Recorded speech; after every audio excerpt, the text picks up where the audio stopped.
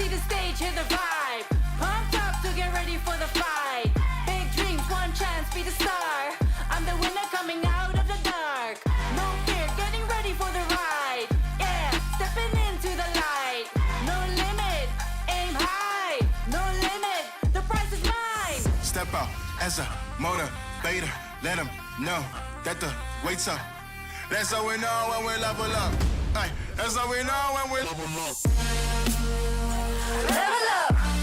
All we know about is level up. Are we ready not to level up? You know we fall and we get up. Level up.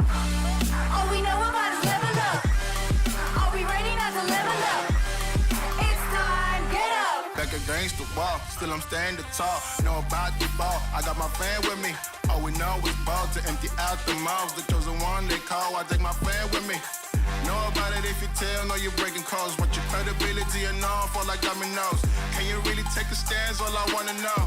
Need me real ones when it's time to go. Stepping in, elevator. Listen to all the haters. That's all we know when we level up. Yeah, that's all we know when we level up. Level up. All we know about is level up. Are we ready not to level up? You know we fall and we get up. Level up. All we know about is level up. Are we ready not to level up? It's time, get up. I found out I'm not alone. 'Cause I'm just like you. There's no failing when we fight. We're not afraid to. Level up. All we know about is level up. Are we ready not to level up? You know we fall and we get up. Level up. All we know about is level up. Are we ready not to level up? It's time, get up.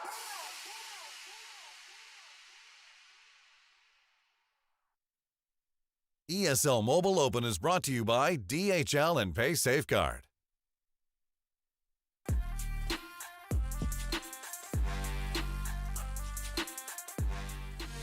Hello everyone and welcome to the ESL Mobile Open Plains, where we have 8 teams going to battle it out for the 3 spots here. We've already had one already qualified, but we'll talk about that a little bit later on.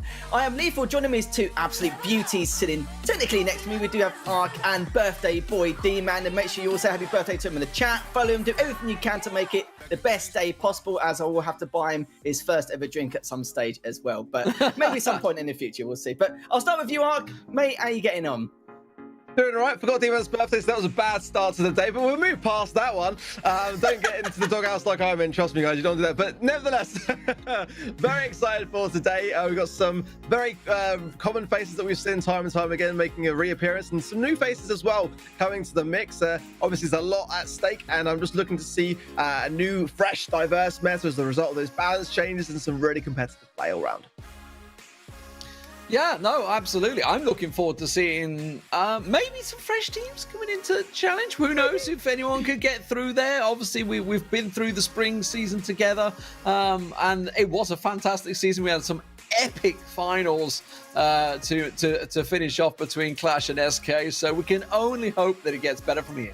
I'm sure it will be. When we had a pretty brief off-season, we're not mucking around here at the ESL Mobile Open. We're just cracking on with things straight away. But let's start off with the leaderboard to find out how these teams made it here in the first place and how things shaped up, because it was very back and forth. But I think one of the main talking points is, look at that, AC Milan Clash sneaking in on the final week over Blood Diamond. And don't forget, Navi were holding that top spot for quite a while around those first couple of weeks. And SK Gaming, they were around the 13th to 16th mark, and they managed to sneak in as well in the top 3. But I'm sure a lot of these people from where you may have known them from the competitive Brawl Stars scene are here to play again and here to try and solidify their spots once again in the ESL Mobile Challenge.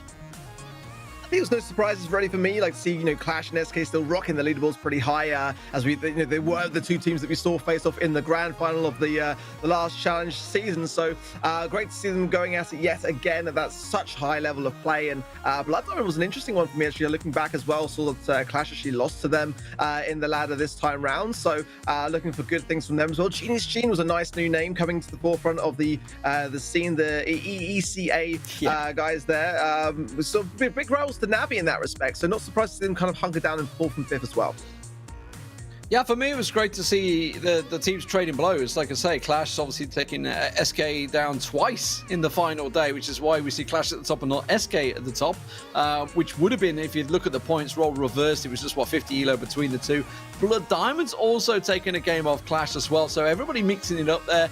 Mood Gaming in 9th, and that means they are in. They made it. Yes, they are in, because Clash will get the direct buy straight through. They won't be playing today. You'll see no Clash. They are already qualified. It will be second, which is Blood Diamonds, all the way down to Mood Gaming in 9th.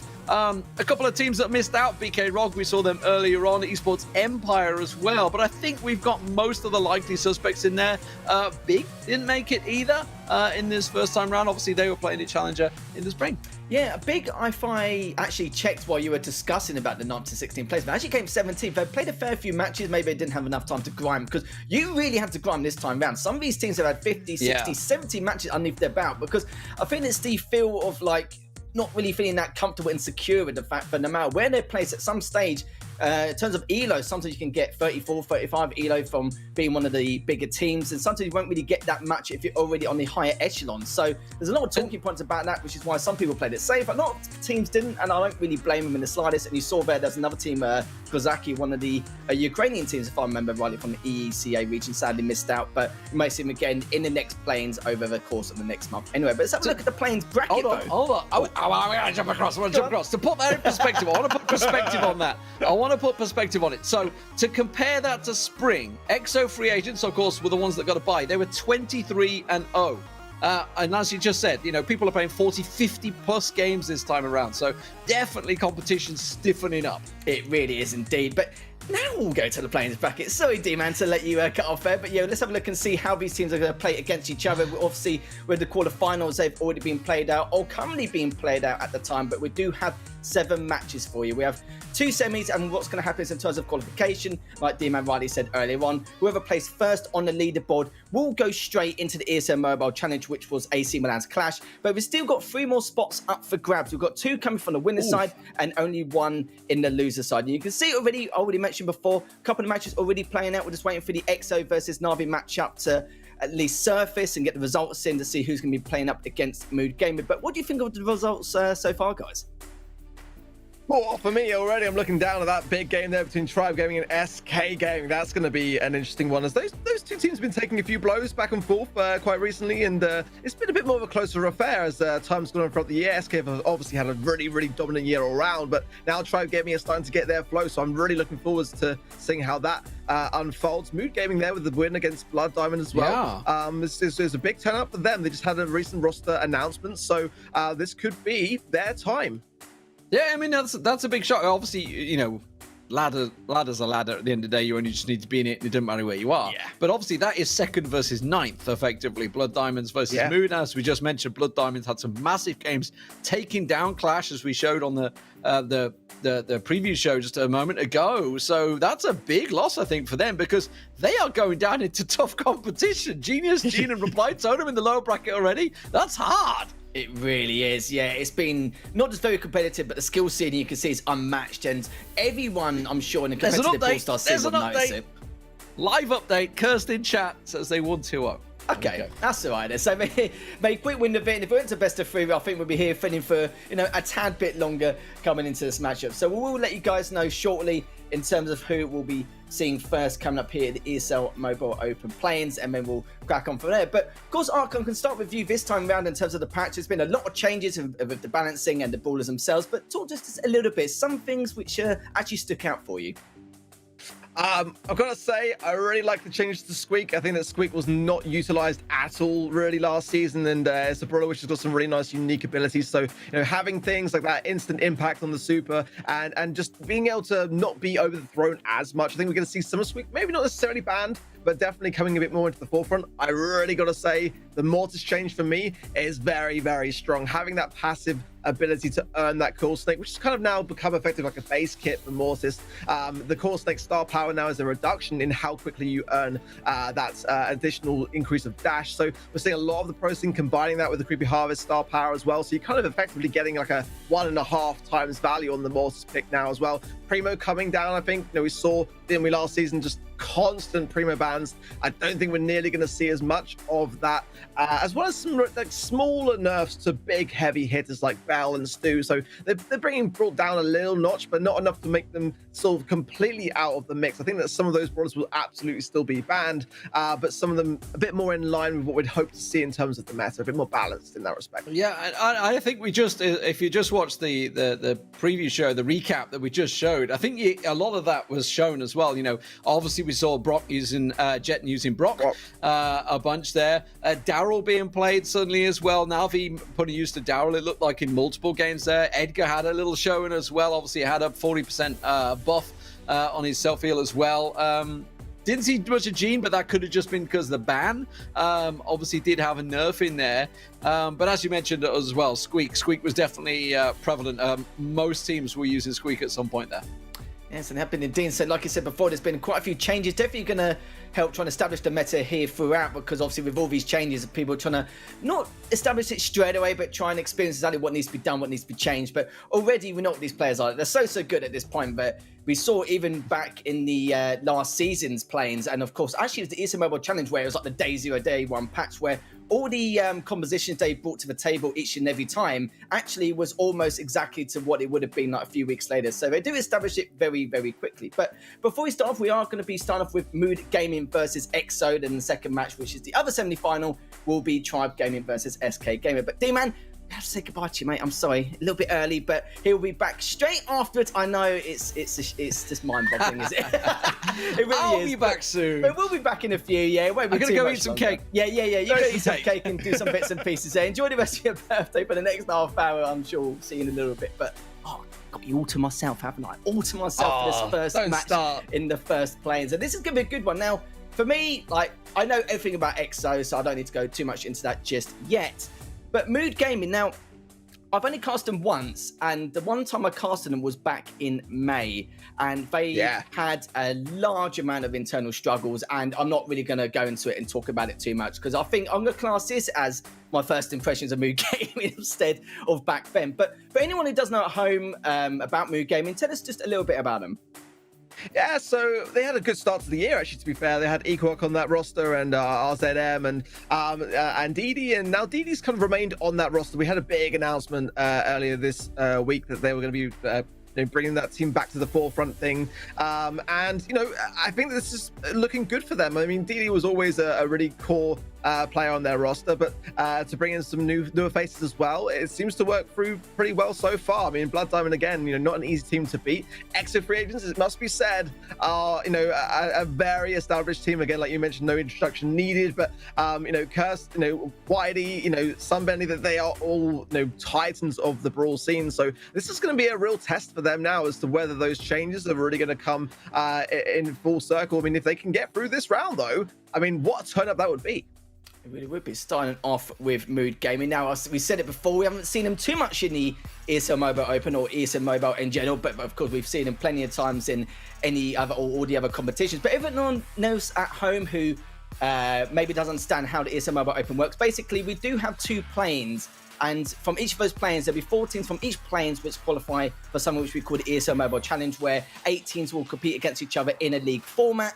And then straight after that, the top 4 from that will compete against each other in a double elimination bracket final. So that's how things will pan out. But Mood Gaming, tell us a little bit more into how you feel they'll do against EXO. Because EXO did very well last season. We know there's been a couple of changes to the style and how they approach those situations. They've maybe got that clutch factor, which we saw time and time again. But ever since they've had Sam Bentley, they actually had, could say they've added a little bit more individual skill to the table.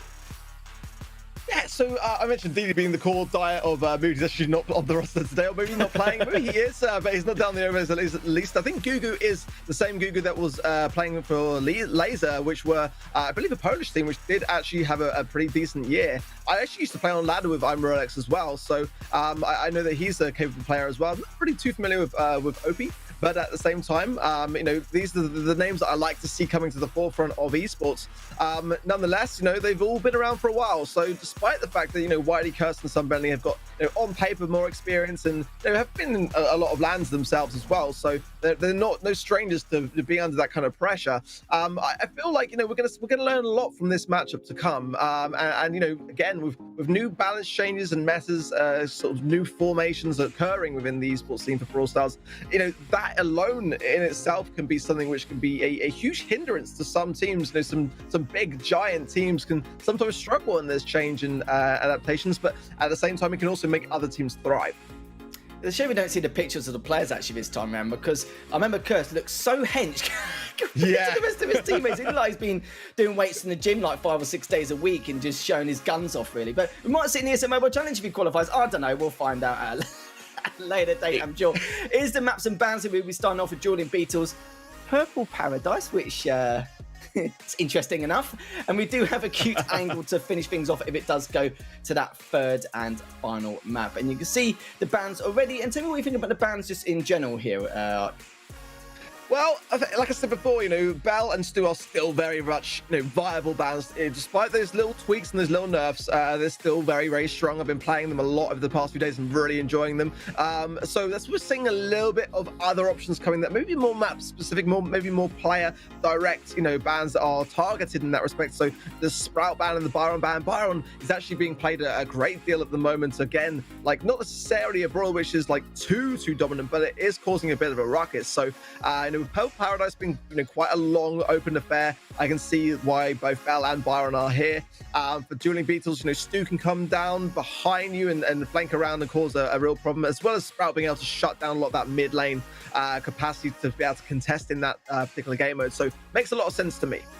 Yeah, it certainly does as well. And I've seen Byron played a few times on Purple Paradise, and it's quite strange. You can normally see like the Piper, the Nanny, maybe a Jean, etc. normally on Purple Paradise, but we're seeing Byron a few times. It's a bit strange, but at the same time, I suppose people are just trying to not change the meta of it, because obviously it's not the most competitive map, but just trying to find loopholes maybe in some other people's compositions. But yeah, we'll see it coming up to it though, because it's just typical that I just can't get away from Purple Paradise. I swear every single time I damn cast this, it just seems to be Purple Paradise coming up every single time without fail, which I don't mind, but it's just hilarious in itself. But in terms of your predictions, you talked about the win conditions and what could be occurring between these two teams. What's your prediction overall? Because we've seen already Mood Gaming's taken down Blood Diamond in the quarterfinals. They actually managed to win that 2-1. And EXO just continuing their warpath, defeating Navi 2-0. But what's your prediction? Do you reckon it's going to go to a third map? Do you reckon EXO just going to absolutely come out swinging at the gates and be able to get their spot in terms of ESL Mobile Challenge squad? You already laughing at me. I already know your predictions, EXO. I think EXO have been putting in a lot of time. I think there's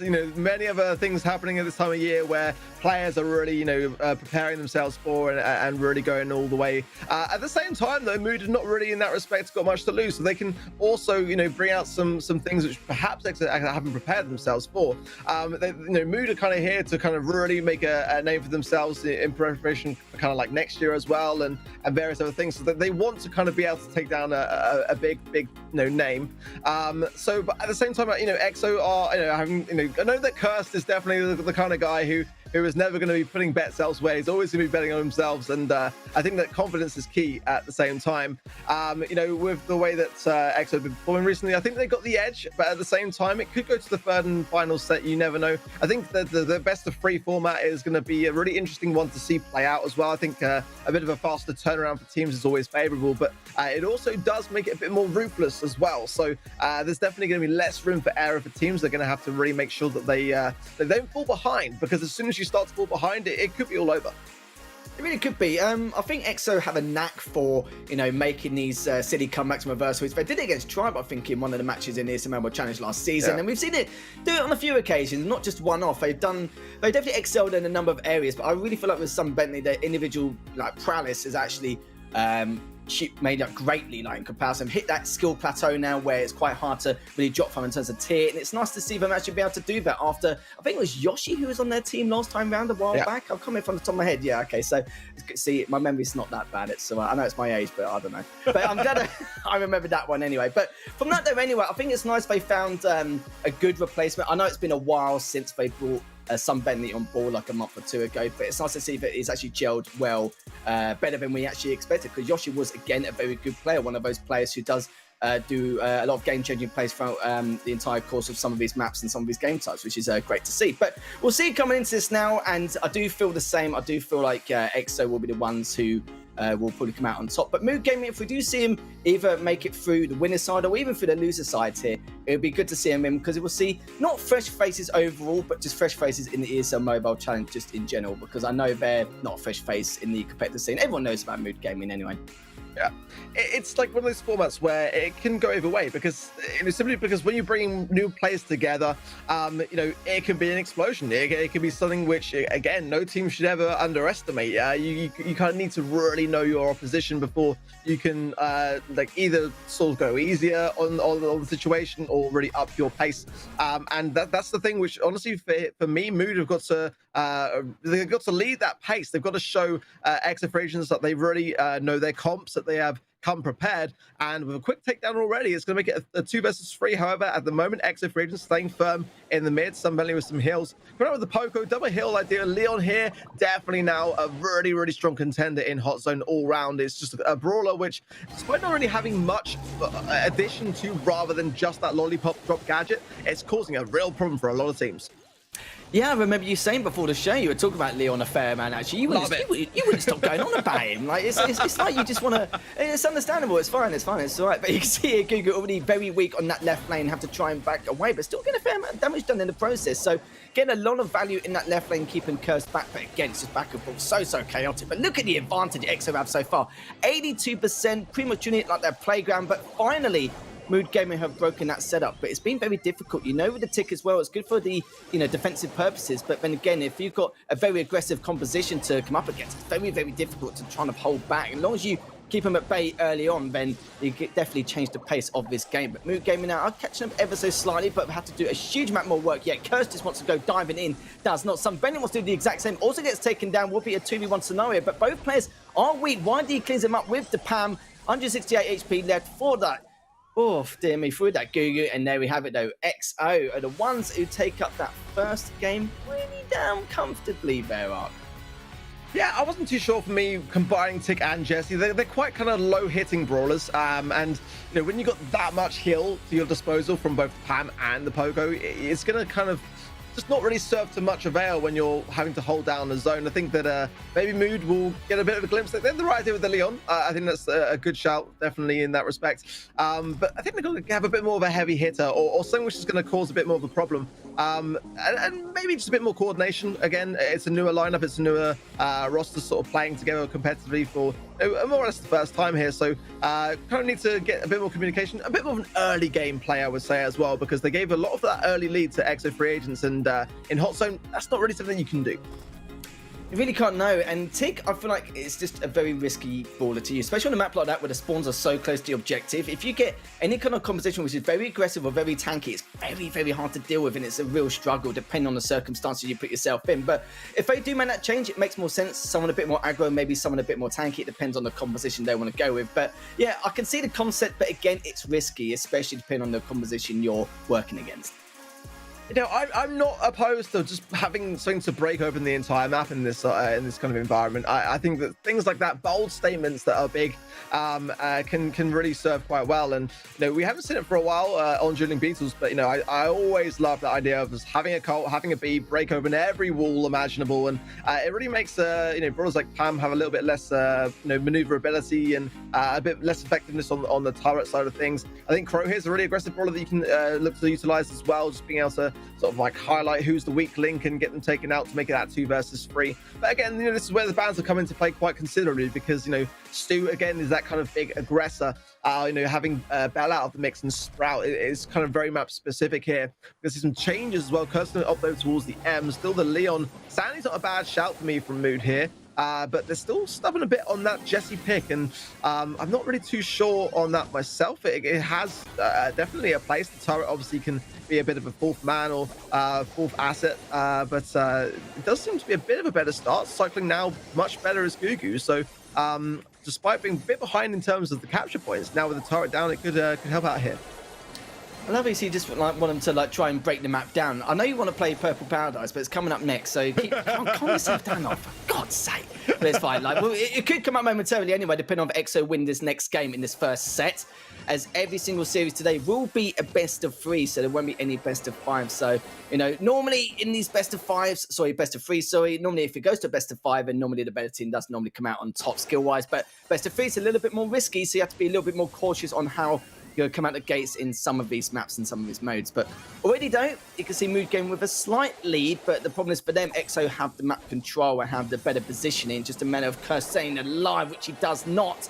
And that's going to be huge because Sunpen is also very weak, come out straight in forward. Mood Game and have to bring this back, and with full map control, depends on their positional advantage though. Already you can see EXO coming out the gates on the spawn. Curse trying to push on the side of that left lane, already taking a huge amount of damage, but YD with that Pam just taking all that damage and also taking out one of the guys on Mood Gaming. But because the OPE and Gugu have to pull all the way back, and surely they should because they haven't got that numbers advantage, but YDE smelling trouble in that right lane, keeping back Rolex. The thing was with that earlier play there, Sun couldn't really help out too much. Rude Sands is a great star power to have to really kind of just divert the pressure that's being applied. That tick over time can be very, very harmful. You can also seek out your opposition when they're in that bush as well. It's definitely much better for Mood. It's still neck and neck though, it's got to be said, as they start to take more of a aggressive stance on the mid. But Rolex going down with that overly aggressive play there could cause a problem. Ope just gets the takedown as well. Gugu staying firm on the mid, gets the takedown as well. That's a very important moment for Mood, and that will tie things up. There we go, jinxed it for you. See if we can get Purple Paradise for at least another game yet.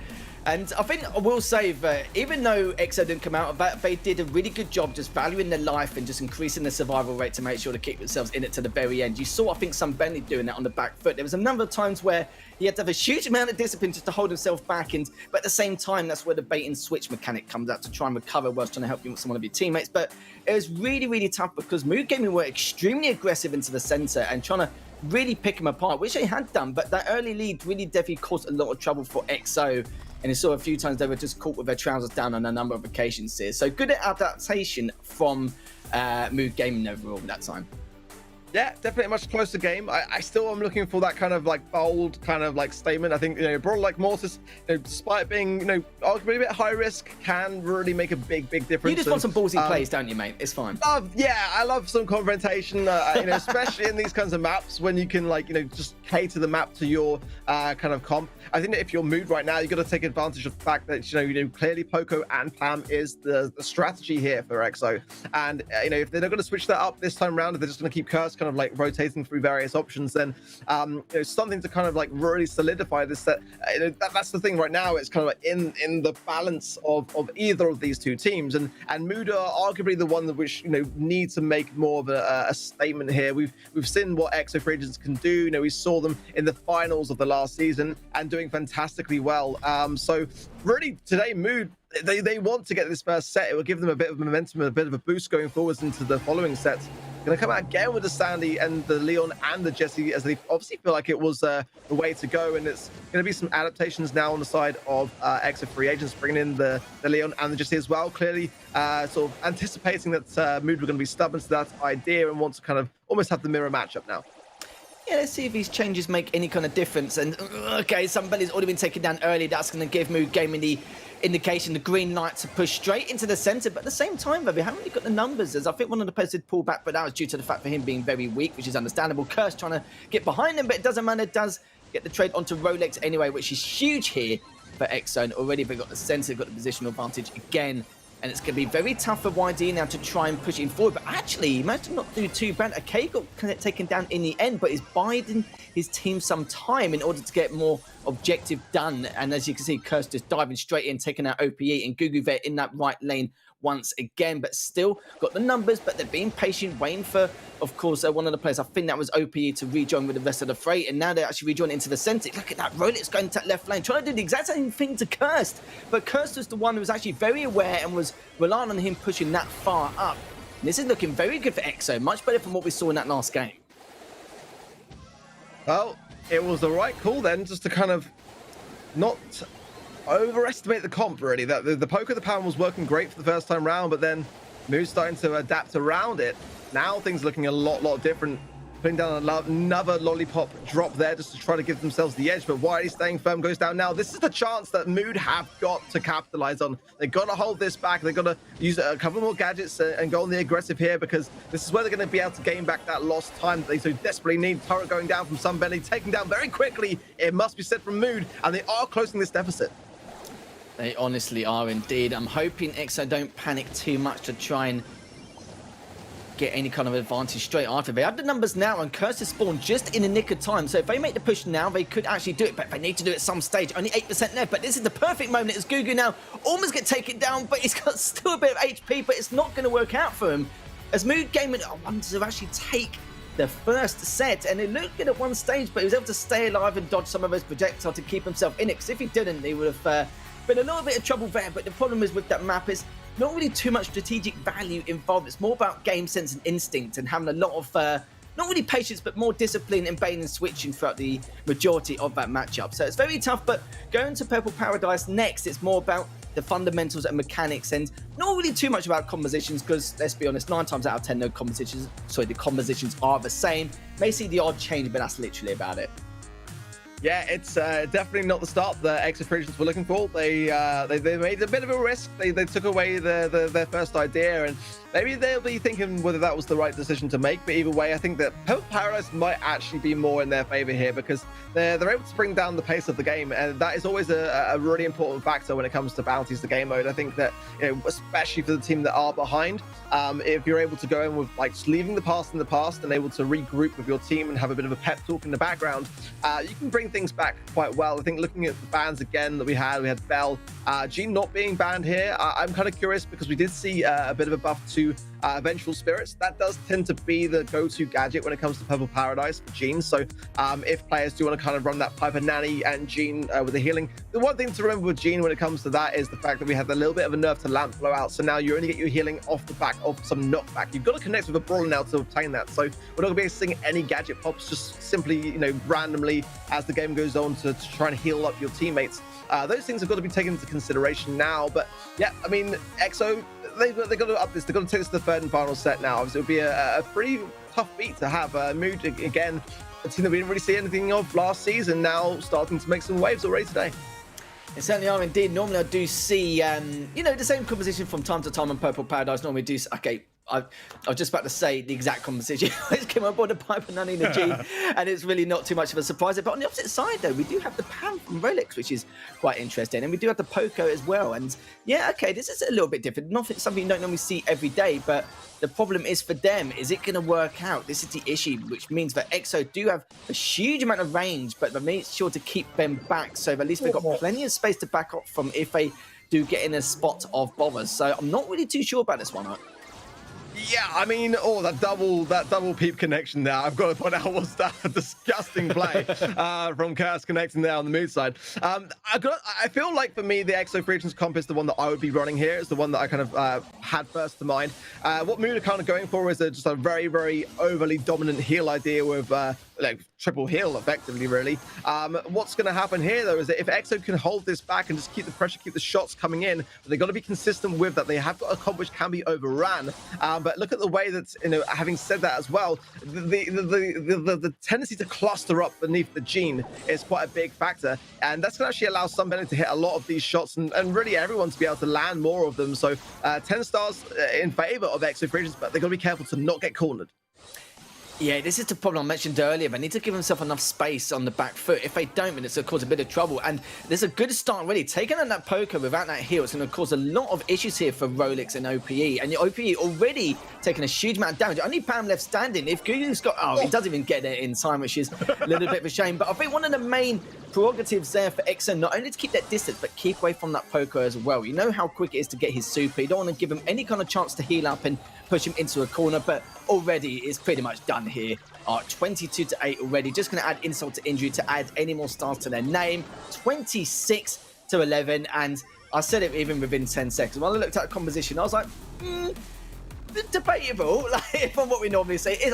I mentioned it before where it's nice to maybe change a couple of, maybe just the odd brawler here and there, not a huge amount, not a complete change to the composition in order to exploit maybe some mistakes that could occur. But on a map like this, it's very, very tough, especially with no cover. And I mentioned also at the very beginning, if they've got plenty of space on the back foot to pull back, if they're in a little bit of trouble, then they're going to be perfectly fine, which they were to a certain degree until the very end. But it didn't matter because one by one players were just taken down by Mood Gaming, and there was just nothing Mood could have done. Yeah, it's at that point in the game now when whenever there's any change, we kind of always have to be a little bit reserved and kind of be open to the idea that things might not be exactly what we have in our heads as casters. Like, are they going to kind of keep things traditional, or are they going to experiment, and have they found a little bit of a gap in kind of what's been happening that other teams may have missed? It was an interesting idea from Mood. I mean, Poco and Pam and Jean all having those hills. It could be something which could overthrow many others, but Exo creators have got a lot of those heavy hitters. When you got a brawler like Piper and Sunbelly, I gotta say, was absolutely popping off in that game. When we saw that sort of spring trap with two players jumping in, he was very quick to super out, and the damage was already then laid down for the follow-up. I think you've got to, in Purple Paradise, always have a bit of range, and you can't necessarily just depend on healing all the way through. Pam's in a much better place, don't get me wrong. The introduction of Scrap Sucker, we're seeing her being a lot more viable in many places, being able to take away a lot of the ammo that's there for your disposal. Yeah, Brock, I was going to say, when we were talking about the bans early on, that Brock is on the table now, and that's a big brawler that's got a big place now in competitive, and one we haven't seen so far. So I do like this adaptation from Mood Gaming. This could be the thing they need. Yeah, it certainly could be indeed. What I like about EXO as well in terms of their style, they prepared for surprises. They do expect a lot of the surprises as well. They're very aware. Like, this is the kind of team where if they had a surprise birthday, they would expect it 5 days in advance. This is how good this team can be on a number of occasions. But Rolex already taken down Bentley, already got that 3 stars to their name and the blue star, which is going to be a nice little healthy lead there, Ark. A nice way to start things off. Completely opposite from what we saw earlier on. And look at that, the Piper pulling back straight away. Wants nothing to do with YDE there, which is perfectly understandable. So OPE definitely made the right play pulling back with that Piper. Yeah, I think one thing to mention too about Nani is now, since the update with the balance changes, we have got this situation with Return to Sender where it's only a 5-second duration, so you can't just pop that for the entirety of a bounty game and just kind of expect to be able to have it indefinitely. That will have an expiration now. That's why we're kind of seeing this circumstance where a peep comes in, and you've only got a short, narrow window to be able to capitalize to get that deflection there. But it definitely seems that already this change from Mood is giving them a bit more of an advantage. They've got 5 stars as a lead and the blue star. They're getting themselves into finding, more difficult spots to get out of, but at the same time, just look at how much they are spread out now. This is like a 3-way pinch. I have no idea how Curse got that shot onto Rolex, but the fact that he did is going to close the gap quite considerably. Very, very important play from him. I couldn't believe how spread out they were. That's not something you normally see on Purple Paradise, but that's good though. It means they've got plenty of angles to work with and a lot harder, and you have to be a lot more aware of a lot of these projectiles coming towards them. But so far, this is a problem for EXO. They need to try and tackle them down now, and if they don't, it's going to cause a bit of trouble. But Bentley's on full HP, so he could definitely help out. Already up by 1 star still, but Mood, even though you get the final kill at the end, they only had a 1-star advantage anyway, so they can be pretty pleased about that, as they do level things out again, and we'll have to see if they can actually take this series, because now they're going to be on match point. Yeah, on match point, and again, like they kind of came out with the better comp the first time around. It was copied by Mood and adapted by themselves, and that's kind of the flavor that I've seen like recurring in this series so far between these two teams. Is like EXO are very quick to bring out what I think are the better comps, but then when Mood have kind of realized that they're not going in with that idea themselves and they change to it, they're just kind of able to make it work. And this is a big shock, a big turn. I'm sure everyone watching as well is rooting for EXO, no doubt. There's a lot of EXO fans, we know that, we see them in the chat all the time. They're always here. So this is a dangerous spot. I mean, EXO have got no choice now. They've got to win this next game and see it through to the third and final set, or this could be a much tougher day for them. It really could be. If anyone's just joining us as well and how this works, it's basically we're having 2 teams qualify for ESL Mobile Challenge on the winner's side and 1 from losers. So whoever wins this matchup and whoever wins in the next matchup will go straight through into the ESL Mobile Challenge, which occurs next month. So this is a really important match for both these teams, and not gonna lie to you, later on down the line, that loser bracket is damn scary, Ark. And this is the last place you want to be at this moment. Just get it done now, so at least that way you don't have to deal with any of these other top names coming out later on off the woodwork. So, of course, EXO now going to be looking to try and make a statement if they can to take us into the third set. But Mood Gaming are on match point and be looking to try and go to the ESL Mobile Challenge if they win this game as well. Already a nice early start with the blue star and actually getting the kill there. And now Relic's just trying to keep him back with the Brawl, but OP takes down Curse. Curse actually trades off with him in the end. And they do have the blue star as well. So Mood Gaming up by 2. Yeah, I'm not kind of sure there why OP went for the shot because, you know, it was obvious that the amount of damage, despite Curse being on such low HP, the kill was going to be there, but that damage is going to be returned as a result of that nanny gadget that returns center gadgets. So I'm not kind of sure. Maybe a bit of a blunder there from them. I like the vengeful spirits from Why there that put Rolex at such a low state for the pickup. This is much better. You know, we saw in the previous game, EXO Free Agents gave the lead a bit too early on. Now they've brought it back very quickly.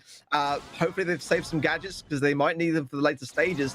But at the moment, this is looking better for them. Again, though, you know, if Mood can continue this assault and gain a couple of kills here and there, then this would be a huge result for them. That was a good shot from some of the homemade recipe. I'll give the lead then to EXO Free Agents to follow up as well. People starting to get their flow now.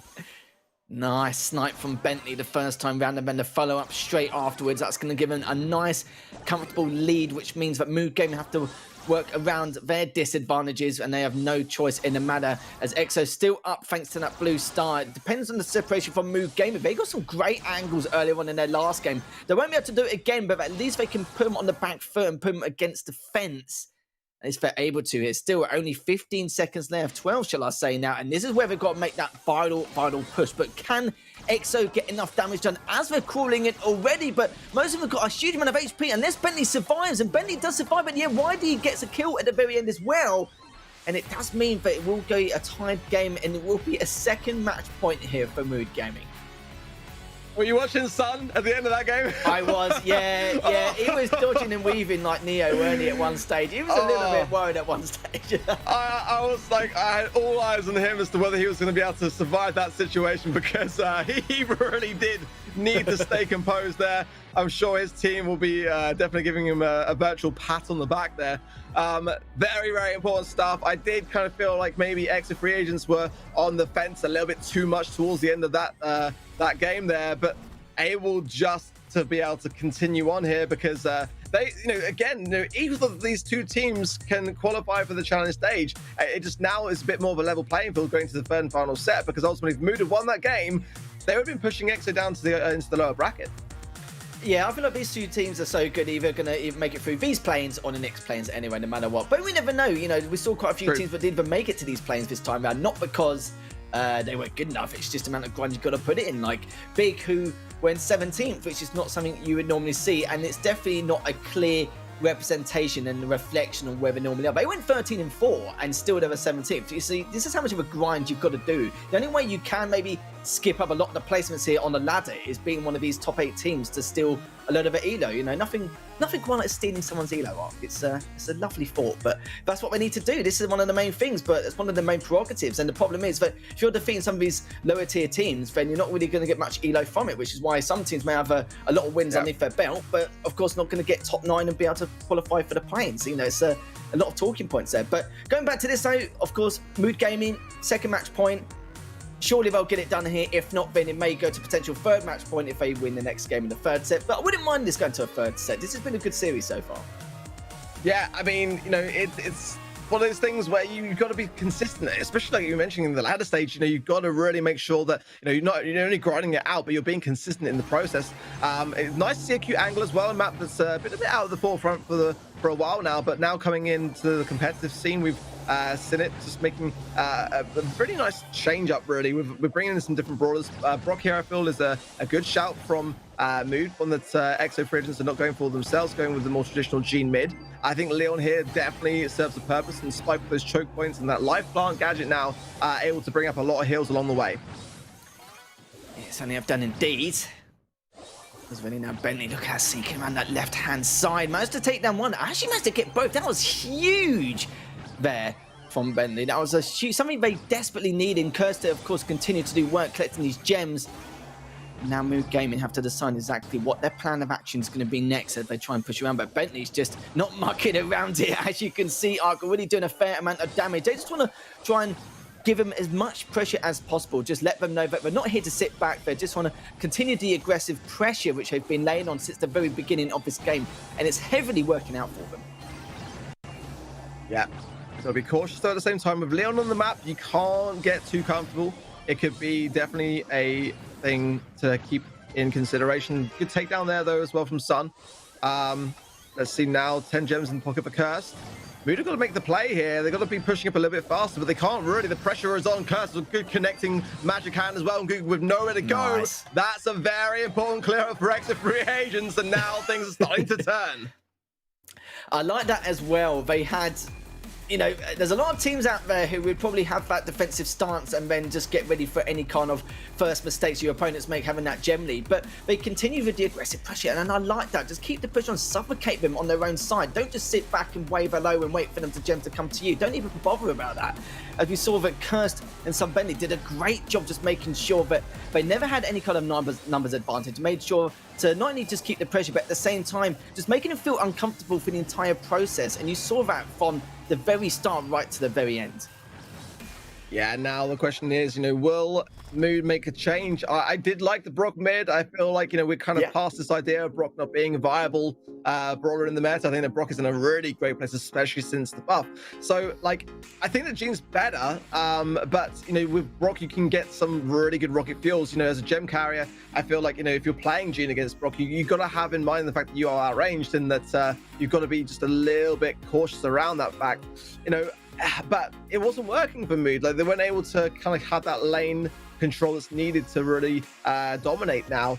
But again, you know, in the previous sets, we saw these ideas being laid out by extra free agents first, and then when Mood started to change towards the same ideas themselves, we started to see a bit of a shift. So I kind of expect that we might see the same thing again. We might see that Jean mid adaptation, keeping the Leon, keeping the spike on the lane side. Potentially, maybe we'll have to wait and see.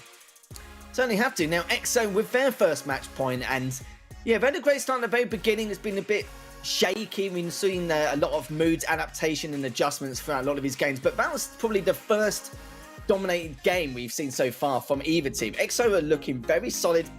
It's going to be hard to replicate that depending on the compositions, but if it's the same compositions, I'll be very worried for Mood Gaming. But at the same time, maybe Mood felt that they didn't get a lot of value out of that brawler, and maybe if they did, then it could have been a completely different way. But it was more not really about that, but the style of play, the aggressive matchup we've seen from Cursed and from Sunbendy, especially in that left and center lane. And it was very hard to kind of keep up exactly what they were up to. And I don't think they were prepared for some of these sneak attacks. So this is what's going to happen now already. EXO with a couple of the early gems. And this is exactly what we saw from that last game. Yeah, since like my magic ball today is on form. It's like the same idea, yeah. It's the Mood Gaming that are coming out with the exact same comp that EXO free agents have for not the first time today. So, and to be fair to Mood, when they have done, it has fared better in their favor. So, let's see how this one goes. Already, Gugu placing down the life plant, and again that will bring the hill when it does go down. No lollipop drop on Mood's side yet. I didn't quite see whether it was taken down by Wiley or whether it's being reserved, but either way you look at it, EXO free agents have got theirs firmly down, so that's going to give an advantage when they need to go back on the defensive to be able to be maintaining invisibility. There is a very important factor. Sunder's also got super here, so he might choose to go with it now and go on the aggressive. Got no gems in his pocket, so it makes sense for him to be able to do so. But already, it's definitely EXO free agents that are continuing this same aggression and control of the mid. Yeah, there's a pain, well, could say they're being a pain in the backside, aren't they, right now? But Rolex, though, is actually getting himself some leeway here, taking that first opponent down. And Sunbendy is so weak, on 112 HP, does get cleaned up by Gugu in the end, and this is going to be the advantage that Mood Gaming we're looking for. Only behind by one gem, but it's the map control, which is so important. But they've got to keep him on spawn. They can't let them approach into that centre half in any way. If they do, it's going to cause them a lot of trouble. And I must say, this first season of the day, I didn't expect it to go to the wire like this, but Gugu already taken a fair amount of damage. You can see Sunbendy can smell trouble. He wants to go straight in and finish up, which he does. But look, his Rolex also very weak, down to 1,672 HP. OP is actually sneaking all the way around, but look, EXO were aware of that. OP is still there, but will get cleaned up eventually. Does get traded out, and still the gem is so close between 8 and 7. Well, now 8 and 9. Mood Gaming with that slight edge. I think Curse got let off lightly there. I've got to say, when I saw the Leon going towards him, I thought that that was a dangerous space. Oh, that magic hand as well, only just scaving by him. He's down there on 380 HP now. Red team countdown, that's Mood, in case you're just joining the stream on the right-hand side there. The gems from the mid can be obtained by exit regions. They've got to hold mid control, but down goes Sun Bentley. That's not going to help things at all. Curse now as well, under pressure from Ope. It goes down. Mood are going to tie things up now, surely. And oh my goodness me, what start to today. We're going all the way, Lethal. God, it's first match of the day, and my blood pressure's already a little bit high. It's just typical, isn't it? And Mood Gaming, just to let you guys know, third match point. Come on, surely it'll be done now. But yeah, this next game is going to determine who's going to qualify for the ESL Mobile Challenge on the winner's side. And my God, it's definitely been a right slobber knocker between the two. It's been hard to, especially after that first game, the dominating performance we saw from XO. You have to have really strong adaptation in order to capitalize on what we saw there. And it was very good, much better from what we saw, a lot better individual skill. They were a lot more aware with what XO were going to get up to and all of their shenanigans. But I saw Curse do some great plays. I think I saw some Bentley actually caused a lot of trouble in that left lane once again, which couldn't really be helped because they took a lot of damage from the range game, which XO were playing early on, especially to the halfway point. But as soon as they smelled trouble again, you saw XO doing a great job. But Mood Gaming, again, adaptation nearly perfect. Textbook stuff from them. Surely, like I said, third match point. Come on, surely. Don't put yourself in any more trouble as it is. I just felt like towards the end that the kind of protect the president role was not being carried out by exit free agents. Curse was under a lot of pressure. Many a time, I think when the Leon was invisible on the side of Mood, maybe some lack of communication there. I mean, someone was invisible himself at the same time. It might have been a better strategy just to kind of sit with Curse and, just make sure that he was going to be playing it safer. There was a chance to bring this one back as well. It was 8 gems to 10, and that's where you really all need to stay firm and just to kind of keep delaying the you don't want it to be the inevitable. You want to just try and bring back the gems and prevent that countdown from forming. At the same time, though, I think that EXO can go all the way here, but Mood are doing what they've done in previous sets. They're starting to kind of play EXO for agents at their own game, and EXO have got to now maybe make a change. I mean, I wouldn't say that Pam is the worst of ideas for a mid hit, just simply because of the Leon. You're able to kind of have the turret there as something of a more defensive measure. I don't think that teams will probably go with that idea. It's an interesting part when you're on match point at such a crucial moment, because more often than not, I do always say that, if you're willing to take a risk, then it can really pay off. But it also can have a lot of drawbacks, and more often than not, you'll kind of regret doing what you did if you don't have it go your way. So it can be a tough pill to swallow. It really could be. Like, if they win this game, then that's them done. They won't have to play out for the whole of the second planes for another month. That's if they don't make it on the loser side either. Yeah. But the loser side is dangerous. Only one team can qualify and anyone can drop down. Like, already we've seen the likes of Blood Diamond down there, Navi are down there as well, and Genius Gene, who seems to be a pretty good squad from what we've seen so far, and Reply Totem, I forgot, they're down there as well because they lost against SK Gaming at the very beginning due to the seeding. So obviously they matched each other straight away in that first quarterfinal with SK Gaming. So a lot of names there where they're probably thinking to themselves, let's just get through now. Like, let's not bother with those teams, because let's be honest, there's a good chance that someone like Reply Totem or one of the other teams there have a very good chance, just equally as good as Mood Gaming or XO free agents coming in here. So this is going to be the final game of the series, guys. Whoever wins this one is going to be qualifying for the ESL Mobile Challenge already. Mood Gaming with a nice early start will pick up that first gem. XO obviously capitalized on that, but the big talking point is Rolex getting that first kill onto Cursed. Wow, what an eventful start for today already, my goodness me. Okay, well, it's going to be the same as the last time round. And in fairness to Exit Free Agents, they had a lot of the control from start to late game and just kind of didn't quite manage to hold on towards the end. They've got to be a bit more aware this time of OP with that Leon pick on the right-hand side and what he does when he goes invisible. They've got to listen up for those sound cues, of course, as well. A lot of players say to me, they don't play with sound. Well, there's a good reason why, Leon. Pretty close fight gem mid, but a great ball from Rolex. That's got rid of so much of that right-hand side cover as well, and that's going to be something which EXO Free Agents would have liked to have kept. Yeah, certainly would have done indeed. Mood Gaming, though, the ones with the advantage in terms of lead, but it's EXO with the map control. It's just a matter of how long they can hold it for. But Gugu's actually taking down Bentley, so it's not going to be held down for long. But again, YD does get the trade, an important trade, might I add. as Curse has to pull all the way back. He's trying to recover, but he's getting tagged by a lot of his projectiles from Gugu. And you can see taking down YD, he's doing a huge amount of work and ready to push it all the way to the center, but he actually gets pulled in by Curse. And Curse is like, yeah, I'm having no more of that. And OPE is so aggressive, making sure to clean it back up to 9 gems now. And I'm a little bit worried here for EXO. Yeah, me too. I feel like Curse did a great pull, but there was no one there to support it. Down there goes Sunbelly as well. It's going to drop 4 gems, and the Leon picks it up there. Ope doing a great job here of just going invisible because he can then go and pressurize Whitey here. Surely, unless Whitey can make something amazing happen here. No! Ronex staying alive on 500 HP means that Moon are going to take it. I thought he had him right in the corner then. I put my hand to my face and I was like, oh, it's going to happen, isn't it? He's going to pick up those gems. But even then, one of the players, I think, also got taken down. So may have actually caught him on spawn, even with the lack of ammunition, depending on how much HP he had at the end.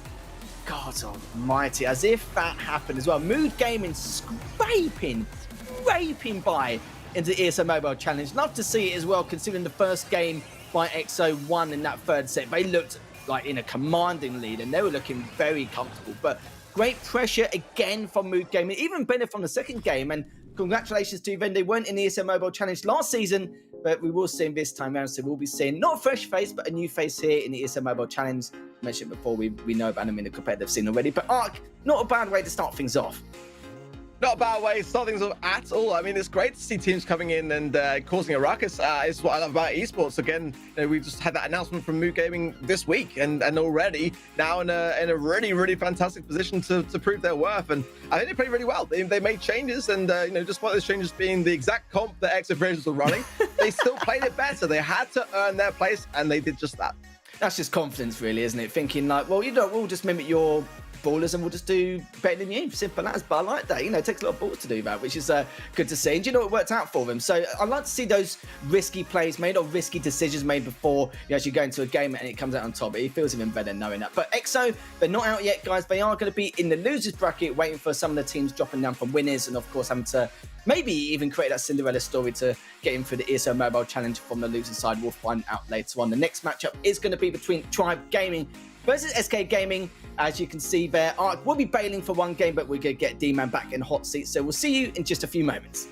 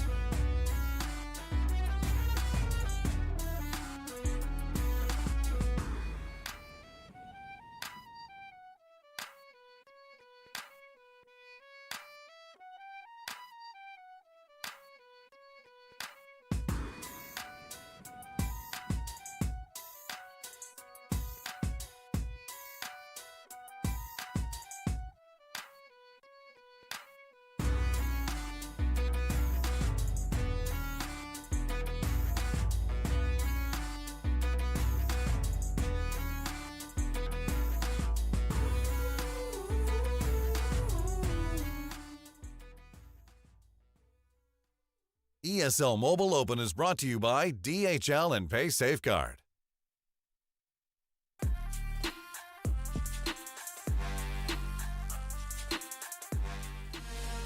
Welcome back to the ESL Mobile Open Plains, and as you can see, D-Man has joined me in the hot seat now for this incredible matchup. It's going to be Tribe Gaming versus SK Gaming. You wouldn't think this is a potential grand final match, but the fact that we do it now here and whoever wins will qualify for ESL Mobile Challenge, I'm sure a lot of the teams in the loser side are going to be keeping an eye on this one because they will surely have to face them at some stage in the losers bracket.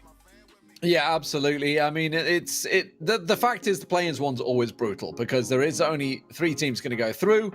We've already got one there, so there's only 2 slots available now, and there's some really good teams out there that may well miss out. So Mood Gaming, I don't think anyone would have put the money on that one. Came out 9th in the ladder and just going through after, well, double match point against XF Free Agency. What was an absolute crazy game. So congratulations to them. They're joining Clash, but who's going to go through? Tribe or SK? Tribe, of course, allowed to play Drage. Yay! No more complaining, people. No more complaining. He's actually come of age and is legally allowed to play. Yeah, it's good to see as well, and I look forward to what performances he's going to be able to create. They've obviously picked him up for a reason. Hopefully they'll give him that clutch factor in order to not only topple SK Gaming, but just for future competitions as well, because now Tribe are going to be ever so stronger. But let's have a look at the loser side, and let's be real here, D-Man. There's quite a few teams here you do not want to come up against, and for Tribe and SK Gaming, don't get me wrong, they're the upper echelon in terms of the skill ceiling, but there's too many teams that apply Diamond, Navi, even apply Totem and loses round 1. You couldn't picture it, could you? I know. Well, I mean, Genius Gene, who are like the up-and-comer challenger to Navi over in the CIS, obviously up against Reply Totem, who, were joint 3rd place in the challenge overall. Yeah. So incredible stuff. One of them is going out, and then they have to play extra free agents. This is a tough run. This lower bracket is not where you want to be right now. Really don't know. Reply to them, I've got an extremely tough task on their hands. Yeah, the fact that they've got all these teams to compete against, it's not like they're tier 3, tier 4 teams. These are all solid tier 1, tier 2 teams. They've got, and this is just to qualify. This ain't even the ESL Mobile Challenge yet. And excited to see who's going to come out on top. But SK Gaming, wealth of experience, wealth of knowledge, and their reputation. As you may know, one of the best teams here in the European region in MENA, Skyrix, Jet, and Semantic. Not really too much to say because there's so much to discuss with them. We could be here all day and night, but a fantastic team, great adaptation, and they've really shown why they are one of the best teams in this region. Yeah, absolutely. No doubt about it. Of course, they're up against Tribe, who obviously had a bit of a torrid time, let's say, if they see the challenge. Obviously, they really wanted to play Drage, and they can now. So Tom and Spen joined by their young prodigy Drage. So we'll see how this will work out for them. Obviously, only qualifying in, 7th place on the ladder overall, which is why they find themselves in this tricky situation. But up against SK Gaming, we know what they can be like when it comes to a knockout tournament. Really good indeed. You can see we're starting off with a bit of highs for hot potato, nuts and bolts, and then parallel plays. I think one of the main talking points there is that siege mode as well. SK Gaming excel at that game mode. There was a moment, a couple of months ago where they went on some massive win streak, but not as big as they would like it to be nowadays, but still definitely by miles one of their best game modes, and definitely one of the best at Siege in the world nonetheless. So I don't think Tribe are going to be too happy with the fact that that's come up as the 2nd game mode. So people will probably assume that if SK Gaming take the first map, there's a possibility they could also take the series too. This is interesting though. Double Brock ban. It shows, obviously, we were talking about the patch notes, how things have changed up there. A bit of a buff for Brock, and absolutely seen. We saw in the recap show earlier on, that's the word I was after, we did see Jet playing that quite a lot, which is obviously why we're seeing a targeted ban there. Primo being banned out, I'm not convinced by that one. Maybe Tribe have got something up their sleeves that they don't want to have the Primo in there to face it, and also the Stew ban as well. But as we say, obviously with the patch coming through recently, there's a lot of changes to the meta, a lot of teams still finding their feet, which is probably why, if you look at the ladder, we saw so many teams playing so many games just to try to figure out what the new meta would be. Yeah, you're not wrong there. It's going to be very tough. I'm just surprised to see this kind of match at this stage of this stage of a tournament. But then again, we mentioned it before, look at Reply Totem and all the other teams hanging in the balance there in the losers bracket. As neither one of these teams wants to drop down there, it's going to be way too risky for them even competing in ESL Mobile Challenge. And if they have to go through that ladder sequence in the next month into Plains 2, they're giving out a lot of research and information about them in general, of how they play in terms of their style and compositions they use. And going back to the band you were discussing, yeah, Primo's been a bit of an interesting one. Maybe they've seen something we haven't, or maybe they've speculated a few of the situations which SK Gaming to bring to the table here in terms of compositions in these next couple of game modes or on these maps in general. But we'll have to see though. Yeah, I mean, it may be something that they just don't like playing against. It's as simple as that. Or just maybe something they're used to banning. I don't know. We were obviously, during the end of the challenge, we were questioning whether Primo was worth a ban. And as Ark pointed out at the time, the problem with Primo is that he obviously, with his super, he can sort of just elbow drop onto anywhere, which can cause a problem. With a break, etc. But we'll have a look and we'll see what's going on. So straight in there, Tribe immediately Dre's getting aggressive and it paying off. The Edgar working out wonders. We were talking about whether we were going to get to see this coming in there. The Barley, also double Barley actually on both sides. The Rico for Jetson this time around and the Bell. But this is aggressive stuff from Dre. We'll finally get taken down. But there's Colette once again, as always, prevalent here on Hot Potato. We've seen Edgar used on this map a lot, and there's always at least one player using it, and of course Colette's pretty standard in a lot of these highest matchups. But Tom now trying to push and put some pressure on with the Rico, but been a little bit difficult for him. But Skyrex trying to push into the centre half, Jetton in that left lane, trying to cause trouble for Drage, but Drage is just doing his best to make sure to find an opportunity here to take on Jetton, but Jetton at least knew that he was going to jump on in and try and cause a little bit of a ruckus, but was able to keep his distance and take him down. So good preparation for that. He was very aware of that possibly occurring. But Tom, again, trying to put that pressure onto Semantic, but can't really get close enough. It's been a bit of a struggle for him, just trying to find an opening to exploit. Yeah, I'm very surprised to see SK not using a Colette here, but well, a Bell for Skyrex seems to be paying off here because they're popping off the shot. So great shooting from him in the end there. Tom will take down Semantic on the right lane at the moment. So Tom, the Barley brawl that happens out on the right there. And of course, Jet with that Rico. Now we should point out Rico, obviously with the heal, the bouncy castle has been nerfed a little bit, but Drage is causing all manner of issues right now on this backline.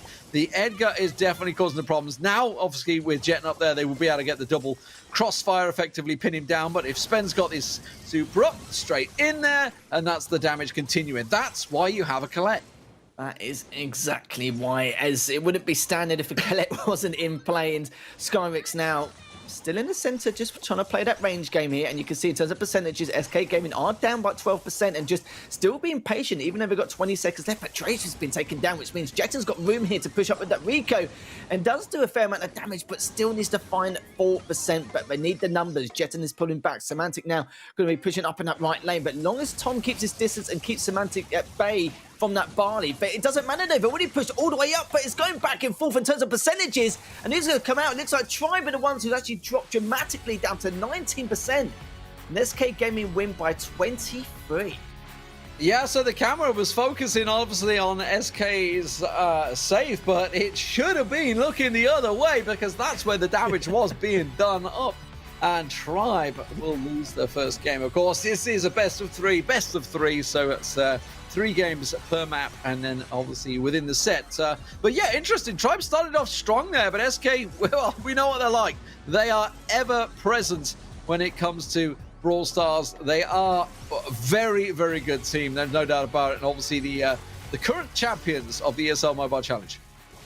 Yeah, it shows why they have been and why they continue to do work here across the ESL Mobile Open Plains and already got that first game on the board to boost their confidence coming into this. And I don't think there's any wrong doing in terms of the brawler picks and the compositions. They seem to work out okay. I kind of feel like with the Colette, they were using it more for damage on their opponents rather than the safe because they couldn't really get anywhere near it. Skyrex is doing a great job holding the center with that Bell.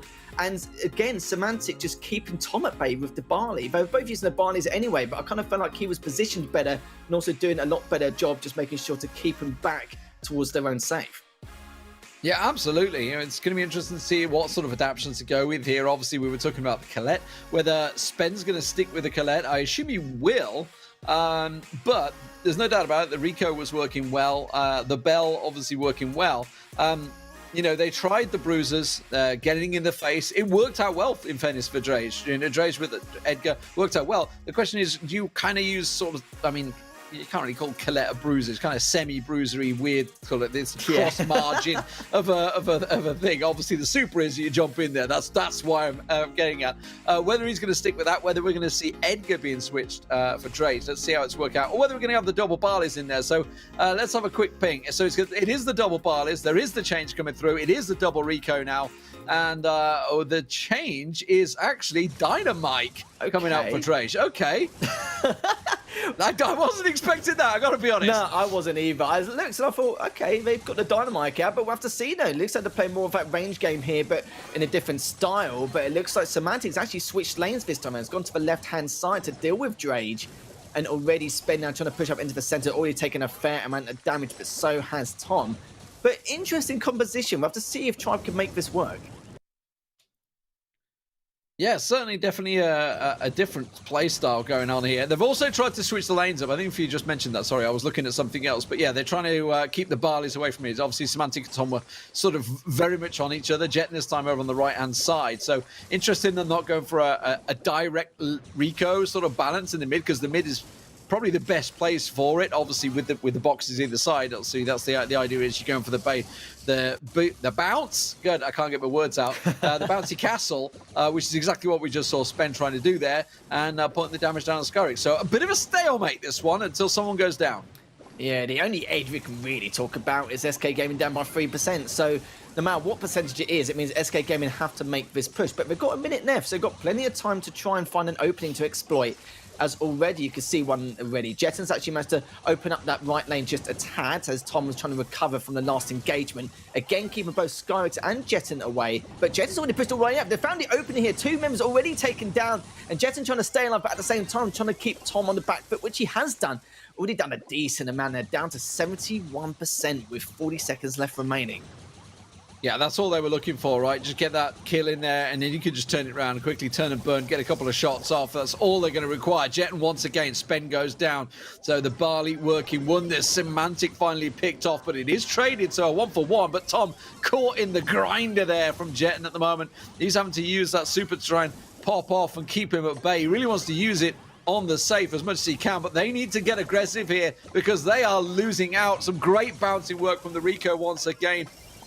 This time, Drage is going to get around the back. Is he going to have time to get the damage down? You can see it's pretty close between them. It's pretty much a base race between the two. I tell you what, that was getting a lot closer. A couple more seconds, and I think Drage may have just done that. Yeah, I was a little bit skeptical as well. Both times in both those games, it ended up being a kind of base race or base trade, really. But yeah, SK Gaming scraping by again, but I wouldn't even really call it scraping by. I never felt like this match got too chaotic for them to be able to not handle it in the slightest. I think it was very well structured. It was very, very well coordinated. They took one down. Every member synchronized and coordinated in perfect harmony to make sure to take out the rest of the members of Tribe Game to do some extra damage onto that safe. A lot of discipline and patience there from SK Gaming, what they're known for. But now we're going to nuts and bolts. It will be Siege, and this could be the death sentence for Tribe Gaming. But you never know. We'll have to see. Yeah, I think, just going back to that game, I think the idea was they wanted to get the last call down, the Barley, obviously. That's the ulti you're trying to get. At no point, because of the lane switch effectively they'd had against the Ricos, it wasn't able to work. I mean, it was obviously a thrower battle on the left with Rico versus Dynamite, but yeah, Rico versus Barley, it was never really going to get forward unless he landed some of those big hits. Unfortunately, SK are too good to dodge them. But yes, moving on. Where are we going again? Sorry, I've lost my train of thought now. I was too busy listening to what you were saying, actually. We're going into nuts and bolts, aren't we? Nuts and bolts. Nuts and bolts for Siege, yeah. Right, so nuts and bolts. So, well, I mean, this is predominantly strong for SK. We know that. Let's see what Tribe can bring to the table, though, because they nobody wants to go down into that low bracket right now because it is horrible. You know, just a win here and you're going straight through. That's it. SK for SK. Win here. That's it. They're in. They're back in again. That's exactly where they want to be. They are the defending champs, and they want to be right there. It's going to be very hard for Tribe to stop them. Yeah, it's going to be tough indeed. I feel like In this mode in general, doesn't matter what map it is, Triumph Gaming are going to be on enemy territory, and they're going to be discussing what they need to do in order to provoke them to, get away from the center, try and collect these bolts, especially early on as well. With those few bolts, yeah, sure, you could probably hold those bolts to go for the next siege bot, but some people like or prefer to go for the map control instead, or just tally up those bolts to maybe go for one all-in push for the second. There's a lot of strategy behind it, and that's probably why SK Gaming do excel. But there's not a lot of teams, a lot of players that enjoy Siege. But I remember when I spoke to Semantic, I think it was quite a while ago, I did ask him, why do you guys excel at Siege much better than everyone else? And he just feels like it's because every player on that team enjoys playing it. And sometimes when there is a game mode you enjoy, sometimes you excel it better because you just want to play it more, which is, I still don't know about that. Oh, I like that. Straight away, coming straight in. And it's Drage who comes out on top in that little scuffle. So Drage on the Buzz, Tom on the Barley, Spen over on, I was about to say the Gene, but it's not. Actually, meanwhile, Skyrix on the Daryl. We were talking about Daryl, actually, the patch that came through for Daryl. He really is getting your face those double shotguns, but he went straight into the face of a Buzz, and that will be a bit of a kill, Buzz kill right there. That's what I did. But Frank, in the end, so this is a full brawler sort of setup with the Buzz, Frank, and Daryl. That's in your face from SK Gaming. Nice little tanky number, but remember, even though we lost that first siege bot, Tribe Gaming took no damage, and this is what I spoke about before, where Tribe Gaming still have 3 bolts. They picked up 1 whilst the bot was coming towards them, and already this is where the fight is going to be an important engagement as well. Jetson does take down Draze, but Draze gets a trade on someone else. Skyrix takes down Spen, and now it's only Tom left standing, and of course, with the Barney, there's nothing he can do. The only thing you can do now is just wait for the rest of his teammates to come on in. But you know what the Frank is like. He's got so much HP. You've got to do a huge amount there. Skyrix did take down one. Semantic took down Drake straight after. Tom again on his Larry once again and gets cleaned up perfectly. On his Larry, my God. Anyone that's not English, or actually anyone that's not Cockney, is going to be like, what is he on about right now? What is this guy talking? He's talking rubbish. Well, I'll tell you what, the siege bot's going to get through. He's going to get a couple of punches in bunches off there, but it only takes him to 92%. But in terms of bolts, they are already very much equal. There's going to be the one turn back. Jet's going to get that. Quickly much bank it, and immediately SK now in control. They got to keep hold of this mid though. Draze is going to come through, do what he can. Tom has got to keep them at arm's length, and that's very tricky right now with Skyrix, who's going to be looking at jumping in your face, because anyone that's played a Barley knows how horrible it is when someone like a Daryl jumps on you like that, because you just can't do anything about it. You have to try and play at full arm's length. And again, a level 10 siege bot, this is going to be very hard for Tribe to keep hold of anything here, because simply thought they've already taken damage, they won't have a time for another attack, and yeah, it's pretty much SK taking this one. Yeah, this is going to be a done job already, and it took a bit of time, but again, another game where I didn't feel like SK Gaming were not in control in any way. Like, yeah, sure, they lost that third siege bot, but I mentioned it before, Tribe Gaming, they still had that 3 bolts even after that first bot, so even if they're in a little bit of trouble, if they won that initial engagement straight after that first bot, they could have been rolling in bolts by then and could maybe potentially go for an all-in, or at least do a fair amount of damage going into the third and final siege bot, but it just wasn't to be. But Drage, you saw with a great engagement at the very beginning, but a very tanky composition for Tribe to deal with. Yeah, and just to remind you guys, obviously they're going to be looking at changing brawlers, but it was Stu and Brock banned out by Tribe, Brock and Primo banned out by SK. So obviously with the full brawler setup, you could definitely go anti-brawler in there if you wanted, but we know what SK are like. They'll generally come out with a full brawler come like that, and then they will completely switch. That's just the, that's the beauty of obviously Pedro in the background is going to be pulling the strings and be like, right, okay, now we're going to do this comp, and completely catch you off guard. So often we'll see teams adapt into what they've just played against, and then they'll find themselves playing something completely different. And that's what I expect SK to do here. A total switch. We'll probably see Rico come out, or probably see all sorts of weird and wonderful things just to completely change it. Or maybe they will try and match against Tribe. Who knows? Yeah, we'll have to see, and just let everyone know at home. I know a few people have been asking, but every single one of his matches today will be a best of 3. Doesn't matter what round you're in, or in the losers finals, all a best of 3, as we just crack on with each and every single one of his matches, and which means now that SK Gaming are on match point. So I have to see if they can now finally just secure this victory. But this is the problem. I never, ever in the slightest, one time in any of these games feel like they kind of lost control or things got a little bit out of hand or coordination was not too good or they were way too spread out. They've been very well coordinated and they fought out every single one of these games. But look at this now. The Colt and the Pam comes out as well as the Frank. This is a very good composition and I like this from Tribe. And then SK, meanwhile, completely switched over. They do still have the Buzz, but the Barley in there and the Sandy as well. It is the Sandy down the bottom there. So I think they were kind of maybe reading into this and thinking, okay, what are we going to do to counter? Because they're probably going to bring Brawlers to the table, and that's exactly what they've done. They will get the first bot out. Yes, it's only level 2, but if you can get a punch in, that's all worth it. And there you can see last call goes down from Jet, and that takes it down to 60% on the first attack. Wow. Yeah, that's not something you normally see. Normally between 0 and 30%, but yeah, that's a large chunk, especially for that first bot. Lespena's trying to push up on Skorix. You see there, and will he be able to clean it? Yes, he does.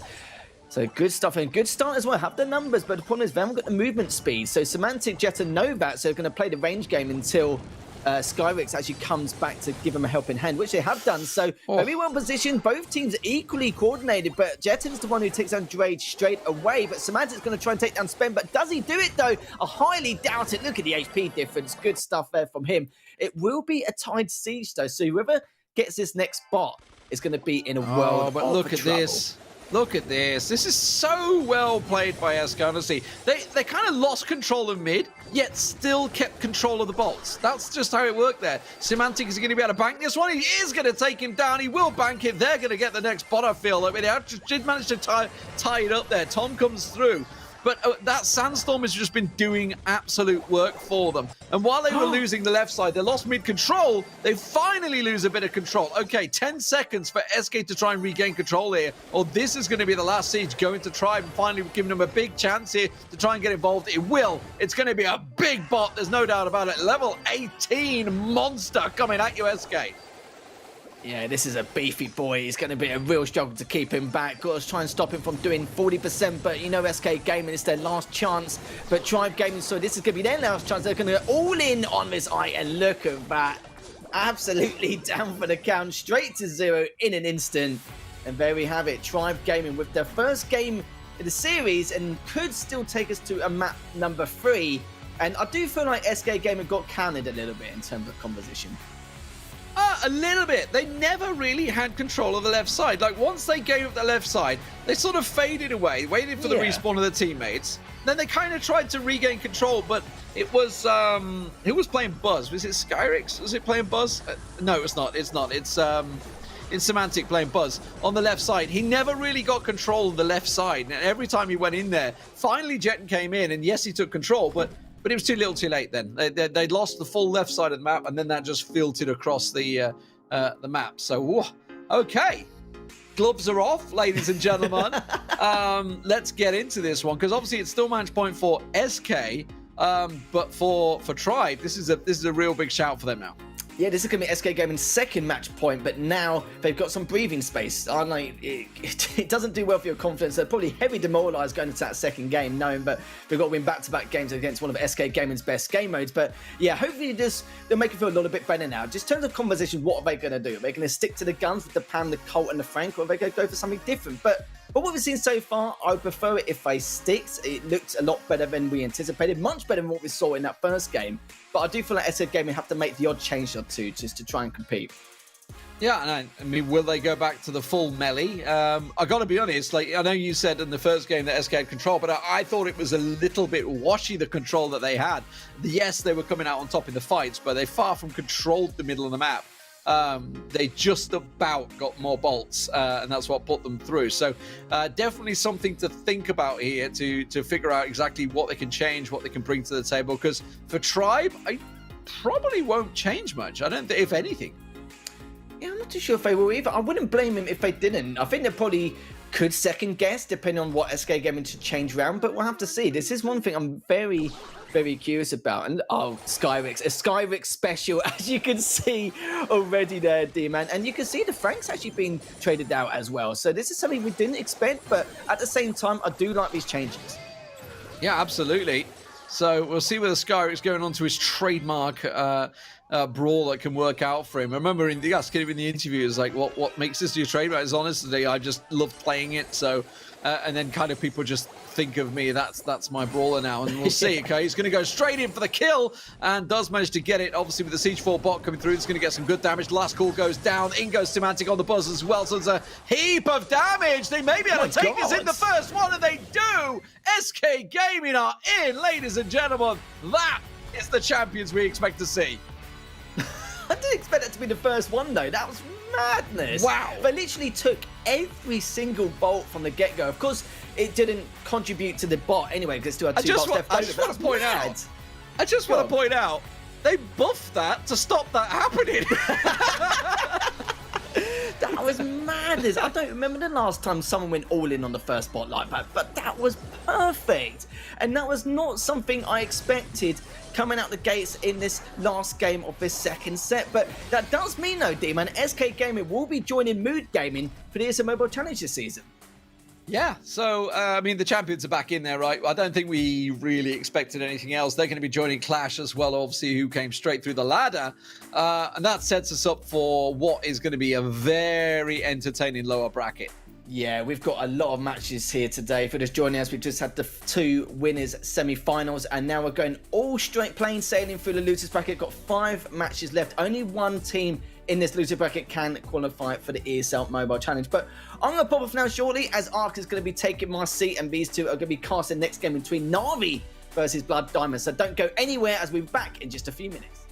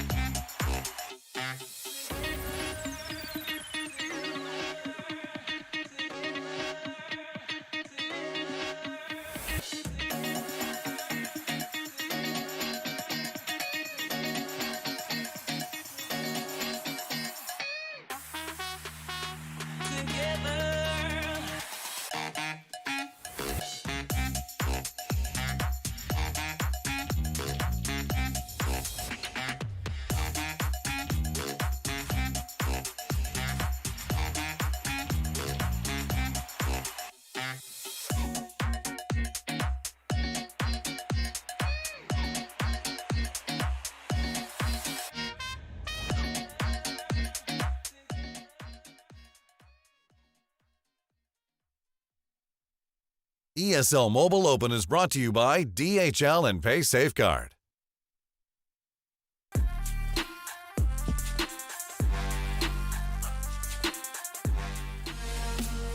Welcome back, ladies and gentlemen. It is the ESL Mobile Open play-ins for Brawl Stars. And Demon Smith, and once again joining me is Ark. And we just had SK suddenly turn on the heat, and that's the SK that we know are the champions. Yeah, I mean, you know, they've had a phenomenal year. And I mean, let's be honest, I mean, it really has been just them going from strength to strength. And I kind of like, you know, had to scramble to find my pen and my notes and everything ready to go in because that last final push was a meaty one. Yeah, so just to point out, guys, in the brackets, of course, Mood and SK will not be playing each other. They are through. That is it. They are into ESL Mobile Challenge, which will be happening in, well, around about a month-ish time, I guess, after obviously we need another play-ins to get there yet. So they are both in. They're going to be joined by obviously AC Milan and Clash, who, if you missed it, were the #1 team in the ladder. And joining them, well, we got one more team to find out from these six. Will it be Blood Diamond, Navi? They're facing each other now. They're going to go through and face off against Tribe. And then, of course, the next match will be Genius Team Reply Totem. They have to go through and face off EXO Free Agents. And then, of course, they have to face each other to get into that finals. It is absolutely carnage from here on out because there's only one spot available. Blood Diamonds and Navi to start with here. Let's have a look at those two teams because obviously Blood Diamonds, they're coming through, Ark, honestly, as I won't say an unknown because they're second in the table, but obviously we didn't have them in the challenge last time out. Yeah, and I was going to say 3 out of the 6 teams that are playing in this lower bracket were in last season's challenge stage. So, you know, that's got to be taken into account. They've been here before, some of them, and they're going to want it. Alias, J Rapper, and Javi have had a pretty decent year. Again, like a team that we didn't really see too much of, but nonetheless an accomplished one at that. I'm looking to see whether they might be able to creep in this time round. Again, you know, anyone that doesn't make it through today, as only one of these 6 teams will, you know, will have the second chance to go through to the ladder stage. But again, no one really wants to go back to that point of having to do it all again. You want to secure your spot, and you want to make sure that you are able to then be victorious in doing so. But yeah, Blood Diamond have got a bit of an uphill battle, let's say, for sure. Navi, of course, were in the challenge stage last season, but didn't have a great one though, did they, D-Man? No, MMA, BBGs, Jason, and should probably mention Rubik as well, because he often steps in as well, is their 4th player, not listed there. So yeah, Navi, they got to win. That's all I'm going to say. They got to win in the end. It was, I feel like, a series of unfortunate events for Navi, because they were always so close in their games. Well, actually, not always, but often they were close in their games, but would get the loss. They would go down 3-2. They would go down 3-1 in a close 3-1 and stuff like that. So it actually almost became a meme that they just couldn't get this win. Yeah, I feel like, you know, coming in this season, they're going to be able to put the past behind them. I think that's a really, really positive thing. You know, they can just sort of shake off the dust and kind of start fresh, which is probably what they wanted to do towards the end of last season. But you know, I feel like they've still got that experience to hand. They've still had a great year in other tournaments as well. So they're fully capable of doing this. And, you know, Blood Diamond, again, you know, coming in as the underdogs, that might also be a positive thing for them to be able to make, as we saw already today with Muda, a bit of an upset story today would be an interesting thing to see. Yeah, it's going to be a very tough game for them, of course. They have faced each other in the ladder as well a couple of times, so it's going to be very interesting to see how they can carry this one through. We did see Blood Diamonds in actions earlier on in the recap, taking down AC Milan Clash, so there's certainly no slouches, but they did lose to Mood earlier on today. Yeah, I was surprised about that result. I've got to be honest, you know, because Clash, as we saw last season, just absolutely just so consistent. Had so few losses, didn't they? So I think you've got to pay some attention to Blood Diamond. They're capable of some really big upsets and some big results. So, you know, maybe they're just at a point now where they're looking to really up their game and with some good bans along the way that could also go in their favor. Going to bring out then for Blood Diamond the Poco and Stu ban. For Navi, it's going to be the El Primo and Buzz ban. So Navi don't like the tanks today. Yeah, no, what I'm seeing from this is nobody wants bruises. Poco being banned now, the 2 bruises being banned. I was like, no. But also the Stu. That's the second time we're seeing Stu in here already. Actually, maybe the third, if I'm not mistaken. Which I've double-checked the first game of the day. But Stu ban-worthy? Yes, I would say so. He was kind of been the best brawler, I would say, from Challenge. Yeah, I did like the balance change for Stu. I think that it's still, not necessarily enough to make him more balanced but competitive. I think the reduction of healing for Gasser Heal down from 500 to 400 was definitely a good thing. And Gasser Heal is the kind of more preferred star power in this region.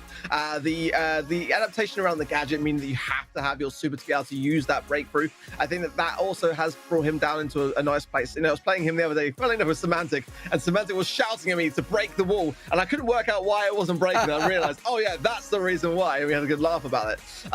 But at the same time, still very much a troublesome brawler. I feel like the speed of his dash is just a bit too strong. It needs to be slowed down a little bit of a notch to have some counterplay. So I'm not really too surprised to see a Stu ban here, to be honest. And clearly, big tanky options. I think we're going to see a little bit less of that as kind of players sit into the meta over time. I think Primo banned, I expected to see like a little bit less of today, to be completely honest, because he did have a pretty substantial drop into how many shots he has to concede to earn that super. But over time, as players start to kind of experiment more, we might see some changes there. But overall, I kind of like the bans. I think Poco is quite an underrated ban at that, and one that is, as we already saw today, quite a prominent pick with combinations with Pam and other big healers. Triple heal and double heal seems to be the flavor of this meta right now. So we're starting things off. Factory Rush is where we're starting out. It's the Siege map, obviously. What are we expecting to see from this one? Obviously, we're just talking about the fact that a lot of bruisers are banned out from this one. It is a map that kind of works for them, but I guess with so many removed in there, Rico tends to be a dominant one. But of course, Rico, we were talking about the fact that it has had a bit of a nerf as well. Yeah, the Mortis, here we go. Yeah, Mortis is a dangerous one. I love the fact that we're going to see a lot more of Bell as well. Rico, as you rightly say, coming out for Blacksea there on the bottom left. And Rico's still in a great spot as well. A bit of a nerf to the Bouncy Castle gadget on the healing side, but a worthy one that was needed for me. But yeah, Jason's going to struggle here. He's going to heal up, and he's doing pretty well. But that super dad is going to connect a little bit. Black's still chasing after it, but the first push coming in for Navi is going to be allowing them to reset a little bit. And again, you don't really want to be on the defensive of Mortis. No, absolutely. They do have the Sprout in there, but that's where it's exactly going to reroute the path, which is what he's aiming for there. Has he going to be able to get another super off? I don't think he will, but Javi managed to get enough down there. So it is going to be still a 69% down to. So that was a decent attack there in the end from Navi, considering they didn't really back it up. Yeah, really solid push. Definitely above average for a pretty small bot. Yeah, and the mines as well placed pretty well by BBGs. I mean, that's going to be a tough thing to break through as Jason clears up the left-hand side to be able to bank that bolt and hopefully gain another one there for his troubles. Yeah, so they are actually going to be swapping on the Blood Summon side to bring in the Bell, but they've now gone back into the mid. So Blacksea's going to have to do a little bit better to shut Jason down here. And, these pushes continue to come in for Navi. Yeah, I was very surprised to see the switch over there. So Blacksea is definitely going to be on to Jason. So the Barley under pressure once again. As Javi, I don't think he's got the... he's already used his super to try and redirect it. They will be able to take it down, but it's still going to get a punch or two off. 57%. Now they need to get some serious bolts. 25 seconds. You can see Javi's trying to be just a real pain in the backside. But the problem is Rubik's not falling for it. That's the fourth member I did mention that may well see playing in the place of MMA. It does look like it's going to be the case once again. And I got to be honest, in terms of the Bell battle, that's a double. That's a double. Okay, 4 for 4 bolts. They may be able to get the final attack here. Yes, they will. 5 for 5. There's the 6th turning in. It will be a Blood Diamond final attack. No, we got the tie. Oh. Yeah. Just in the nick of time. Jason there with that takedown on Blacks, who's been struggling the left-hand side lane for the majority of the game. If he'd been able to stay in the mix there, it would have been a Blood Diamond push. And, especially because Javi got that double takedown on the right-hand side just before. Yeah. It looked like a turning point, a real turning point for Blood Diamond there, but not able to be enough as Navi will be able to, see this game through and take it. Ooh, well. So the Mortis playing a big difference there, but I got to be honest, the Bell battle in the mid was very much controlled by Navi there. Yeah, I feel like Navi played better in general. I think that, Javi was having a lot of problems, as was Blacksea as well. And, I feel like, Navi just came out with a better comp in the way that they were playing it. Jason was doing a fantastic job, I've got to say, at the Mortis, and that's what you kind of need to do. You just need to be a real pain. You have to get into those spots and just be unshakable, just kind of use your aggression and your authority there. And despite Rika still being in a great spot, yeah, Jason did fantastically well. So, I mean, I got to be honest with it. When they got that double kill, I thought that was it. They're going to turn things around and they were going to pick it up there, but not the case. So it is only the first game, of course. Best of threes per map. Overall, a best of 3 as well. So not best of 5, not best of 5 that we had last finals for the challenge, which was a bit of a marathon. There's no doubt about it. Bit of a marathon, but who knows? We may be there again later on. But right now, it is all best of 3. So obviously, we are on Factory Rush. Future bouts to come. Super Stadium will be after this on the Brawl Ball. Finally visited the Brawl Ball. It's the second time today. We had Sneaky Fields earlier on. And a Snake Prairie as well. The decider, if we get there. That is, if we get there. Big fan of Snake Prairie, gotta say. So I hope it goes all the way in that respect. Some products that we didn't see though in that game. Piper was a bit of a go-to for me. In fact, Rush I do like. It's a bit risky, gotta be said. But if you can break open that mid, then it can go a long way. I feel like Brock is a big one that we're seeing not nearly as much of today as I thought we would. It has made its face shown a little bit today. Double banned in the last game, so there was no way it was going to be played. Yeah, and I think there's a good reason for why. I mean, it's in a really, really solid spot right now, and I think we used to see a lot of Lulu here as well, Factory Rush, because of the way that the defensive sort of barriers are shaped. Not so much recently. Byron, though, coming out, that's a big heal that we forgot about in terms of the bans, the Pogo, and for the sort of brute sort of healing out of the mix. But Byron was banned earlier today by Exo Free Agents. So interesting to see that Brawl come out. Blakesy coming out on top with versus Jason over on the left-hand side. So that's a great start in the lane there. And as you mentioned, the Brock keeping Frank very much at arm length here with the Piper as well. So the Piper versus Byron battle, but it is going to be Navi, of course, holding on and starting things off here. And it is going to be a struggle. The fact that they do have the Piper, the Brock, is going to be a little bit of a problem to get rid of the bot. And that's what we're seeing here. We're already seeing a heck of a lot of damage down. It took them to 46% because they don't have anything to really just get in front of it. And Blacksy, for me, still struggling on this left-hand side. I kind of feel like Blacksy needs to change lanes right now. I mean, Javi as Brock can do actually a pretty decent amount of defensiveness against the Mortis, and Blacksy can cycle a lot of the amount of HP of the Frank to really connect with a lot of these supers. Now he's connecting well, actually, to be fair, and gets the bank of that bolt there, and does get Jason to a point of really needing some good heals from Rubik. It's going to be the first push of Blood Diamond for a level 7, but they've got to make this one count. There's a lot of catching up to do here, D-Man. Yeah, they got a lot of work to do, but they have got the potential power. Now that they've dealt with BBGs at the back there, but Jason comes in once again, and that is such a problem for someone like Brock there. So, but Yavi, I tell you what, he's doing a great job at keeping him pushed in there, but look at that bot doing work. 50C, 51, 44. Okay, it's in their control. Now they need to get the bolts down, 30% in the end, so decent amount of damage, but they're still not dealt with Jason. Jason is the problem. He's an absolute thorn in the side of Blood Diamond at this point in time, and a lot of the players and reasons why Blood Diamond can't be as aggressive as they want to be is a primary result of him, but they are finally swapping lanes. Javi now is taking him on, but I just feel like it's too late. 9 bolts are going to be there for Navi, and that's going to be a level 9 defense then for Blood Diamond. They're going to go for a bit of a push here. They're going to try and make a dive for it. Blacksy couldn't really decide whether he was going for the bot or the player. He went for a bit of both, but can they make this last bit of damage? No, it's going to be short. There's the super coming through. 2%. No, my word. So close. I tell you what, if Blacksy hadn't gone, Blacksy's super almost making it work, but if the Piper had got one more shot off and hadn't got taken down, that was it. They would have taken it. Ooh. It was the right call, though. I did kind of wonder, like, it's a big risk, but I do like bold plays like that. And if they'd made that payoff, that would have been a fantastic way to go. Really valiant attempt. Really valiant. I want to double check. Did the Rico super finish, or did it hit 0 before, so the damage didn't go through? So he's going to pop it off now. No, it finished. Okay, so he simply didn't have the damage down there. Oh, 2%. So close. Decent attempt. 2%.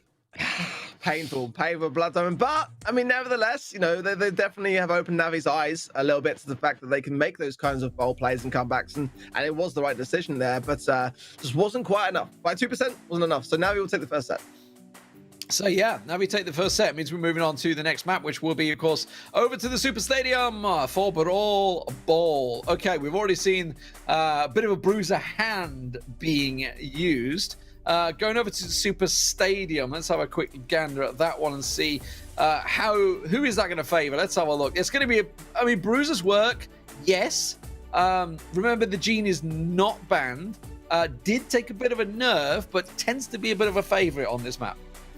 Yeah, I feel like as well, you know, I always love a bit of a B mid here. I worry a little bit if Jason wants to carry out the mortars here, because there's some great cover to really utilize that particular brawler. I would quite like to see some squeak. We haven't really seen much of that today.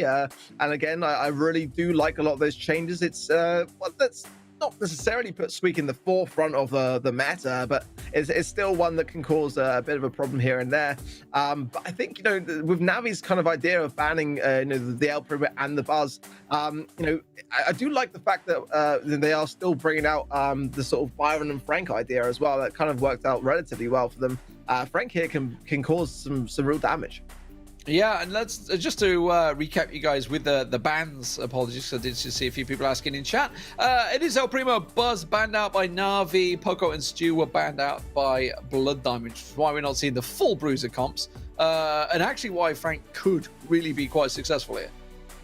Yeah, it's kind of like the kind of one man left standing, but I really loved a lot of the graphical reworks for Frank. It makes it, and it's a small detail, it doesn't really affect anything in terms of like a brawler's strength, but visually I feel there is something in that. I see a lot of players saying like I prefer this skin because I feel like I hit my shots better with it. I do like a lot of the way that Frank's had a bit of a new lease of life, but again, you know, with that combination of the Byron giving you that option of being able to go long range, but also to be able to support with that poker ban in play, it could be one that you could play the Byron mid and the Frank on the side lane here. But I don't know, for me, I feel like Spike is a really underrated brawler sometimes on this particular map, and one that we didn't really necessarily see too much before he got that buff with the life plant gadget coming into play. I really think that for Spike here could be a good lane opportunity. On that same vein, I was just about to say that there is the spike. I was just about to say the squeak as well as a possibility, but there is the spike. And also, obviously, something we didn't get to talk about is the new boy coming in at last. So I actually had to skim over last time because the game ended too quickly. Yeah, we saw Griff earlier, but like that game was won so dominantly by SK very quickly. It didn't come up in the guards. Oh, 25-second goal for Navi then. Yeah, Griff's one of those brawlers that I personally really love, but I know that some of the pro scene aren't really taking to that, and it's a bit of a quiet taste. I think that Griff can do a ton of value for your team if you play it right. Yeah, well, we just saw him taking down Rubik there, so this is a real chance here for Blood Diamonds to get forward. Griff going to go forward. There is the goal. That's the equalizer. And 1-1 now. So quick goal from Navi to start things off, but Blood Diamonds quickly replying. Now, Navi getting forward, going to straight work into that one, but Jason on the surge. This could be a problem if he can get close enough, which is what he's doing on the Griff, and we'll get the kill. Cycling so well, and now that additional speed is going to put a lot of pressure onto Javi. He's the last man standing for Blood Diamond. But although not being touched, it seems like Navi are playing the slow game. I mean, they have got the beast, so going into an overtime situation, that could very well help them out there. Having this quick and swift takedowns as well as the slowdown the beat provides, really, I feel is a bit of an advantage. Brock might not fare as well. So Blood Diamond really got to keep this push coming in. Black Sea with super on the left-hand side. Going to throw over the top of the piggy bank coming down as well for good measures to get that bit of cover taken down. I do like the way that Navi are looking right now. They've got a lot more control over Blood Diamond. Oh, yeah. Having to back away there, rightly so, because if Surge would have got in his face, that would have been a problem. Jason trying to look to get as close as he can at the moment. Anton on the left-hand side is a real anchor, I would say, because if he goes down, Navi is going to pile on forward. You can see where Blakesy on the right here now. Got the ball, going to shift that forward over the side there. There is a chance for a bit of a super shot through the middle at the moment. I can see there's an angle. Rubik realizes that immediately on the B, gets and blocks it across. Laxi there running fertilizing goes down, though that healing wasn't enough to keep him in the mix, and BBG's looking to pick the ball to get through to Jason, I imagine here. Does get the pass. Can Jason make the shot? It's not super. Off the line, but Blacksy just in the nick of time. And a bit of a saving grace, but Blood Diamond are very much on the ropes, and the overtime coming in. Not a great position for them to be able to hold on much longer. Yeah, I got a feel for the moment for the spike. That's going to be the pass. The pass back in. They can line the shot off just on the right-hand side. There's the kill they were looking for. Rubik with the B. Manages to land the shot. Lines it up. Takes it 2-1 in the first game. I felt like that goal could have happened a bit sooner. They were playing it very cautiously. They did not want to mess up that final moment there because of all the work they put into getting the ball into that position in the first place. So, yeah, but at the same time, though, sometimes those moments can look very easy to us. But there's a lot of pressure behind the scenes that, you know, you don't want to be that guy, D-man. You got to make sure that, you know, every moment is not wasted there. But I did like the aggressiveness. I felt like, you know, for the most part, Navi were playing it a bit more composed. This is the moment the Blood Diamond were able to get that goal going in. And it was a good time to do so. Very, very fast early goals from both sides, it's going to be said. But yeah, this moment there was the final blow. So Navi now onto a match point. Great start for them. Yeah, as the chat just pointed out, Jason is indeed popping off. He's having a hell of a game right now. Yeah. It seems to be on it. Let's talk adjustments. We were talking about the spike, and yes, the spike is great on here, but when your opposition brings in a bunch of ranged brawlers, the spike is suddenly not so useful. Yeah, I think Purple for me is in a better spot, really, for competitive. I think like Fertilizer can be really, really advantageous if you're able to really make the most of that. But I feel like, you know, Curveball is a constant star power. Fertilizer is kind of more circumstantial, so you're kind of having that payoff, and you know, in that respect, I feel like, you know, you're able to control better with Curveball. It's a bit of a personal preference. They're both in a pretty decent place, but I just feel like when you've got Life Plant as a gadget, you're already kind of able to get some healing to kind of get the best of both worlds. The search pick for me from Navi was, again, very much in keeping with their nature. They're a very aggressive team, and they like to be able to assert a lot of pressure. So it was working out very well. It can be a risky pick. You've got to make sure you get those stacks, and that if you do lose them, you're able to get them back equally as fast. But Navi were doing that really, really well. And we just saw a lot of the time Blood Diamond unable to cope with that really, really aggressive push.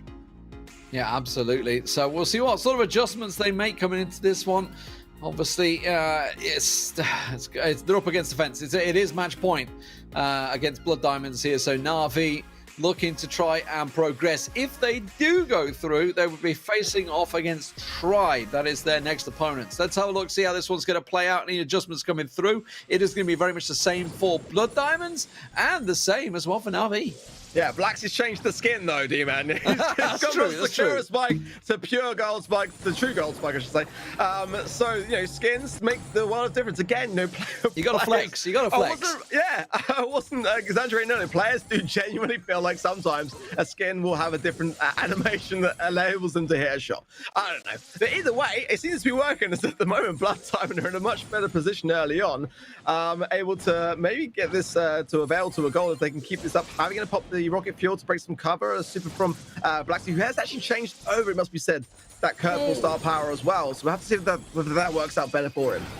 Oh, that's a nice move in the end there. Heavy combining, but Heavy had to back away and respect Jason. Obviously, he pushes forward down to 56 health is all Heavy managed to survive on. So while they did manage to break away all that cover on the right-hand side, couldn't benefit from it because Jason, the big defensive Hulk in the middle, was blocking him off there. There's a lot of damage down onto Blakesy on the left-hand side here. That's worked out. BBG does get picked off, though, by Harvey in response, but he is pinned right now. Jason on absolutely nothing. He's going to step back on the flames.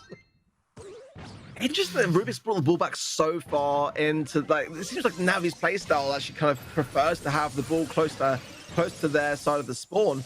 As a nice connecting switch from Rubik and follow-up shots on there on the bottom left-hand side, doing so much work. And this is what we see again now. We're just bringing forwards this pace. And again, Blood Diamonds on the back rope here. Javi trying to hang on as well in the mid there. I don't see it happening. Surely, there it is. Navi will get the goal with only 45 seconds left. So not much time for Blood Diamond to respond to this either.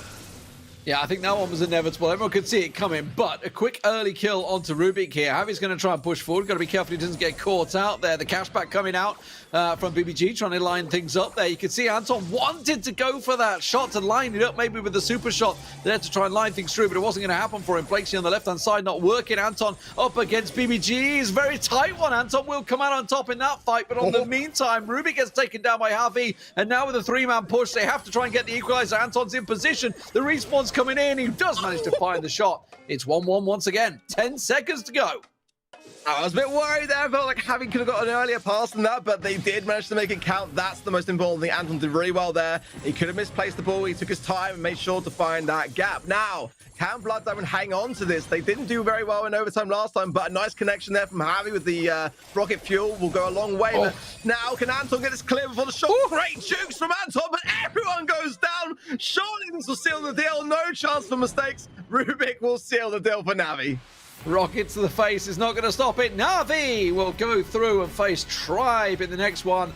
And for Blood Diamonds, unfortunately for them, they are out of the play-ins. Back to the ladder for them. See if they can make it through in play-ins too. They certainly will have a chance, like second in the ladder, but they couldn't get through. It's the same story that we saw last season with them actually in the play-in one. Very, very similar, going straight down to the lower bracket and not really able to make much of themselves there. But they had some great moments nonetheless. I've got to say, a team like Navi as well, they do have a lot of experience. Again, they didn't have the best of seasons last season in the ESL Challenge, but nonetheless, looking very, very good today. And I'm very much looking forward to seeing how this next matchup with Tribe is going to go. Yeah, a very tight game overall. Fantastic stuff. We're down in the lower brackets, ladies and gentlemen. Only one slot is left remaining. Reply Totem up against Genius Gene. So Navi's rivals. Could they be making their way through? They're up against Reply Totem and made it to the challenge finals last time out. That is after the break.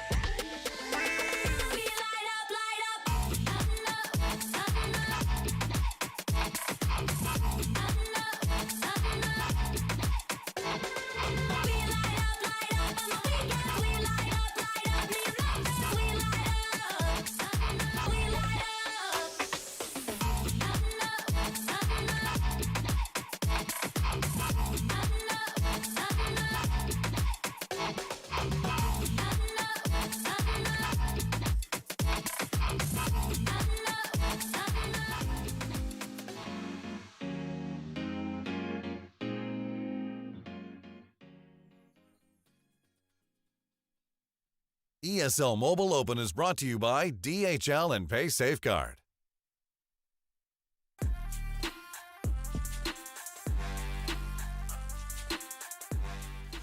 Welcome back everyone to ESL Mobile Open Plains, where it's our next losers round match between the likes of Reply Totem and Genius Gene. Joining with me this time, Mr. lovely art. We're back again for another best of 3 to try and knock out a few more of these teams, but also try and secure some of their spots as well here going into the losers bracket. And yeah, we've already talked about the losers bracket. D-Man mentioned as well that some of the top dogs here, it's very, very scary. And it's very hard to call who's going to come out on top and get that last qualification place for the ESL Mobile Challenge. And yeah, you can see really, Tribe Gaming versus Navi will be up later on this evening. But first though, let's talk a little bit about Genius Gene and Reply Totem. And as we can see, whoever's going to win this matchup has to play against XO. It's balmy, isn't it, Ark? Just balmy. Yeah, it is. It is. Again, if you're just joining, half of the bracket that you see in front of you were in the Mobile Challenge last season. So, it's 3 out of those 6 teams, Tribe, Navi, and Exit Free Agents, they already made it last season. So and only one can go through out of this lower bracket today. So they'll be fighting really, really hard. Back to Genius Gene. I mean, this is the team which, we didn't really see anything of, last season, but one that is a big name in the ECA region, and one that, Navi have been facing off against a lot. Alex, Rostislav, and Stobrop. Now, I've got to say, I really have been following this team a lot, and I think they got a great load of potential behind them. But this is the first time that we've seen them really in this kind of spot in the play-ins for the ESL Mobile Open. They're going to have to really up their pace. Reply Totem are such a giant of a team, and we've seen some fantastic games from them. Every now and again, sometimes maybe they're a bit overly aggressive, maybe they commit a bit too much, but Genius Gene can't be taken lightly here. They've really got to make sure that they don't underestimate this team. I see what you mean, yeah, kind of the team which likes to dictate the pace of the game, but overextensions can occur with lack of discipline. But against the likes of Reply Totem here, I'm sure you guys know these faces already, Brazer, Mori, and Maru, fantastic lineup. And it's a shame for them because they had a fantastic run at one stage in the ESL Mobile Challenge. And then in the finals, they really did fall short. And I was saying as well, like, these inconsistencies are starting to deteriorate, start to slowly go away. And the consistency as a whole was looking really good for Reply Totem. But the inconsistencies, were actually showing again in the finals when they got to the top 4. But that was it, really. They stopped right there. But they're hoping to try and bring a bit more flair back to the table this time around, but they've got to qualify first, and they've got a very long road ahead here, especially with the starts of Genius Gene. And, about Reply Totem, I've seen them play some fantastic games against some really, really big teams, beating SK, beating Clash. So it's kind of interesting to me that they are a team which actually, give a lot of those big top teams a serious run for their money. And, I think that can't be underestimated here. If Reply Totem are on a good day, then I feel like they've got a fantastic chance here, and we'll see maybe even that grudge match occurring later on down the bracket between themselves and Exo Free Agents, as we saw in the challenge stages in the finals earlier this year. At the moment, I don't know, Genius Gene, we haven't really seen play that much of. So again, I don't want to underestimate them in any means. I've seen what they can do in other tournaments, so I know that they are definitely still very, very accomplished. And I think that's the main thing here, that Reply Totem can't underestimate them here. They've got to make sure that they just treat them like everyone else, because as we saw already today, with Mood coming into the scene again with the new roster, there's going to be upsets, and you don't want to be the team which come in unprepared. Yeah, some fresh faces already going to be in the ESL Mobile Challenge in this season in about 5 or 6 weeks' time, something like that, I believe. And yeah, you're right, though. I think you talked about the win conditions. You're saying that Genius Gene need to just, continue to dictate the pace of the game, but not get overzealous and overextend. And Reply Totem, yeah, they're the kind of team where if they're feeling it and on form on the day, then they will just fly through this losers bracket. But it's not any other losers bracket. The fact that if they do defeat Genius Gene, which is probably something we're probably edging towards in terms of predictions, they've got to play against EXO straight afterwards, and the winner of that has to play either Tribe or Navi. This is a stacked losers. It really is a stacked losers bracket. We were saying earlier, that you don't want to be in the lower bracket. I mean, we often use that expression, right? And normally just don't be in either bracket, really. yeah. But today of all days, you really genuinely do not want to be in the lower bracket. Bands are flying in there. Reply Totem going straight in there with the Stu, which I do get for sure. Edgar, though, I'm a bit unsure of myself. I mean, it's a great counter to Rico, but for Double Swoosh, not too sure. Pit Stop is probably where that ban is being aimed. Yeah. On Genius Gene's side, banning Gene, which is kind of ironic as it is their logo. No second ban, though, so I'm not sure whether that was something which didn't place in time. Grip is the ban for them, so they're obviously kind of then worried about Griff being a bit of a problem, which they have maybe not prepared that much for. Yeah, starting off with Double Swoosh, then Pit Stop, then Assembly Attack straight afterwards. I completely agree with what you said about the Edgar with the Pit Stop. I think it makes perfect sense why they've banned that. If Pit Stop wasn't there, then it's maybe something they're not comfortable just playing against, which we've seen before, as they'll play to their own strengths, their own weaknesses rather than other people's strengths. Makes perfect sense there. But yeah, seeing the Griff ban is one of the first Griff ban we've seen so far. And yeah, and Genius Gene banning Gene makes no sense. I'm just trying to think with the Edgar. I mean, primarily I would say that Edgar's a great counter to Rico. I mean, whether they're trying to go in on Double Swoosh for something, they're not. They're preempting the idea that it's going to be played. That's the thing that I kind of don't really get, because I don't think that Edgar's the go-to pick for Double Swoosh. I think there's many more better options. I think that Amber, for one, can just break open so much of that bush where Edgar might thrive. So it wouldn't really make it that great there. I think that Rico's a great lane on Pit Stop. So I think that's the only kind of position where if they go in with that Rico and that's their plan, then I can understand they're just trying to make sure that they have their kind of game plan play out in Pit Stop. But I think for Double Swoosh, Gina's a ban. Gets with the gem carrier, so that makes some sense. I think that we're going to probably see maybe Bell making a bit of an appearance in that side of things. Maybe some Tara will be a great shout for the lane. But Griff can be very, very good. Also, must be said in Double Swoosh. So I think that ban is specific for Genius Gene around this first set to give themselves the best possible chance of getting that early lead.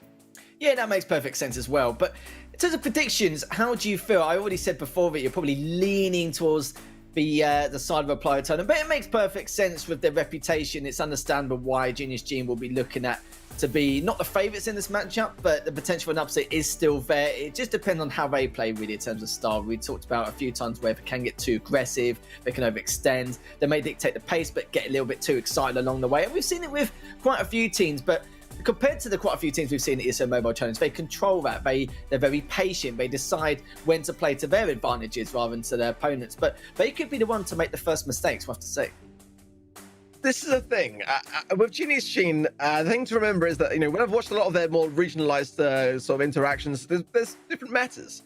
And when there's different metas that are formed that players are kind of utilizing more and more on a regular basis, then the team that are from a different region necessarily might not anticipate some of their game plan, might not be preparing enough for certain brawler comps, which for that region are very common. Whereas in the more sort of like European scene, it's not necessarily considered as much. That's why I think like the ban there as well from Applied Totem is an interesting one for the Edgar, because I mean Edgar did get a buff, but I just don't think necessarily it's in bannable territory.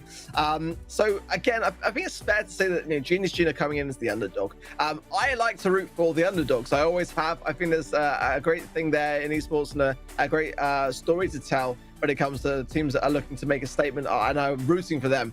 I think the Reply Totem have got the experience, and when they're on a good day, they have a fantastic game and a very dominating one as well. Again, the likes of SK, Clash, big heavy hitters can sometimes struggle against them. So it kind of really depends, is the phrase I often use, as to what each team have had for breakfast.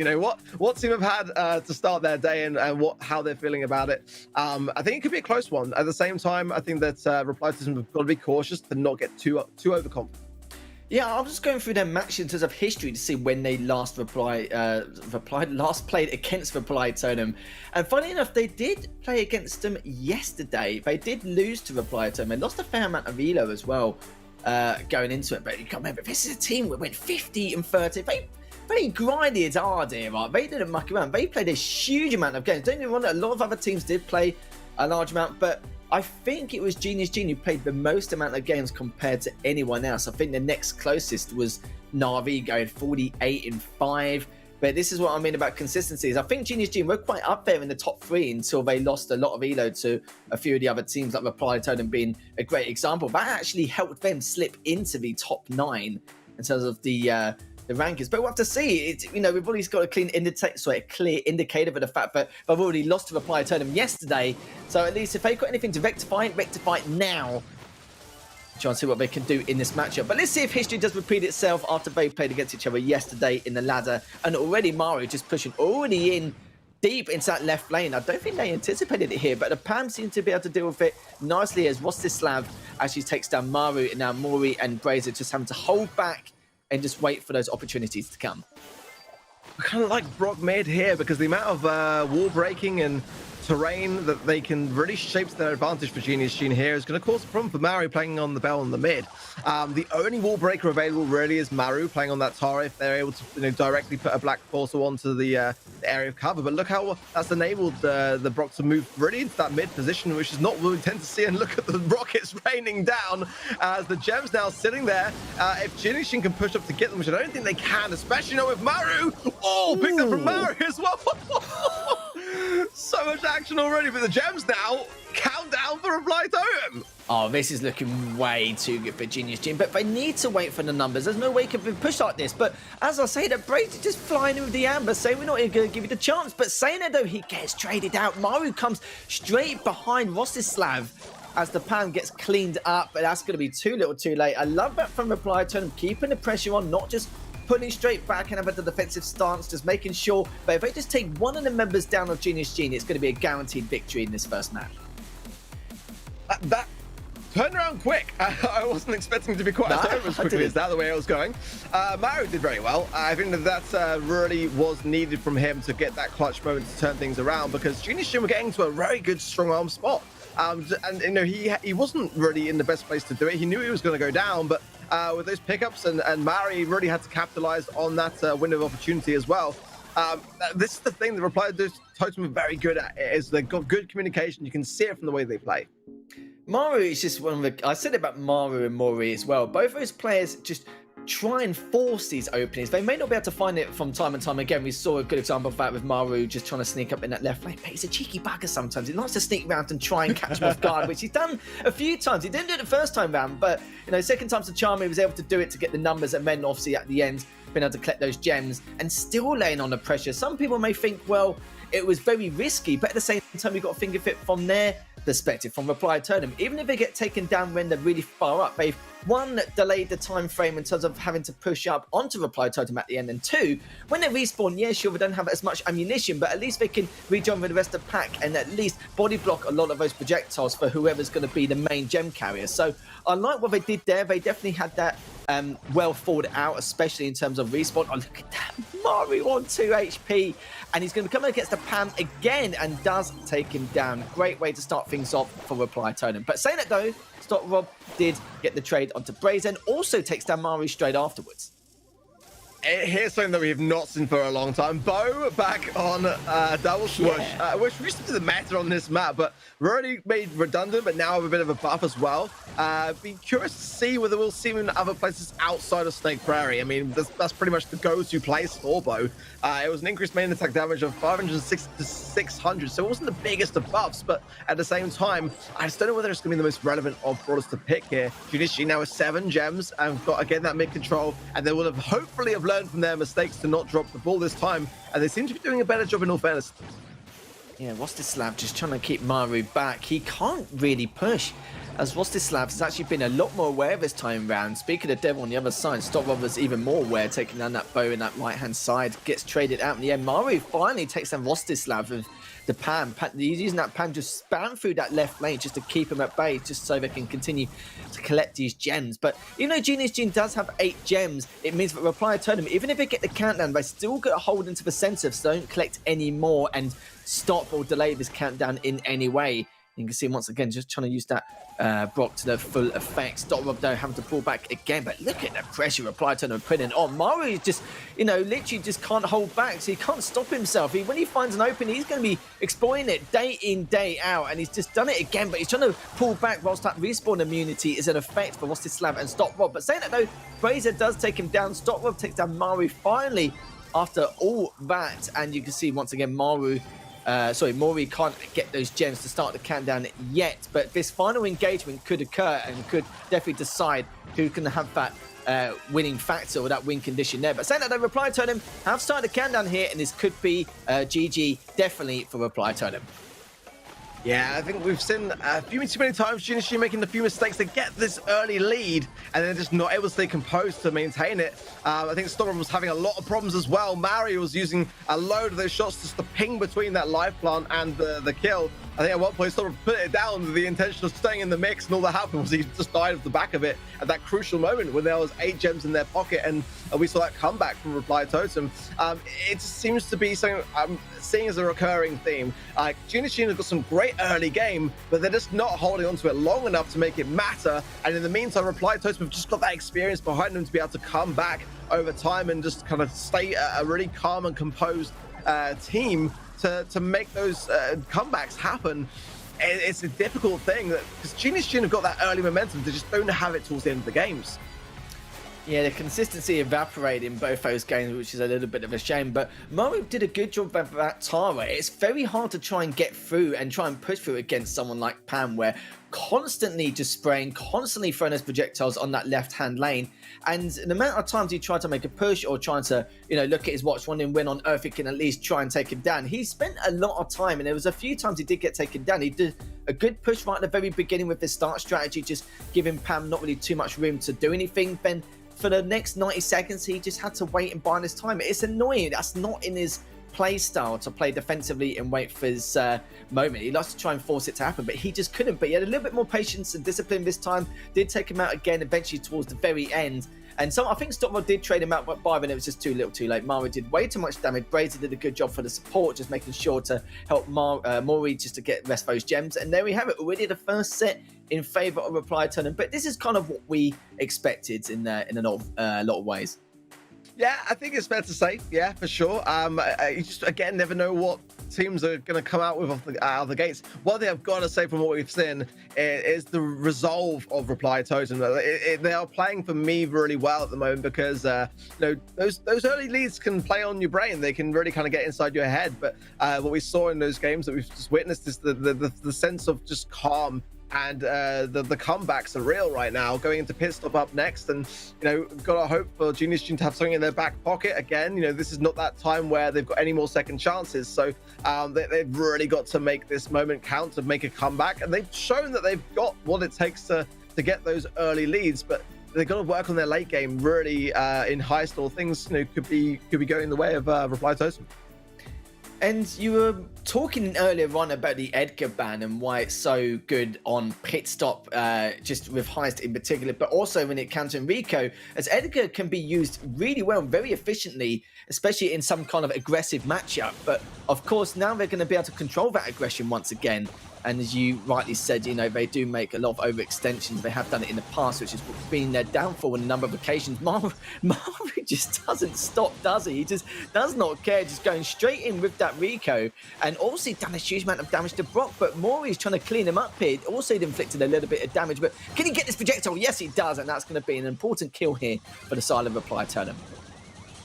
Yeah, it's Reply Totem banned the Edgar, and it's obviously something which they just want as a bit of insurance, maybe, just to ensure that they could not have to worry about that being counter going in. I do like the Brock picks on both sides, and I feel like as well, Soylent Breath is going to have a bit more of an opportunity with that Barley over the spike. So if those walls are not destroyed, then it could go more in their favor. But we are seeing a little bit of Reply Totem taking some damage now, and they didn't really get anything off that push. They got their early control and good map advantage in their position. They didn't get any damage off the back of it. So now they've really got to start to collect themselves, get some takedowns, and get the damage that they need, because Mari now is the first to make a bit of a shred of damage on the save. Yeah, certainly have done. Reply Totem down to 66%, but he had great map control at the very beginning, got some fantastic initial kills. Maru now has taken down Stop Rob, so this could be the opening they were looking for. Look at that, Maru just going around the right-hand side, as it seems like the other two members of Genius Gene aren't really going to try and tackle him. They're going to decide to prioritize the other two players and force the objective, which is understandable because he knew that Stop Rob was coming off on the spawn. But Maury does take down Alec there, and Maury again just trying to stay alive, but he does not, as Stop Rob just managed to finish him off. But saying that though, Maru has taken a Rostislav and is trying to get that center control. Oh, this is looking very good. Much better for Reply Totem, but again, the objective efficiency isn't there yet. Well, there's more damage coming in. Mario with nice super connecting nicely there as well. Mario staying in the mix. They've got to hold this position though. Now still behind. Shots from Soy de Breza now. as well. We'll trickle it down to 47%. There's only 5 now in it. Can Genius Gene get takedown? They do manage to get Mari taken down. It's going to push back Soy de Breza as Totem comes from behind. 15 seconds left. This is a great position now. This is going to be a chance for Genius Gene to take a game, surely. Yeah, surely 10% left unless, yeah, there's no way. Brazer's hoping just to sneak around that right lane, but it's not going to happen. As I was worried at one stage is nearest to the end, they let Brazer just walk on up and throw a few projectiles onto the safe. And I was like, okay, you know, there's a few openings there, but just let him get away with, but still able to come out on top by that 10%. Actually increased it towards the very end as well. So this is a real confidence boost here for Genius Gene, as it was looking like it was spiraling a little bit out of control. And I was a little bit worried for them at some stage, but hopefully now this will build a little bit of momentum, maybe even to finish off this set. Yeah, much more back and forth. I do love the fact that we had that buff to the safe damage as well, so we're having a bit more of a longer game out of this. Yeah. And one that it was different the way that things played out. We saw some really great aggression from Reply Totems. For the majority, I would say they had map control. They just didn't focus enough of their attention onto the safe. They needed to break open a bit more of that mid area. With a couple more Brock Supers would have done a great advantage there, but they wanted to keep some as well for the Barley. So I can see why they're kind of a bit reluctant to not go in completely all guns blazing. Either way, this is what I was kind of hoping secretly for Genius Gene, to be able to make a bit of a comeback in this second set to go all the way, because too many mistakes in gem grab now, but they're starting to maybe get a bit more of a pace, getting a bit more of a feel for the team which they're playing up against, because again, they haven't necessarily played that much against Reply Totem, so there are definitely teams in Europe which have had many more chances to have experience against them, maybe sort of touching around them a little bit and just sort of skipping around to figure out where their strategy is going to land.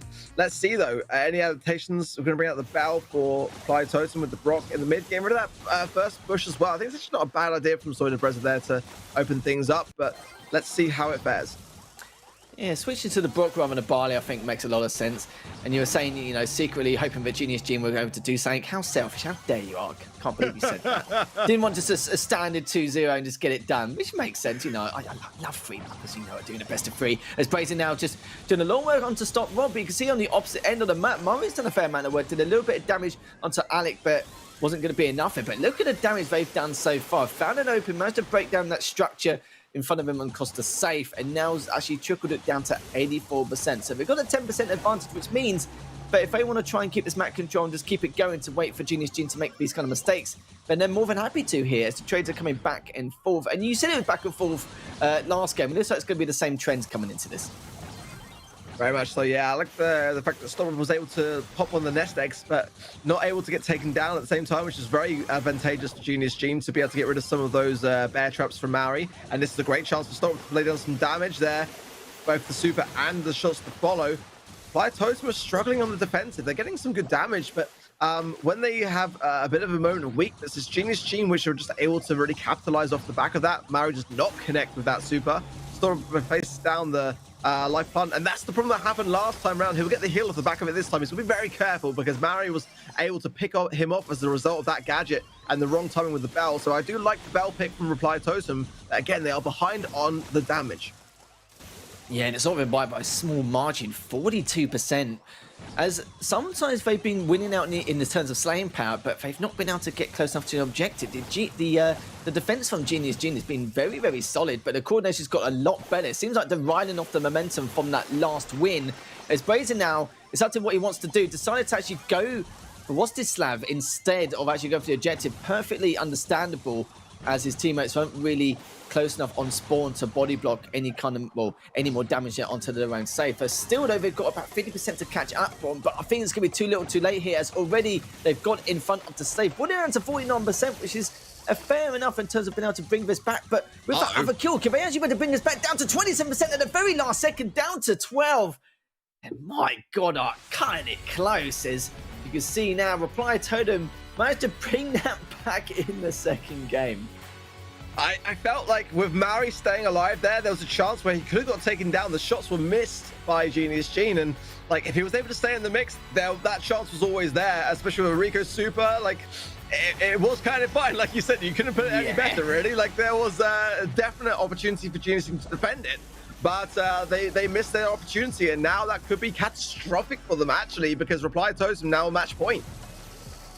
What a way to go out as well. They were so close. And sadly, they left a bit of an opening in the middle of the safe. They were body blocking it at the start, but they were doing good use of their respawn immunity to tank all that damage. But they were too spread out whilst they were doing it. Maybe they panicked slightly, or maybe they were assuming that their teammate was going to stand in the middle instead. But they actually stood perfectly apart. And I was like, okay, never mind. Maybe their coordination was just a tad bit off. But in those dire moments, it can happen depending on the experience you have in the scene. So it does mean that Reply Totem do have match point, and the winner of this, remember guys at home, they will be playing against XO, and that's not even for the qualifying spot yet. They still got to win another match straight after that between even the likes of what was this from the top of my head? I think it was Navi and Tribe, wasn't it? In the other side of the bracket. So yeah, a lot of tough teams, a lot of good tier 1 teams coming into it, as you know that Navi, one of the best teams in the EECA region here. And it's nice to see them come up a lot more here, because it's a mixed bag really of all these teams coming together in this region, not just EECA separate or EMEA, etc, etc. It's nice to see them all come together and really decide exactly how things have panned out ever since they've been obviously region separated and coming into ESL Mobile Open to compete against each other. So interesting to see how Navi do later on, but we've got to focus back on this one, depending on if Genius Gene can reply back to what Reply Totem were doing just now, or if it's going to be curtains for them, and we could see Reply Totem just bully on forward into the next matchup, maybe against XO. I like the fact that Reply Totem brought out the bell. I think they're going to bring that again, surely. They worked out so well. No, they're going to bring out Max. That's a bit of an odd one for me. I mean, Max, I think, is underrated. But I love the way that Mario was able to really counter a lot of what Stopper was trying with that life plant. And Bell's a great brawler to do just that. The speed is something which could be, a shock quick thing that Genius will have to deal with. I just don't know whether it's the right time to do it. Especially, I mean, they're on match points, so they're going to feel comfortable about that. But at the same time, if they lose it, then they're going to take it to the third and final set, and that might be a second chance for Genius Gene here. Let's see how they fare with it. Again, Max did receive that nerf. We saw Max just be pure meta in the early stages of the last season, but with a substantial nerf, not really haven't seen much of Max at all since then. So let's see how it does fare. Yeah, quite a few months back, you couldn't get rid of him, Mark. But now it's actually, when we're seeing him, it's like, oh, that's nice. We've actually seen him once again. But you're right, though. Max is a beta's dream, isn't he? Just using that speed and mobility to burn out a lot of his attacks. And this is going to be a perfect example of how they're going to be able to do that, to give room for Brazier and Mario to push up. But we haven't seen a huge amount of it as of yet. But I liked how Maury's very keen to try to burn out a lot of these projectiles, and you can see that he's done it quite a few times, but finally it took Rostislav and Alec to take him down. But Mario gets a very important trade, but it doesn't change the fact that Reply Totem are already down by 44%. But the only difference is they've still got plenty of time to come back. But look at that, Stopwolf just sneaking away a little bit of damage before managing to get away and rejoin with the rest of the pack, down to 51%. The Marius is pretty much outranged by everyone, and that's the thing that I feel was a mistake going in with, because they knew that was going to be the case. They're going to keep playing the Spike, they're going to keep playing the Brock, the Rico. These are all three long-range brawlers. Max is not going to do too much with. We need to get a super on the side of Mario. We need to get the whole team forwards to really keep this pressure on. They're doing that now, but with only 30 seconds remaining, they haven't got a single shred of damage. Has Soydepressor got any gadgets left? I assume that if he did, he would have broken the mid already. So there's a lot of problems that are occurring here for Reply Totem. They've got to do something about, and they don't have the luxury of time now on their side. Despite Genius Gene being on the back foot and back in their spawn, they've already done what they need to do. How are Reply Totem going to do and respond to this? I have no idea. I was thinking the same thing. Brazen needed to break that structure, but yeah, it didn't seem to be able to, and that was a lot better from Genius Gene. It was skeptical from what we saw so far at the beginning, but yeah, Reply Totem couldn't really find any ideas. They couldn't really adapt in any way, but Genius Gene adapted a lot better than we anticipated. I don't know why they didn't keep the bell. It was, when they played it, I was like, right, yeah, this is what was giving them the edge in gem grab. It was a tight game, but they still won it regardless of that with that pick. And I don't know why they changed to the Max. It seemed to be a bit of an odd choice for me. I didn't really sense the idea that Genius Gene were going to change and adapt too much away from what they were doing, as we haven't really seen much adaptation from them all day, let's be honest. So yeah, I'm not kind of sure whether that was a strategy which maybe Reply Totem had practiced in the scrims, and it was something that worked out to be, advantageous more often than not, but it definitely didn't look it. I mean, there wasn't really a Max super to be seen.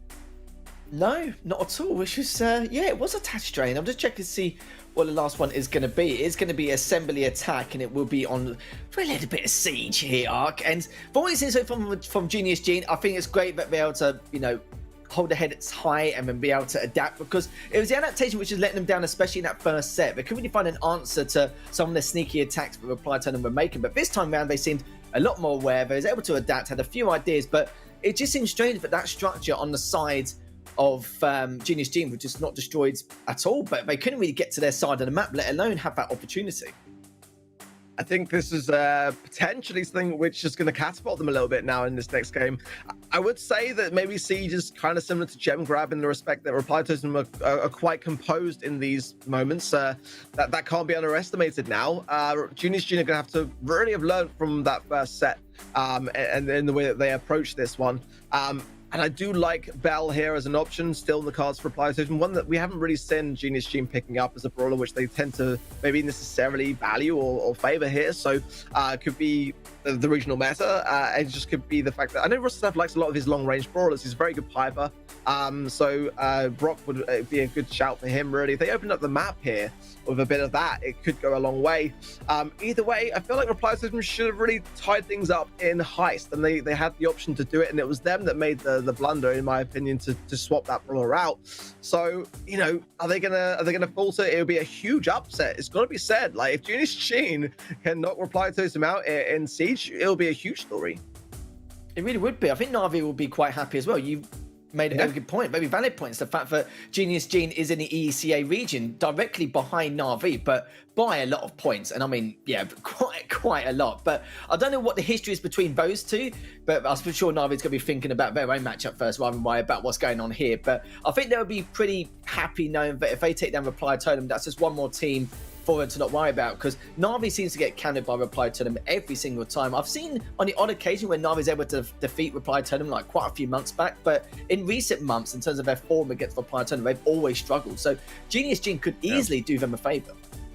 Yeah, they really could. I mean, again, Reply Totem, you know, I'm sure, you know, with this sort of part of the lower bracket, you know, extra free agents, I would imagine they're rooting for Genius Gene right now. I don't know. I'm just kind of speculating, but you know, we've seen, you know, Reply Totem give them some really, really tough games. They did do really, really well in the challenge finals against them. But at the same time, I think that if you're going to pick a team, then you're going to probably want the underdog to come through and then knock them out yourselves. Let's see what happens. I mean, it's a great position for Genius Gene to be in. They've done really, really well to get to this point in time. And Reply Totem now bringing out the Mortis. They're digging deep, and it's not just any Mortis. It's true gold Mortis there, Lethal. So Maru is definitely feeling the gold today. And they brought out the Surge and the Brock as well with it. But we've seen the Frank from Rostislav. And we've seen a lot of Frank actually recently in a lot of these Siege matchups. But Stop Rob is actually directly behind him to help trade out, which he does. Beautiful stuff from him. Mauri's trying to clean up Stop Rob, but does not. It will be a tied Siege, so neither team will be picking up that first bot. Maru takes down Alec, and you can see Stop Rob going straight in for the trade. Has to back away, 26 HP, and Rostislav is saying hello with the Frank to do some damage against that Surge. But it will be Brace who comes out on top in that one, leading by just one bolt, but have full setup in the middle.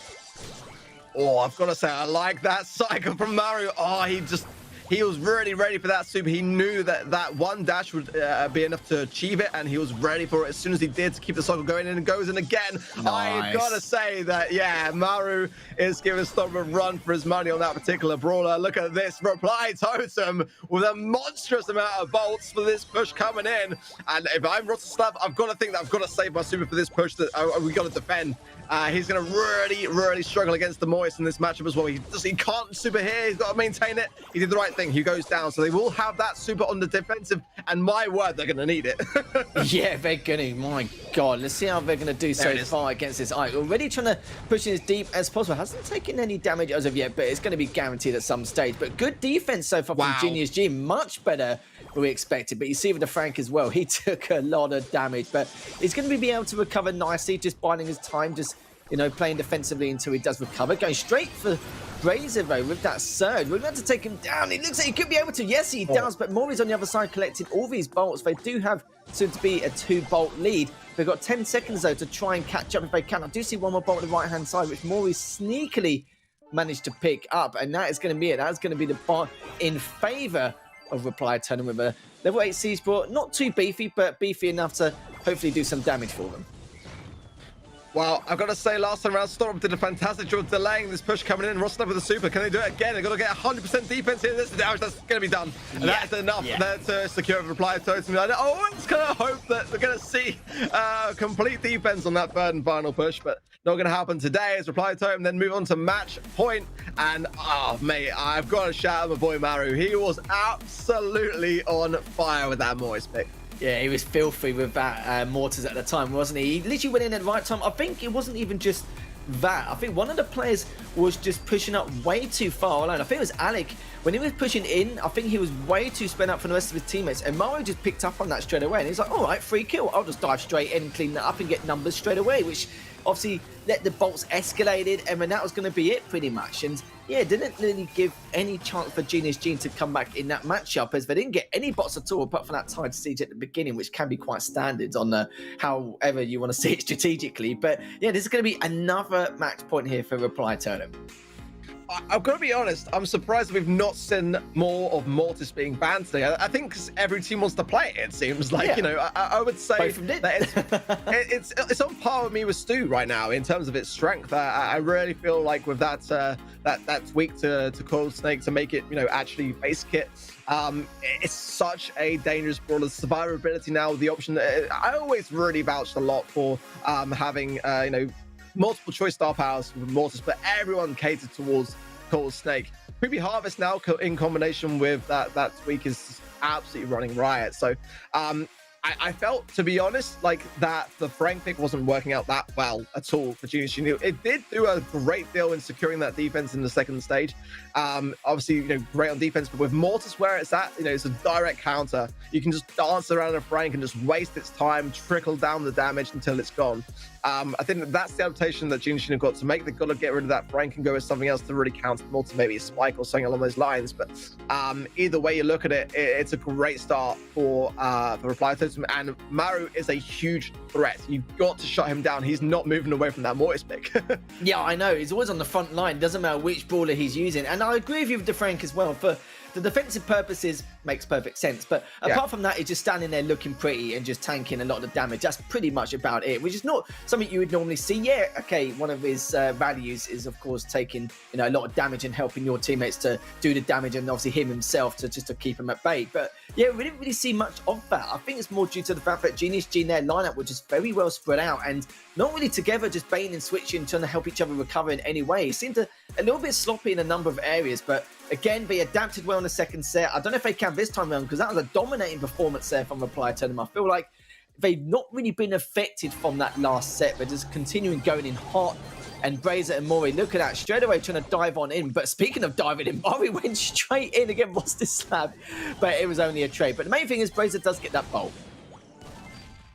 I like the Buzz pick here. I do feel like that is going to cause a lot of problems, and already Maori does see the back of it. A takedown from Storm in the mid onto the Leon, which is played by Soy de Brazer as well, is actually going to give Genius Gene a push here. Now, Maru's going to be very aggressive to try to get down Storm. That is the right play. You kind of want to eradicate the Sprout from being able to get additional damage over the wall, but at the same time does go down himself. You can't really do much as the Mortis on defense, so this is a great chance. Look at the damage that's raining down now from Genius Gene. My word, for a one push there, that is considerable. It's all right. Yeah. For the first bot, 72%. That's mad. But this does mean, though, one bot will probably do it for Genius Gene. It depends how they're going to come back from this. Mori does get the first initial kill into the center, which means they can rally up these bolts for this next attack. It won't be a beefy boy, but, you know, it's going to be enough to hopefully put a lot of pressure onto Genius Gene. But their defense was very good, but they haven't got the Frank this time around. So let's see if they can defend it this time. But look at it, Rostislav is actually pushing all the way up. He's trying to get a sneaky few percentages in, and he has done. And I think he tried to throw a little bit more as well. They're in for the kill instead, which means that I'm not too sure how much damage is going to get done here, but that bot has still got a bit of HP left on it before it gets cleaned on up, which means it will be an all-in attack for Reply Tournament if you do get this next bot. But at the same time, at some stage, we've got to keep a close eye on that Barley. One little slip-up or one opening, he's going to dive straight in and try and go for the attack, go for the offensive, and just finish off that bot. There's only 11% left. All good. Put takedown there from Storm as well. It's going to allow a bit of a push forwards here. Let's see. I think Jin should have played it very well. If they can't make this happen and tie things up early, then it is going to be another reply push. So they've got to be very cautious, and it is going to happen. I don't think they're going to be able to push this forward. Storm's going to try for it. Gets taken down very quickly. Mario coming in on this takedown, this roster stuff. All three members now of Reply Totem can commit. This is a disaster. But Genie should have got one chance, and Totem holding on, Lethal. Oh my God, look at him absolutely go out. There's no way going to be able to stop this. That's going to be over. That's going to be Reply Totem.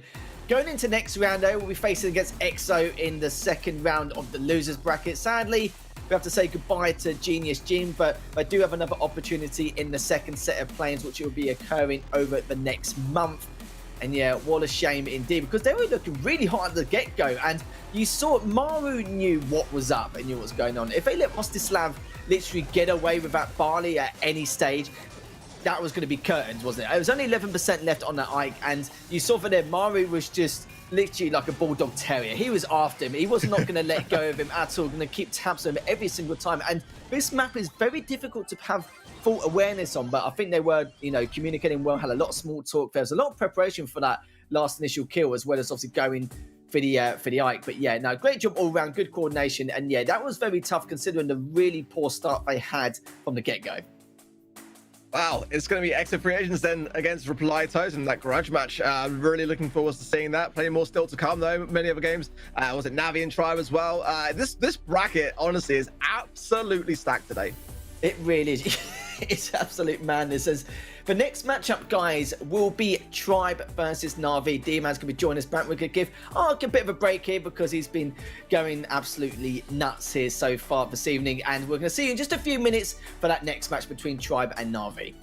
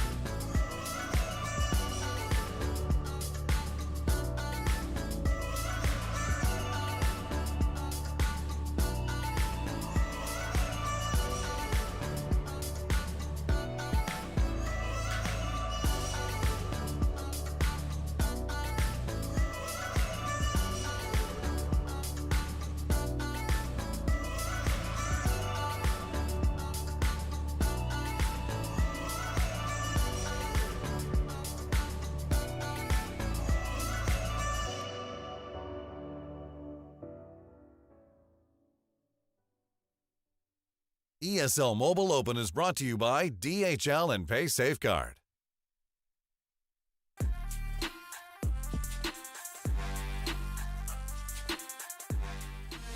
Hello everyone and welcome back to the ESL Mobile Open Plains, and back again with D-Man, and we've got an absolute banger once again between the likes of Navi and Tribe.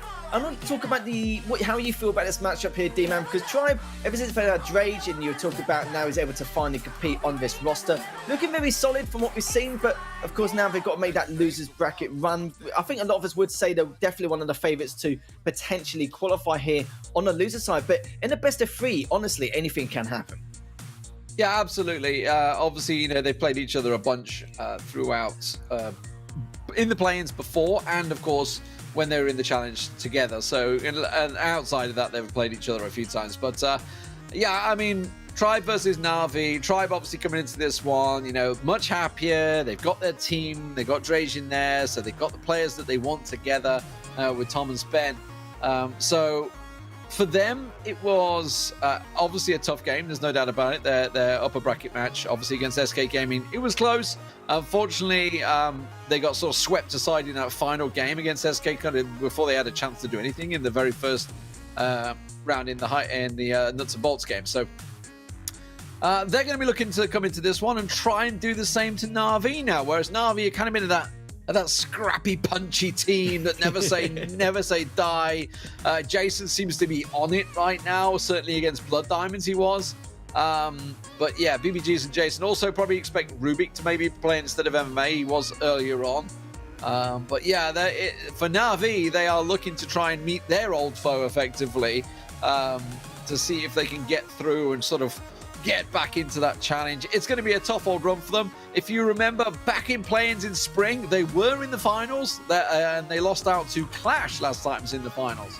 And these are the fields and fields? These are the maps and bands. Yeah, it is starting off with sneaky fields with a bit of Brawl Ball. Not done any Brawl Ball yet, so finally I get to see that mode for the first time. Do you know what? I've done nothing but Siege to D-Man, but do you know what? I don't really mind it at all because I do love that mode. Bot drop coming up next, and then it will be Safe Zone if it does get to the final map. And I reckon it could, but even though Navi is easily one of the best teams in the EECA region, I'm very curious to see how Tribe do against them this time round. With Drage, we've seen a lot of elements of prowess with his individual ability. I was keeping on him more than Spen and Tom because we know what they're like anyways. You know, they're definitely some of the best players around, but keeping on from what I've seen so far, I think he's a very good player, does suit this team well. Just depends on how they do against Navi, and in the best of three, it's anyone's guess. But seeing that as well, the Stu and the Mortis actually getting banned, which is going to be an interesting play. I remember Ark saying he's surprised more teams haven't actually banned Mortis in the past, but finally we get to see it from Tribe.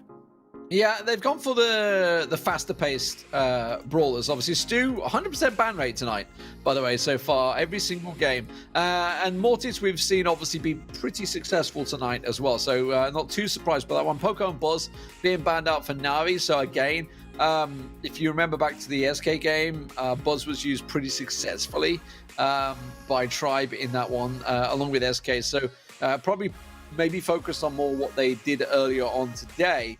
The Poco, we saw Navi banning this one out predominantly most of the night, actually. Actually, they've banned out Buzz as well a few times tonight.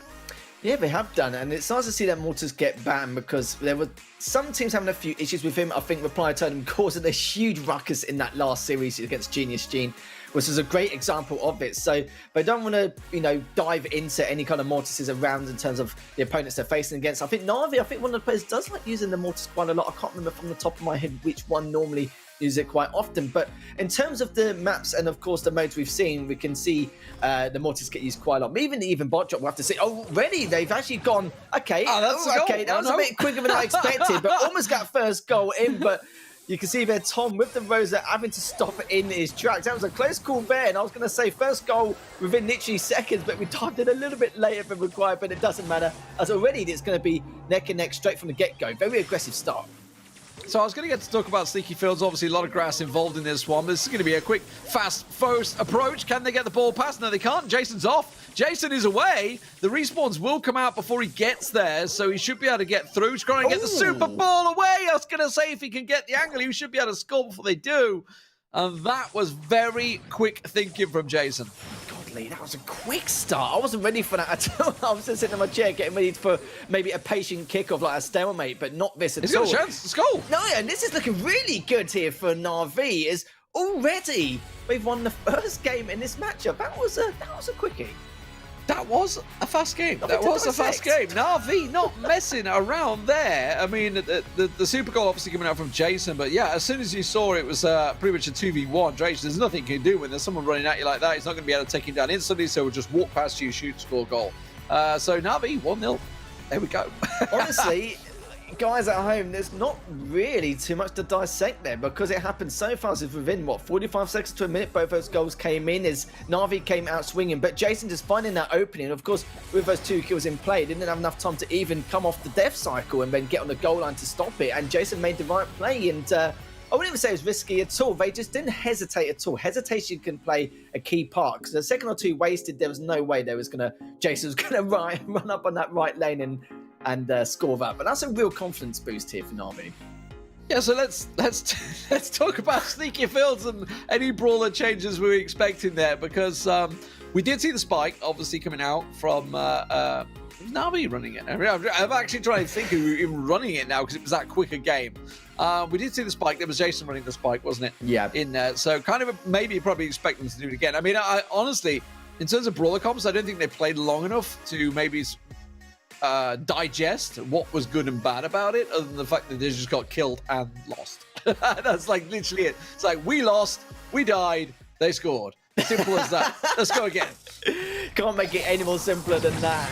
Okay, this is more what I expected. Like a bit more, I wasn't saying a slower approach, but any difference is we actually got in at the start of the game this time round instead. But yeah, the squeak comes out there. 336 HP left standing here as Navi already coming in pretty hot, but the question is, what does he want to do first? He wants to prioritise the kill. I think he was a little bit debating whether he should go for the kill or go for the shot, but yeah, he saw that was a clutch shot, though. Bad. Yeah, an absolute clutch shot from Drage to take him down, because with the spike super down there, you know, he couldn't really stand on the line to defend it because he would have just died. So he had to land that shot. In fairness, yes, it was obviously an obvious shot because it was the angle that he was going to have to score in. But yeah, the squeak coming out from Spen, trying to turn things around here. Meanwhile, the spike now for Tom over on the left side instead to try and push that one through. Dre's trying to land some of those big shots.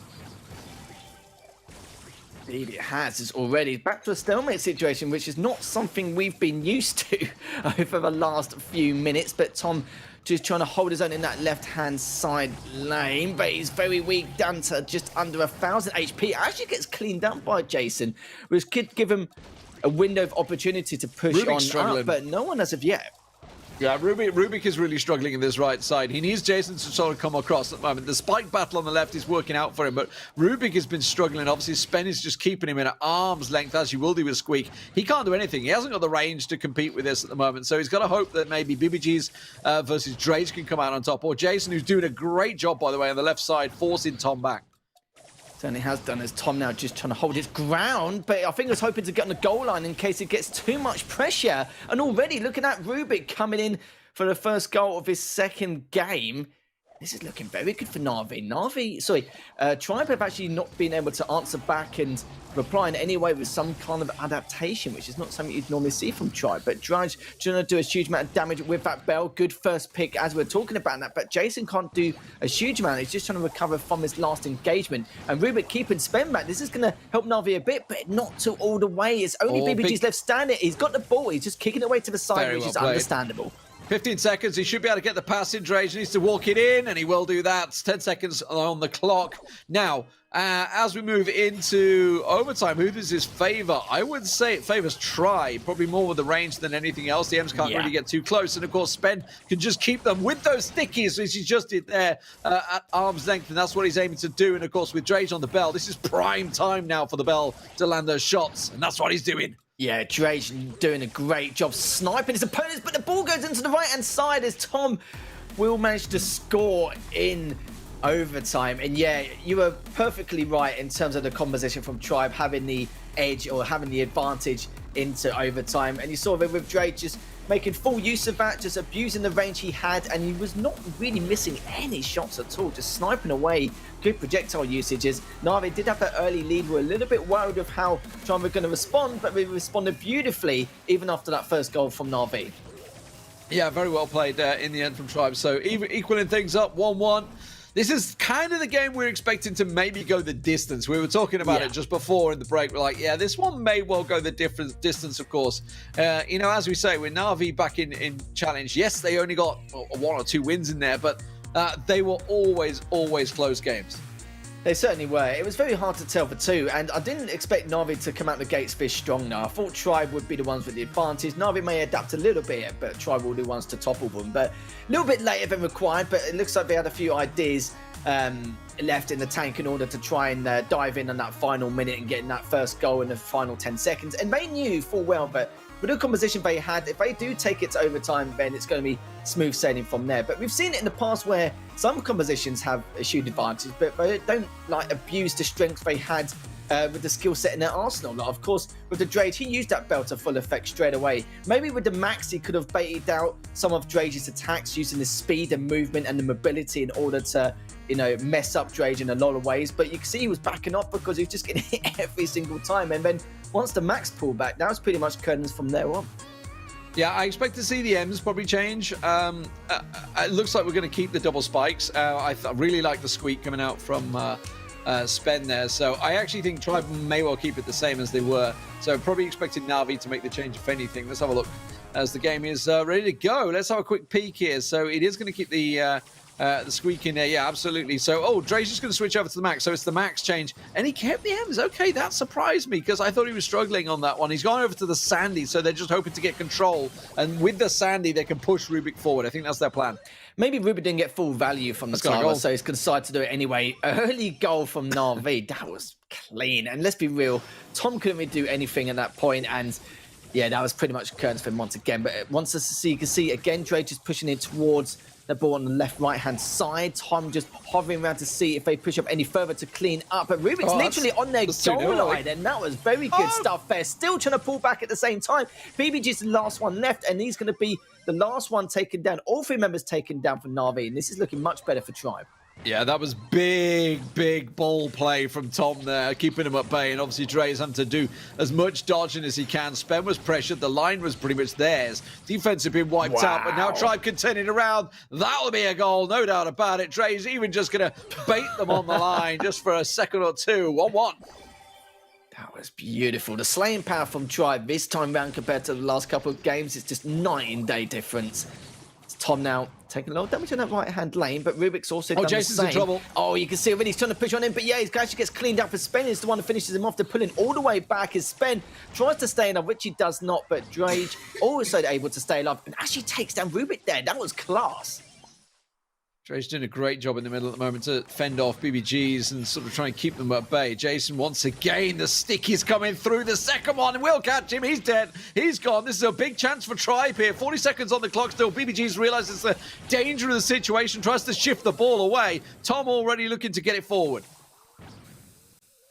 Certainly has done now, but Drage can't fight yet. He's still got at least 5 more seconds to recover before he can help re-engage. Jason, though, is getting very tempted, take some damage in the meantime, but they need to afflict a little bit more. Haven't had as much presence as they'd like, but look at this aggression here from the whole of Navi, relying on BBGs on the front line to push him with that Max to bait out a lot of his attacks. But they did get affected, but okay, yeah, fair enough, they didn't push him all the way back, but they do get a little bit more map control and a little bit more cover to work with, which is the sandstorm. This is a problem. This is a big problem for Tribe. They've got to deal with this sandstorm. You can see it's going to come down. They managed to land the sticky. Rubik's very low, and they can just try and bombard the grass. That's what they got to do here, but they're stuck on the goal line. They're forced back. Ball across. One shot from BBG. Nice. Will just walk it over the line, and Navi take the first game up Brawl ball. Got worried, not gonna lie, got very worried at one stage when Drage and literally the entire team had their slaying power just continued on in that third game. I think he got 2 clean sweeps at one stage, which is a little bit careless from Navi in some areas. But again, after that sandstorm, like you spoke about, they got good position, had a huge positional advantage, and it's just a matter of time. It's had to get one more full effect sweep, and then now it's going to be it done and dusted. But Navi, good way to retaliate after the start. Sorry, the start they had earlier on. They managed to get that first goal. Tribe were able to get a good plan of action to get that first goal in for themselves. But Navi looking much better than we anticipated in this first set. I mean, I'm not sure I'd say that. I'm not sure I'd say that because other than that one sandstorm, Jason could do nothing in that game. He was in Spen's pocket on that left-hand side. But you always knew the second that obviously we went to overtime, the sandstorm was going to kick in, and there was really not a lot they could do about that. I think really the kicker for Tribe there was the fact that they let that early goal in. That was where they got caught out. And that was the big loss for them. Obviously, then, that's that. So, okay, moving on. On to the next map. We're going over to Bot Drop, I think it is next. As you mentioned, we've had a lot of siege today. And we're going to keep that way, it seems. So, let's see what they can bring out in the Bot Drop. Obviously, these teams are pretty even between the two. I think you just saw it there, how close they are. But I got to be honest, I still think Navi are going to struggle against Tribe here. Yeah, I can see your talking points as well. It's like the slaying power from Tribe is really good, like sometimes almost flawless in some areas, but the problem is a few careless mistakes in that game give Navi obviously that objective efficiency, which they were quite lucky to get in some areas. So yeah, I completely agree with what you said from there. So that slaying power, if it continues on in these next couple of maps, could definitely make the difference, and it depends on how they can come out on top. But this is where we should see Tribe kind of excel and come out of their comfort zone a bit more. Well, I mean, so Bot Drop's a tricky one, right? It's the map where you got grass down both sides. Now, remember, obviously, Mortis was banned out. Just to remind you guys, actually, let's get all the bans while they're in there. I was just about to say Mortis, because Mortis could work well on this one now with the patch. But Stu Mortis banned out by Tribe.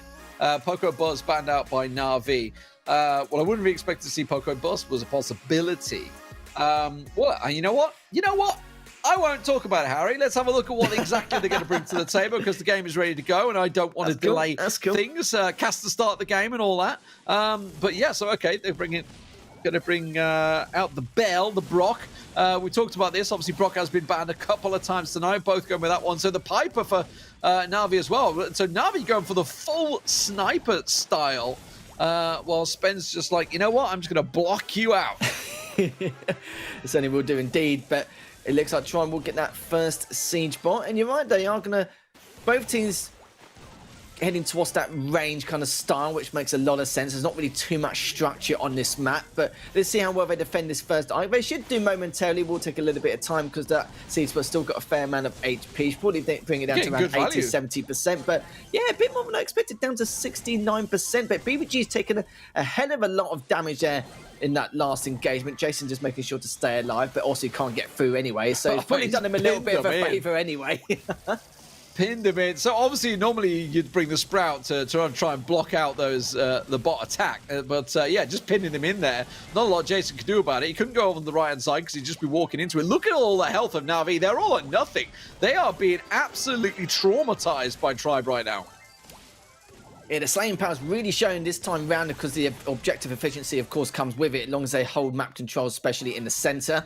That level 3 siege bot coming their way. Tribe already have 4 bolts, getting ready for the next one, but again, just trying to do a little bit more extra damage as well. And do you know what? Why not? Try and put the pressure on as much as they can. Jason down to 280 HP, should be able to stay alive. But as I say that, though, Tom actually sniped him with the Brock, and Navi in just so much trouble.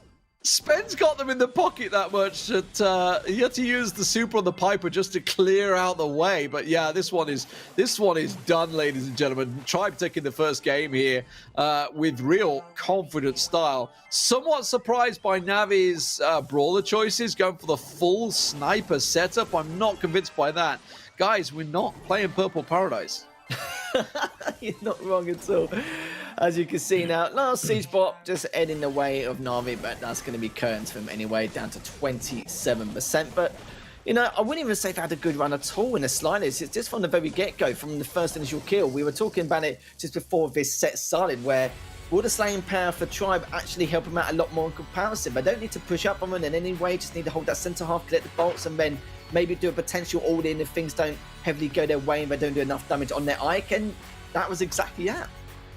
Is a weird thing. Okay, so maybe a Primo could have worked there. Primo's not banned, by the way. This, you know, but obviously did get a nerf. We were talking about the changes and the buffs, etc. But honestly, if they're bringing something like that to the table, something to get in their face, probably not a Primo. Maybe I don't know, Daryl. It's a bit. The problem is you need a gap closer, right? You need something to get on them. With Mortis banned out there, it's a tricky one.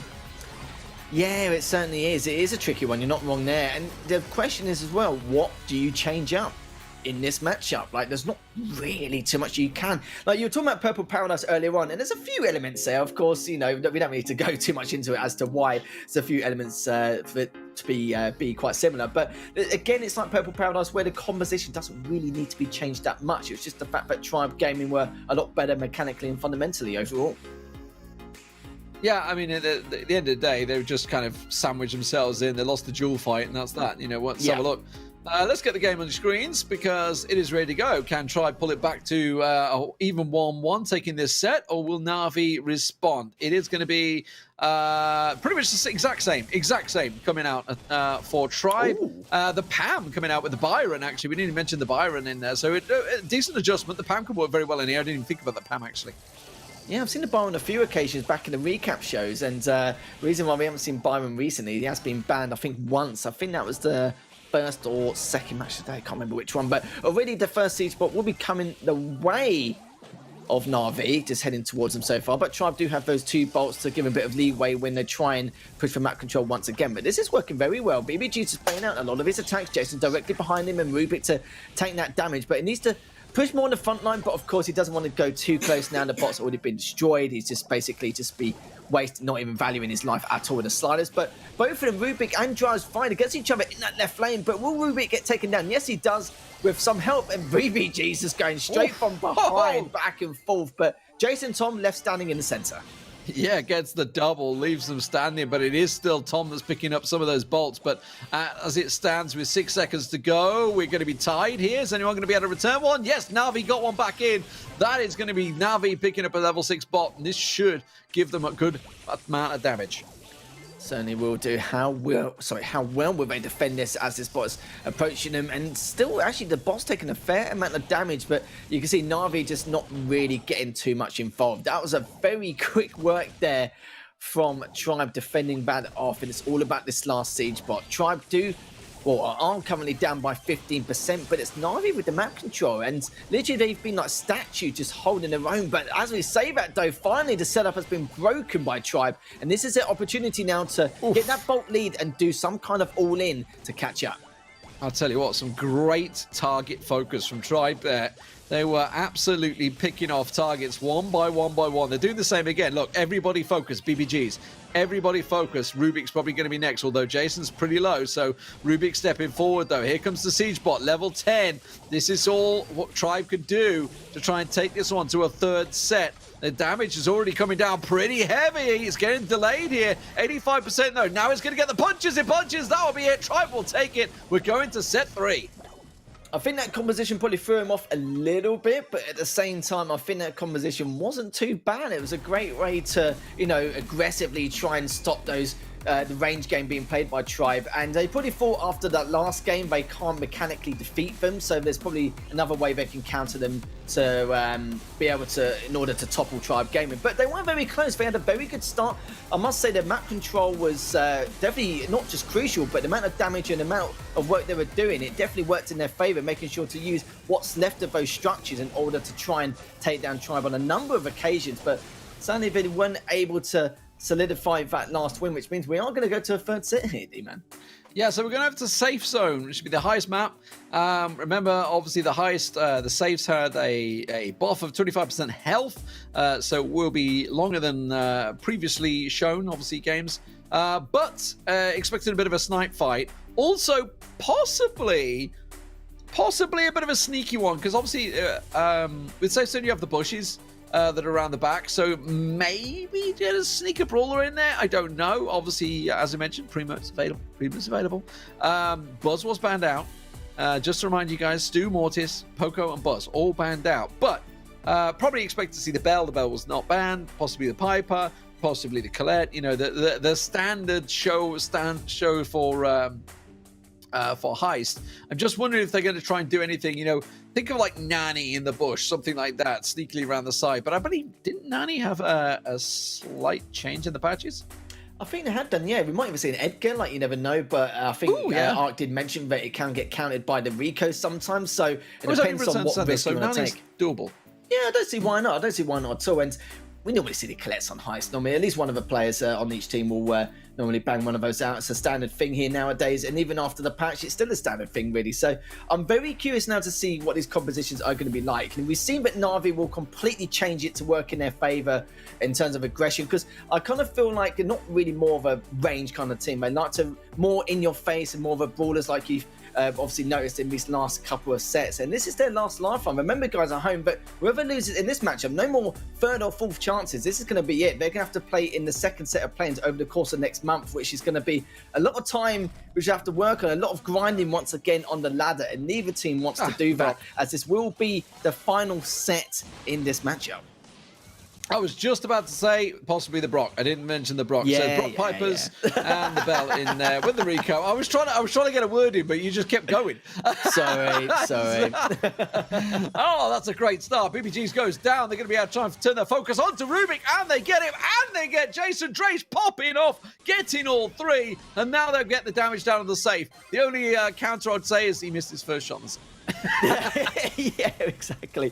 But no, when you talk about with regards to the Brock, yeah, you know, absolutely great prediction because both players have gone with it. We've seen a lot of Brock today as well, and tries to take down BBGs. It's very back and forth so far, but it's Navi behind by the 28%. It's actually now getting even worse as you saw the Drake able to do a bit more damage. But I have to be careful with that Rico. I think Spence noticed that with the Bell, trying to dodge the Piper attacks whilst dealing with the Rubik at the same time in that right lane. But he could take down Rubik here, and he actually doesn't, as you see the healing there from Rubik's looking so solid. But again, Draj taking down Jason.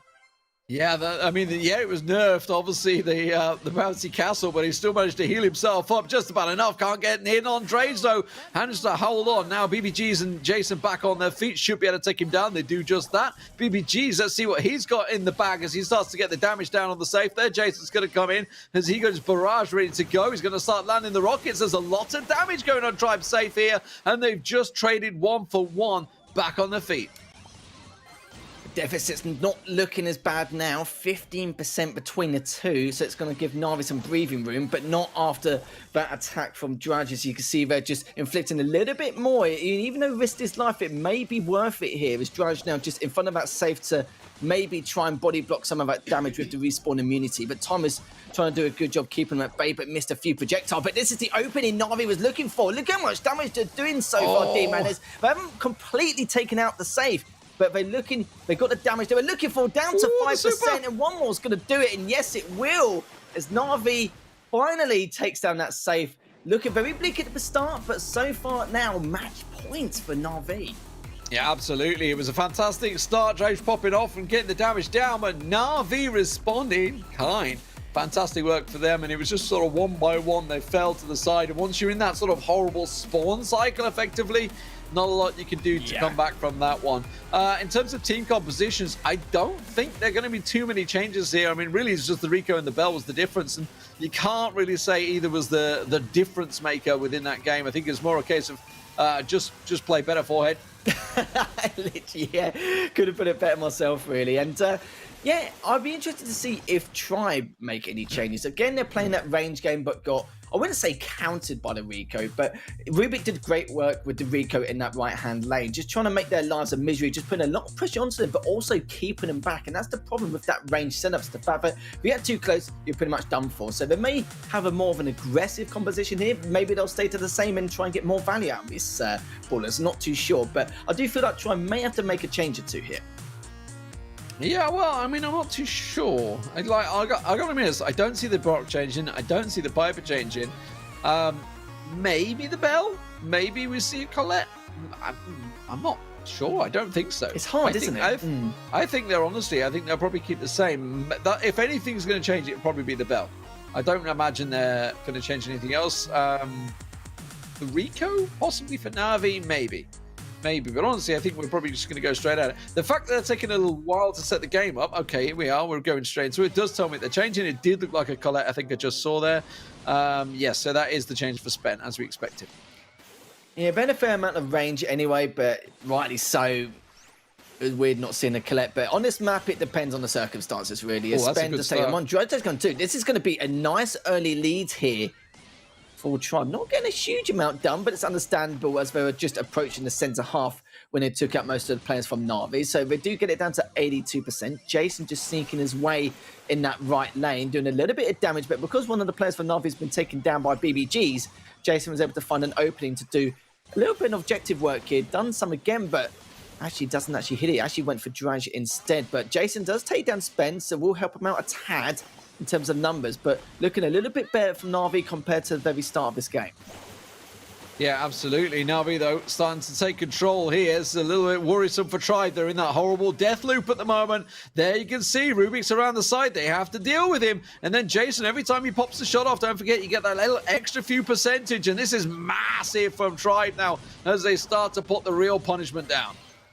Tribe gaming down to 36%, but Tom is on the right-hand side trying to do a little bit of work as well, using his super onto that safe and does a fair amount, but still got to try and find 28%.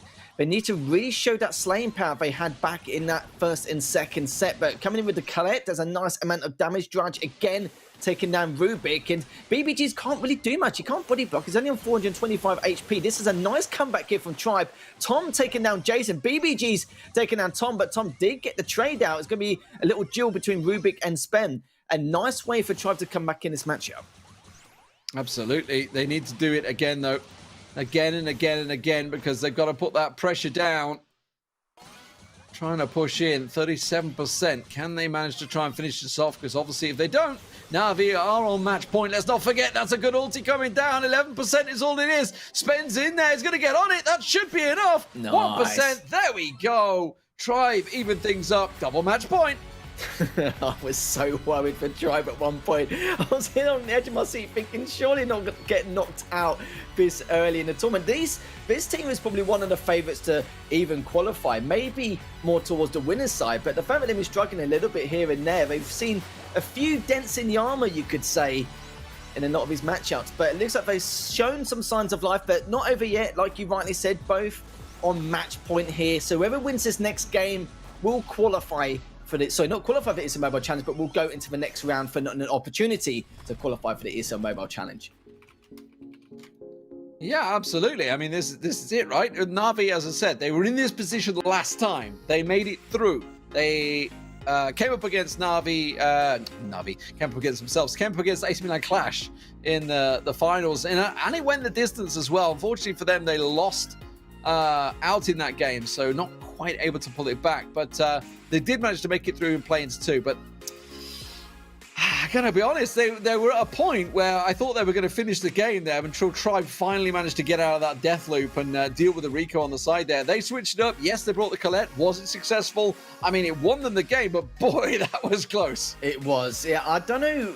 I don't mind the Colette. It's just a matter of getting map control with the Colette, which kind of mind boggles me a little bit, because it's going to be quite tough, and it looks like you're going to stick with the Colette anyway, which is understandable, because once you map control of the Colette, then yeah, that's where she gets a bit dangerous, but before then it can be quite tough. But you can see Rubik's actually going to be rocking the Bell, BBG's with the Piper, and Jason with the Brock. So this is actually the exact composition which Tribe was rocking at the start of this set. So we can see if they can make it work in comparison, and it's going to be very tough. It's Drudge again taking down BBGs. He's been doing some absolute work, taking down Jason straight after. Even though it gets traded, they've got a lot of value.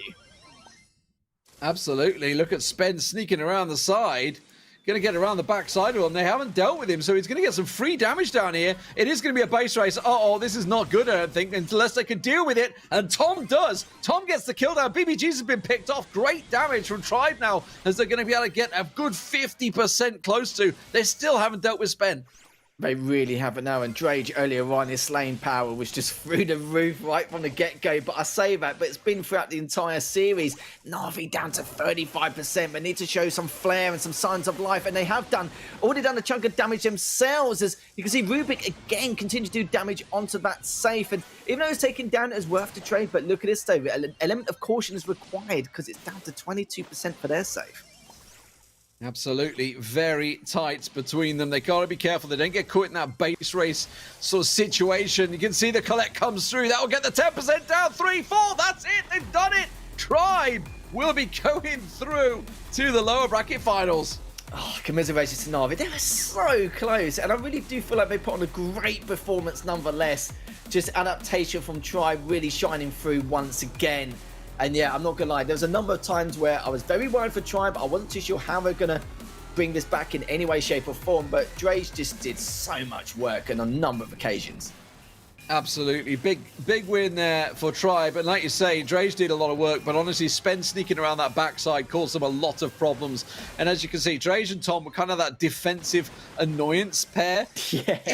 If it wasn't for Drage and Tom, though, to land the shots here, you know, for all the work that Spen was doing around the back, it would have been for naught, because they would have just been caught out in a simple base race, and then that gets really scary. Well, we've got 2 more matches left. We're still trying to find the one team to qualify from the loser's side here at ESL Mobile Open Plains to get into the challenge. And the next matchup will be EXO versus Reply Totem. I'm going to pop off, but it's fine. Art's going to replace me with D-Man, and we'll see you in just a few moments after the break.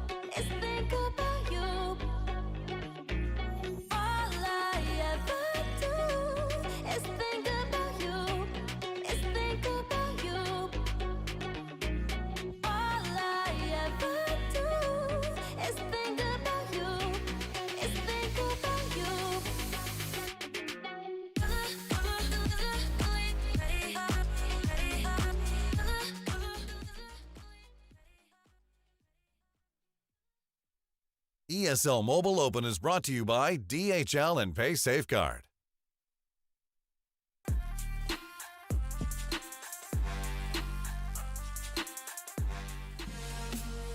Welcome back, ladies and gentlemen. It is ESL Mobile Open Brawl Stars play-ins. This is for a chance to get into the ESL Mobile Challenge, which is a $45,000 tournament. All these teams want to be there, but there's only one more spot available. Currently, AC Milan Clash, SK Gaming, and Mood are in there, which definitely would surprise quite a few people. But here we are in the lower bracket. As you see, Tribe now sitting, waiting to face the winner of EXO Free Agents versus Reply Totem. Ark is rejoining me. How you doing, buddy? Doing good. Very much looking forward to seeing how today is going to pan out. We've already had some huge upsets, some huge stories, and some fantastic games that have gone all the way. So, I mean, it'd be rude to think that this one wouldn't do the same, really. Extra free agents versus Reply, Totem to decide who is going to face up against Tribe. And again, like you rightly say, there can only be one now to join those teams. So much at stake. Only can be one left. EXO versus Reply Totem. This is basically third and fourth place battle, effectively, right? From ESL Mobile Challenge Finals for Spring. Whitey, Cursed, and Son Bentley, who joined Cursed, EXO free agents, throughout about halfway through the season, I would say, replacing Yoshi, who's obviously moved over to Clash. And obviously the opponents, Reply Totem, who did very well, honestly, towards the end of the challenge. Sodabressa, Maori, and Maru did fantastic earlier on. They did have that tough game. There's no doubt about it. You know, they came up against SK Gaming again. And unfortunately for them, this time they were beaten 2-0. Yeah, I mean, like you rightly say, this is the rematch. I mean, to look back at that scoreline in the finals of the ESL Challenge for Season 1, it was actually EXO free agents of the 3-0. Reply Totem didn't get a look in, but as we know, Reply Totem can bring the goods sometimes when they need to. Fans are in. It's Bell and Sprout then for EXO free agents, Stu and Leon for Reply Totem. Looking at the maps, I think there's a really worthy bans. I don't really see anything out of place. Leon in Ring of Fire would have been a really a nuisance and a half for both teams, I would say. Dry Season, Ring of Fire, and Center Stage is going to be our best of 3 for this matchup. So kicking things off in the dry season, anything we're expecting from this one? Obviously, you know, we're talking about, yes, we got the bands in there, so the Bell band, so we won't be seeing the Bell. With dry season, we're going to be going into sort of ranged. I mean, there's a lot of brush around the edges. Are we going to be seeing something like a closer? This is Buzz maybe available. He hasn't been banned out, was banned out most of the night. There could be some picks like that. For me, my kind of go-to pick here would probably be a Gene, Ruffs, and Stick. Yeah. But ultimately, like those are the sort of comps that can come unhitched with brawlers like Buzz, which can just kind of go in there, cycle, do their thing, and like, you know, just sort of escape unscathed. Primo here as well. You know, I mean, we haven't really seen much of the ban. We've seen a little bit of him being banned today, but you know, players like Semantic would always like to jump into the spawn and just cause a ruckus with that particular brawler here. It's a bit more of a risky one, but again, you know, dry season is a map where you can.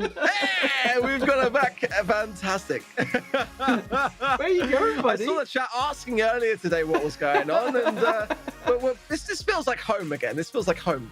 This is Brawl Stars right here, ladies and gentlemen. This is the challenge. So the problem is the food used to be that side. It's over there now. He's confused. Let's get the game on your screens, ladies and gentlemen. As we get straight into it, it is going to be the Ruffs with the Brock, actually, and the Tick, as you called out, pretty much for both sides, apart from the Sandy, isn't it? It's up there. Yeah. Yeah, I think that the Brock kind of adaptation is interesting, actually. You know, it's kind of one that we've seen creep in. So they're not going to have necessarily as much of a healing ability on the side of extra free agents as a result of not having that healing star power. But at the same time, you know, going with brute force really widely as well, did very well, and the circumstances does go down. Yeah, I thought he was maybe overcommitting just a little bit there, but no surprise to see the field promotion on the Ruffs both sides. But yeah, having that heals from Maori is going to go a long way for Reply Totem to be able to make these aggressive pushes. So Blue Star already picked up some Bentley with the 4 as well. He's got to be careful because he's going to take him pretty low there on the Brock. But yes, it is his job to get that snipe out. Got to be careful as he gets pushed on the bush and realizes the danger, backs away. In comes Curse to go defensive, and now goes Wide E on the chase, not able to take down Soidabressa. Oh, 5 stars in favor of EXO. Got about just under a minute left remaining. They are on the back foot a little bit in their spawn, but I do always say that on dry season, it's not the worst of maps to be in your back spawn for when you have the lead. But EXO got to be very cautious to play this in the right timings. Maori looking to get a pull here. Wiley wouldn't want to be a bad shout. He does go for Wiley. There's the takedown. Still, though, that 1 star in favor of EXO free agents is a lead. They're just clinging on to now, but they would prefer to get a couple of takedowns in these final seconds. Yeah, Gene with him using that already. Won't have it available. So with the pressure now on, they are very much pinched. Oh, look at Whitey's on absolutely nothing. Will get caught out in the corner. That takes it to 6 stars for Reply Totem. Hit and run. They're away. You can see them run in 7 seconds. We have absolutely stole this game away. Nothing that can do from this one. Mari even turns it on to Curse just to secure the deal and take the blue star. 8-5. And the first game goes to Reply Totem. That rocket fuel, though, for Sunbentley in the final moments, I mean, that was inches, pixels away from connecting there, and that could have been enough. But this is what I was worried about. You know, it's like you've really got to be very cautious in those final moments to get the timing just right. Ideally, you don't want to be quite in your back spawn until the final closing few seconds, but they were there for a long time, and it just gave that momentum for Reply Totem to keep the pinch in play. And those final takedowns were devastating for EXO.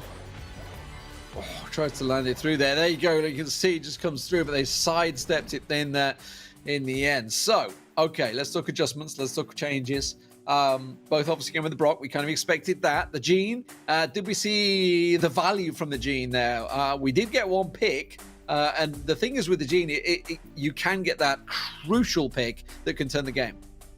Yeah, the magic puffs definitely enable you to hold down that spawn trap, and Reply Totem were very patient with that. They made sure to kind of just keep the whole thing rolling over. If one player went down, they just tried to really communicate that they wanted to keep in that position until that third came back in. You know, I'm not opposed to a Mortis here. I've got to say, I really do enjoy picks like that, which are, you know, a high risk but can cause a lot of devastation. It'd be a challenging one, but I'd love to see it work. We got another intruder, or oh, he's not looking at me. He's like, "Where's my food?" I can always tell instinctively your face just has that look, D-man. I got my birthday present to the left, so I bought myself something big, and the cat's food used to be there. It's not there anymore. He's confused as hell. So yeah, He's just staring at me like, what have you done to me? Anyway, let's talk about the game. Let's get it on your screens. Brawl Stars, that's what we're here to do, ladies and gentlemen. Yes, oh, the Mortis. Love it. Nice one, Kurt. Oh, and the Buzz. Wow. Okay, with the Poco. So it's a full invested Bruiser comp coming out from EXO. Again, high risk, you know, definitely I would say the Totem are running the more kind of like traditional go-to idea, and one that it was always my idea to go as a comp when you got the Bell ban. But I really hope this pays off. It's going to be a tough one, but those Poco heals coming in are going to have to go a long way. Just that 1 star, no kills or deaths on either side at the moment. But it will definitely be a lot of work for Sunbentley to keep everyone going. Whitey now has super, so that's going to be a threat and a danger, which Reply Totem have got to take seriously. Absolutely. It's going to be a very tentative, cautious approach, but once they can get around the side. So, okay, Kirsty's going to be the one that tries to set the pace. You can see YD's trying to flank around. They're going to go for the pinch if they can, and really just trying to corral Reply Totem into that corner. They've got to take as little damage as possible. Here we go. Doesn't work out. YD insta-pop there. Mario was ready. Wow. This is the thing.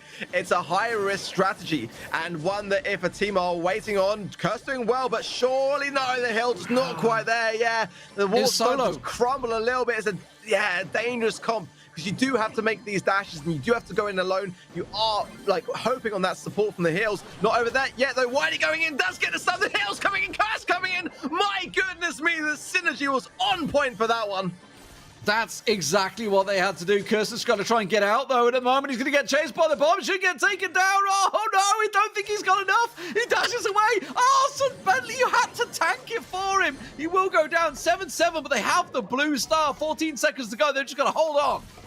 Oh my goodness, it's so funny to watch that ticket coming in. Do it again. No, Curse goes down. That's going to lead to Reply Totem, and then further takedown of Sunbentley. Disaster off the back of those moments that was so entertaining to see. It's not going to pay off. Reply Totem will take the first set. Such a hard comp to make it work and get in there and get out. It's just they would never had a free moment where they could get in and be full hit points. They were always half hit points before they got in there, and you know, to get that synergy is so hard. I mean, it looked fantastic when they get in, but then it's like, can you get out? I think you could see Curse sidestep the particles there, but the problem is that then put him in a really horrible position. He tries to come back, Sunbentley's on nothing. YD tries to tank it, yeah, and unfortunately they just didn't have the stars to hold on throughout there. So close one, but that's Reply Totem taking the first set here, which means we're going to move on to the next map, and that will be Ring of Fire. Love it, love it. I got a shout out though, Exo there. They took the risk, and I kind of like almost respect that more. Even if you take a loss, like, you know, those are the players that in the long term will pay off. And taking that risk, you know, going out on a limb and trying something that's unexpected, you know, they are the qualities that winning teams will possess. So being on the back foot now, you know, Hot Zone again is not the worst of game modes. It's one of those where, you know, having that control, as long as you're able to hold on to it, can see you through even when you're behind. So with the Leon ban being probably one of the biggest factors here for me, would have been the go-to for Ring of Fire. Bell as well as now a mid that's out of the picture. I kind of feel like somebody might go with a Piper pick here because he does tend to like that kind of mid. But again, Brock being in such a great place, you know, being able to break those push in the mid, or you know, something along the lines of I'm just trying to think now. Sandy wouldn't be a bad shot here at all. I think one that's kind of a bit underrated. Just having that Sandstorm in the mid, you know, can really deter any kind of push. But Squeak, maybe we've seen a little bit, but not as much as I'd like to see from Squeak today. But some control brace brawlers could be on the cards for sure. Yeah, honestly, you mentioned Squeak. I think Squeak could work really well here in controlling, because he's very good at keeping people at bay effectively. Does you know, obviously landing the sticky bombs either on you as you're pushing up. We saw it was Sped playing it earlier on, if I think rightly, to great success. Obviously on Brawl Ball. I say great success. Didn't they lose Brawl Ball in the end? I think they did, yeah. But he played it well. Well, I mean, Rico here as well, I think would be a great lane. Just a little bit of panic. I don't know whether we'll see it, but we have seen Reply Totem experiment a little bit with that. 8-bit is now on the cards as well, which I've kind of forgotten about. So 8-bit now creeping in a bit. And we are going to see some Lou. Now, Lou we haven't really necessarily seen in Ring of Fire for a long time, but one that I think is still very, very viable. And I'm kind of pleased to see that one making an appearance there from Whitey. Yeah, we used to see Lou quite a lot when Sprout was starting to get banned out a lot, didn't we, on the hot zones? And that's when he started to come into it. But more and more, as I say that, he gets killed, gets picked off. But Soy Depressor having a little push, forcing him back. Kirsty's in all sorts of trouble. And I tell you what, this is good control already coming out from Reply Totem. Yeah, and the penny pick straight off the mark too was one that I was keen to see whether we would see that. And it is going to be straight in for Reply Totem there, but Soy Depressor is going to have to work to get that turret in. It's going to take a while. One of the things that I have a bit against Penny as an option here is how long it takes, but with that turret down now, it's kind of like a fourth man really for Reply Totem. Yeah, once you get that turret in place, and you can see they're trying to burn it out, but we'll be able to just keep them in place, and that will help them out, stack it out. Now that 8-bit's obviously got his item down as well. This is looking great for them. There's the loot coming in. Mari just trying to slide away from that one. Hanging on at the moment. It's just a statue. Easy target for Reply Totem to hold on. I mean, 70% to 20%. This is looking solid for them to start off. And let's not forget, this will put them on match point. Yeah, this is a really dire situation now for Exit Fridges. I can't see how they're going to be able to contest this zone. There's just too many bodies and too much of a deficit to have to claw back. So this is disaster, really. Reply Totem are going to be in such a great spot to have a strong arm, and Exo have got a lot of work to do. Yeah, they were not in control whatsoever throughout that entire game. So great work from them. Now my dog's dreaming. Now I can see her woofing away. It's all kicking off in the Smith household tonight, ladies and gentlemen. But let's talk about the game, because it was well controlled by Reply Totem. As you mentioned, the 8-bit. We completely forgot about the 8-bit. Well, it's the 8-bit all night. Was a massive part of the challenge season. Yeah, it's a brawler which kind of fluctuates a little bit. We had a bit of a spell where 8-bit was just really rife, and especially with Byron being a great healing supportive for that combo. Drifted down a little bit. Now it's coming back a notch as some of the heavier hitters have just taken a bit of the top. Now 8-bit kind of coming through in some instances. So it's definitely viable, and you saw there as well when the brain freeze was kind of setting in, and having that cheat cartridge gadget to really get away from those perilous positions is very advantageous to have. It's very underrated, and especially in a game mode like, you know, Hot Zone, Ring of Fire in particular, you want to be able to get away from the zone when you have to, but you also want to be able to contest it as quickly as possible when you need to come back into the mix, and that's what 8-bit does very well. With that lack of speed, you really kind of need to make sure your survivability is on point. That gadget is a great way to do that. let's have a look at it. It's going to come on your screens. I wonder if we're going to see maybe a Ruff's coming out. No. Squeak. Okay, Squeak, back to Squeak. Honestly, I like Squeak. I really do. Yeah. YD is going to come out with that one. The sticky bombs can be deadly. It can be really good at zone potential. Yeah, straight out the gates as well with the wind-up gadget there to get that extra additional range, and it did connect really nicely, so it is worth doing straight off the spawns. It's something that I do a lot, just kind of take a hit and hope, and if you do connect and your teammates, your opposition rather line up, you get maximum value there. And it's going to be Sunbelly. He's going to win that left-hand side lane, but very low in the process. Going to get a few shots into Mary. He's used to the slowing. No, didn't use the slowing tonic there, I don't think. It's good to then combine that with the Squeak. So, there, look at that. Mary was forced to the right-hand side because if he kept going to the left, he would have connected that that shot with his teammates as well. Let's see what they can do now. So the turret is now in place, and that's something they have to try and focus on to get out of there, because you can see the damage it's going to cause, the problems it's causing, certainly for Curse at the moment. It's already took him down half health. Make that again, so it's forcing him completely out there. Some Bentley tries to go aggressive. He's getting caught out by it. That turret is immovable, and it's stopping Exo free agents while they have control of the area. They can't get the zone. She cartridge out again there for the reply totem. So Maru going to stay alive long enough to then focus attention to Curse, is quickly taken care of by Maru coming in with the support of Soy de Breza. Reply totem is starting to work a lot better. And again, I agree. I worry for EXO because they haven't got any wall breaker to take care of that penny turret. If they do, Soy de Breza's already got his next one lined up to place straight down immediately. So they're going to have to really focus on their jukes and just kind of baiting those shots away from the middle zone if they're going to stand any chance here. Whitey is doing a great job, I've got to say, of holding down the right-hand side. Yeah, and I just wonder, would there be any value from YD maybe switching? Because he's going to be able to take that turret down. He can just obviously toss it over, but honestly, he has full control of the right side, so I guess it's working out for them. You know, they're keeping the zone. Curse gets the respawn. He's back in there, 67% and counting in their favor. They finally flush out that turret. It's going to get immediately replaced by Soy de Breza as he comes straight back out there, but they have the value, and at the moment, they can't dislodge YDE. Yeah, he's just been surviving on so well and connecting. You've got to be very accurate with Squeak to make that value matter, really. And now only 10% needed for EXO, but as reply totems start to gain possession of the mid, it's going to be a difficult thing to shake there. They're going to have to focus in, especially with that penny turret, and this is why Sunburn is going super on the aggressive, but maybe a little bit too much so. As the more time passes, that deficit is closing, and therefore less time for EXO to respond here. Oh, it's going to take him down, and now this is going to be a simple case of zerg, zerg, zerg. Get forward, get on that zone, and get control. EXO free agents will even things up in this set and get themselves a game. You know, I said Squeak at the beginning. I didn't think we'd see it, but when we saw it, Whitey just absolutely showing just how it needs to be done. I think that, you know, Squeak does still have a tendency to be overrun, and, you know, to be able to be as solid as Whitey was on their right-hand side, it allowed Curse to do his thing. And when the turret was in the position to be taken down and taken care of, someone in to deal with that as well.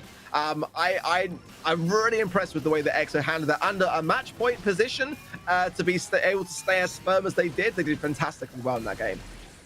So I just wonder what we're going to see adjustments. I actually think both teams are probably quite happy. The one thing I would say is that they need something to deal with that Squeak on that right-hand side. Whether we're going to see, probably the penny turret honestly was fantastic, and the 8-bit was working well, so possibly the crow change maybe. Maybe, yeah. I wouldn't be surprised if there was a wall breaker there. Again, Brock would be a pretty decent shout, because as soon as you've got that brawler, what are you going to do? You can't place your turret anyway, and you've got the range to deal with it. I see Bobby in the chat, so I've got to say that quote for Whitey as to how he was playing that Squeak. You know, hold your lane, win the game. It is pretty much straight out of Bobby's mouth, and I think that is a quote to live by in terms of Brawl. So, you know, I think if you're reply totem, you're going to have to find a way to deal with Whitey, whether that's to kind of match the same brawler or to go with something else to handle it. That might be an adaptation that they're going to have to consider.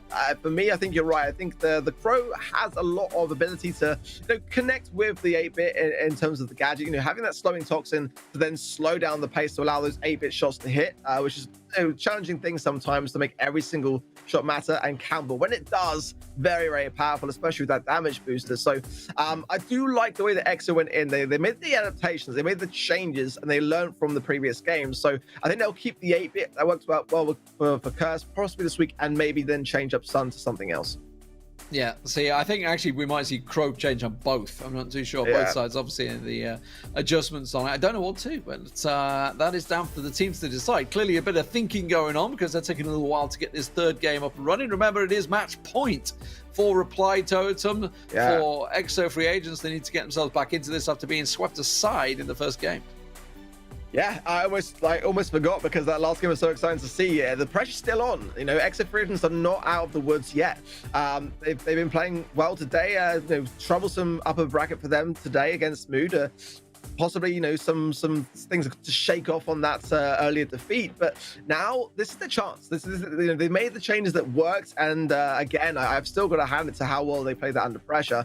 They got to do it again, and that's the thing. Have they kind of already exacerbated that energy which they're going to need if they're going to take this to the third and final? Yeah, and let's not forget who is awaiting them. It is Tribe sitting in the final. They will be playing the winner of this matchup for the final place that will be in the ESL Mobile Challenge, of course. If you don't make it, it's not over yet. You can go back into the open ladder play once again. Ladder 2 will be kicking off, I think, next week sometime. Because we're going to be bringing you all the updates on the 6th of September for the recap. So they'll be straight back into that ladder play, of course. You want to be joining in there. And obviously, nobody wants to be slogging their way through. 40-plus games a lot of the teams have to play just to be here. Let's have a look at the game. Let's see what adjustments they make. The Pam coming out with the 8-bit and the Rico. Meanwhile, the Brock is out. They're sticking with the Crow for YDE, so they actually got rid of the Squeak, who I thought was actually the best brawler they had. I mean, sometimes, the mind games take their toll, and it's not the worst idea. I actually kind of really value that when a team have something work out, but then choose to then still change away from it, because, that's the kind of thing that your opposition is going to think, right, that worked out, so they're going to keep playing that for sure. And when you don't, it can take them by surprise. I think the Brock pick, again, from Sun was the right change. It's in the event that the Penny was still going there. But even if it wasn't, I still think that Sun's going to have a great advantage over Soy Depreza. If he's able to hit those shots and make them count, already it's looking like a good start. Maru is doing a good job of keeping White to the left, but ultimately, it's all over. EXO free agents are all over the zone. Yeah, and you can see clearly the instructions for Sun Burnley. Demolish the left. And he has done just that. Every single super he gets is going to the left-hand side, and he is just making sure nobody gets a foothold there. Soy to press on the Pam. Not a lot he can do about this one at the moment. Now they finally have a little bit of a foothold. Let's see if they can get some kills down, because Sun Bentley is popping off on Brock at the moment. Yeah, and that was the change that I'm surprised he didn't go to in the last game. Although it worked out, it must be said, had they had that pick, it might have been an even easier thing to deal with. But again, at the moment, Reply Totem is struggling to take this mid control. They're getting some takedowns and applying pressure, but EXO are just very much aware of their positioning. As time continues to tick down, they draw ever closer towards taking this all the way, and it's looking like that's going to be the case. Only 15% needed now, and they are looking in a great spot for me. Yeah, I don't think there's anything they can do to stop this one. Whitey is just going to go in and finish that off. Mara is going to get taken low. They're simply just trying to stop the rot right now, but it's not going to happen unless Mara can land something special. Soyderbreast goes down, burning in the flames. And now 90%, it's simply a case of EXO can just walk in, block it out, and take themselves the set. We're going to a third set. Keeping the reverse sweep dream alive. EXO surviving on, and again, the way that Reply Totem just went straight from the start of this matchup to being on match point, I thought it was going to be done and dusted, not going to lie. But again, the EXO fans in the chat will be cheering on the idea, and again, I'm all for it. I love to see a reverse sweep happen. Definitely a powerful statement to prevent Reply Totem on that match point twice over. So it does mean we're going to be moving over to Brawl Ball. It's going to be center stage, which is actually a pretty enclosed one, but there is a lot of open spaces. So I am very interested to see how this one's going to work out. We saw Sandy being used to great success earlier on the Brawl Ball, sort of making a resurgence effectively, if you were, because obviously Sandy, if you think back to the Spring Play-ins 1, it was Sandy in every single team. Sandy, Jean, Tara. That was it. There was a lock-in every single game. Maybe Max got a role in there as well. But yeah, Sandy definitely making a resurgence today, and I think this is where we could see him again. Yeah, I would agree. I think Stanley's a great choice here, especially with that kind of center area. You know, having root stands to shock anyone who's lurking can go a long way, but also just to kind of have that unpredictability to hand. I think brawlers like Tara, again, with those left and right side lanes, we have to push up gradually along the way. Brawlers can really cater towards that idea. I think that Buzz might not be a bad shout here on this in that respect. I think having something of pressure can go a long way. Again, just to remind you guys of the bans, if you just joined the stream, perhaps Reply Totem banned out Stu and Leon, Exafree just banning out Bell and Sprout. So that would have been a great choice here. I think in that replacement fact, I think B would be a good choice of mid on center stage. But again, not having Stu is going to make a big difference here. Maybe some Barley instead of the Sprout, having that ban in play from Exafree just wouldn't be the worst of ideas either. But definitely some options for both of these two teams. It's going to be very exciting to see who comes out on top. Yeah, and maybe we could see a couple of bruises. Hello, I'm going to smash my mic. Let's try not to break everything just before I finish. Yeah, we'll get. Just about to say, there's a fly whizzing around here again. It's all kicking up in your place today, man. I'm invaded by flies today. I know there are lights. I think it is that they're just drawn to at the moment, but. What I wanted to say is I'm just wondering if we're going to see any bruises because, a Rosa could definitely play a part on here. Something like that. Obviously, we've seen a lot of Buzz earlier on today as well, but that's not available. So he's not banned out. So it's a possibility. Primo as well, again, I'm not too sure where Primo sits right now. We've seen it banned sometimes today, and then sometimes Mortis. we have Mortis as well. I think that's probably the better go-to. I think that out of those two picks, the Mortis is just kind of more of a rewarding aggressor.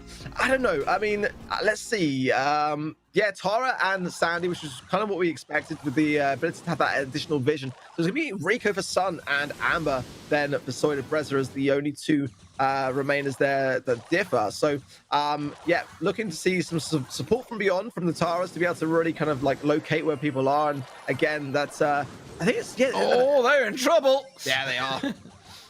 Ooh, nearly got back up in time, Sunburnley there. That was a close goal, but Reply Totem coming out on top there. That was simply a case of getting sniped out. Curse got pressured by Maru. YDE taken down on the right-hand side by the Amber as well of Soy Brezza. And all she's done there, and I've got to be honest, they're in trouble a little bit again here. YDE will come out on top, though, as he gets pressured on the right. Maru just trying to use that gadget to seek out where everyone lies, but great shots from Sun did connect nicely there. Bit of a patient play. Sun going to use the bouncy castle to heal up a little bit there. And now the Sandstorm coming into effect, but not really able to position. Why are you going from the aggressive? That's a nice takedown on the mid, and Sun putting pressure on the left-hand side. Doesn't connect, but it will allow Curse to push forwards, but he does get that black hole to the face. Can Sun and Whitey work together here to give themselves the advantage?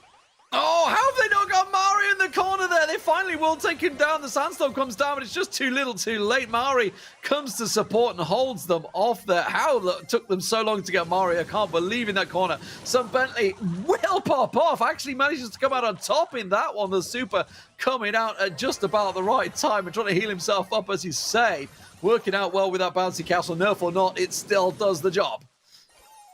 Nice connection. Oh, great double stuck there from Curse. It's a great chance if Sun could pass the ball through, but the pressure that was applied, it's got to be said, was on point for Totem. Soy Brezza really got the value that he needed in those circumstances. Why? That was a free chance. Oh, no, the spawning would have made it happen, but that was honestly a bit of a moment where I thought it could happen. 30 seconds remain. Exa are in a great spot, but the pressure now really is on. Curse has got to get another super. They've got to make this happen.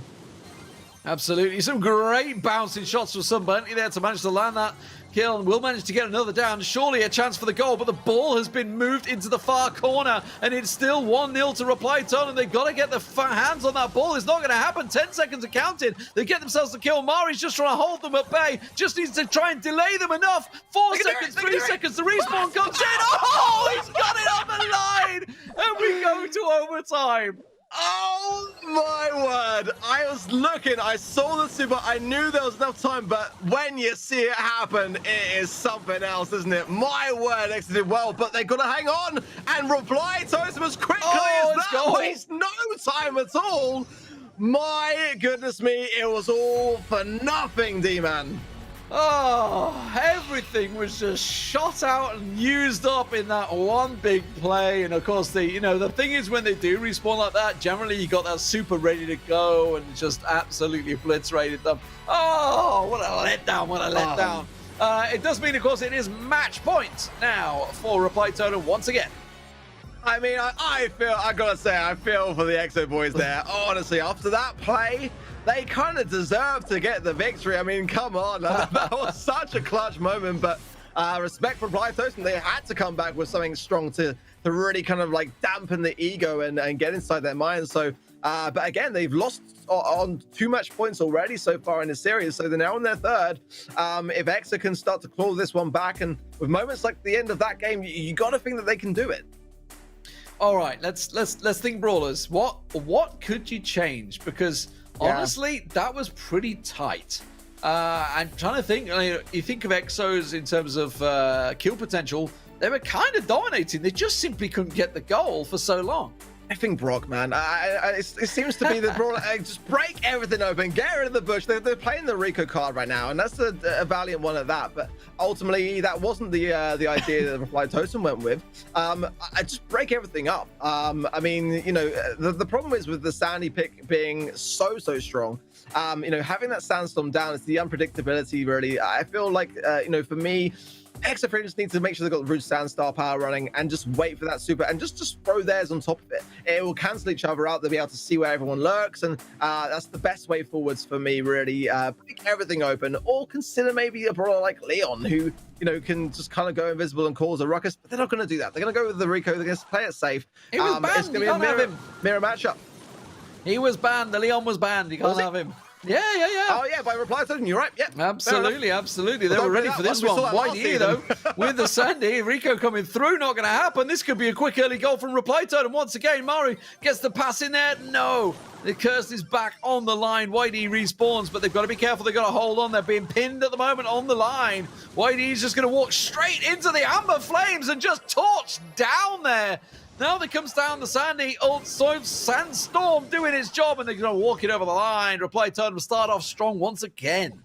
Very little you can do in that situation when you've got 3-on-1 and you're waiting for your teammates to spawn back in. Again, will not have the ammo that they need to be able to support the push, and Reply Totem with the Psychic Enhancer there to see where everyone is. Curse, the victim of the black hole, pass through to Mari. Curse is doing a wondrous job. It's not going to be enough. Maru can just slot this in, and Reply Totem are going to take it. Wow. Quick and done. Reply Totem not messing around in game 2. They absolutely put them to the hammer, and EXO free agents will fall. So that means Reply Totem will move on and face Tribe Gaming in the loser bracket finals, which will find out the last and final team that will advance to ESL Mobile Challenge. My goodness me, so much action today. Honestly, so many moments, so many games going all the way to the third and final set as well. A valiant attempt from both sides. Reply Totem are going to be going on to face Tribe, and again, only one is going to be able to join those earlier teams. SK, Clash already qualified, and Mood as well. So just the one more to join those 3, and it could be either Tribe, and it will be one of the 2, Tribe or Reply Totem. I just feel for them, you know, from the last second goal to losing in overtime and then just swept like that in the second game. Oh, it's gotta feel bad, man. But we know EXO free agents. We know they're going to bounce back. We expect to see them once again active in the ladder, and we'll see them in play-ins too. I have no doubt about it. But for now, we're going to go to a break, and when we come back, it's the final game of the night. It will be Tribe Gaming versus Reply Totem. See you in a few.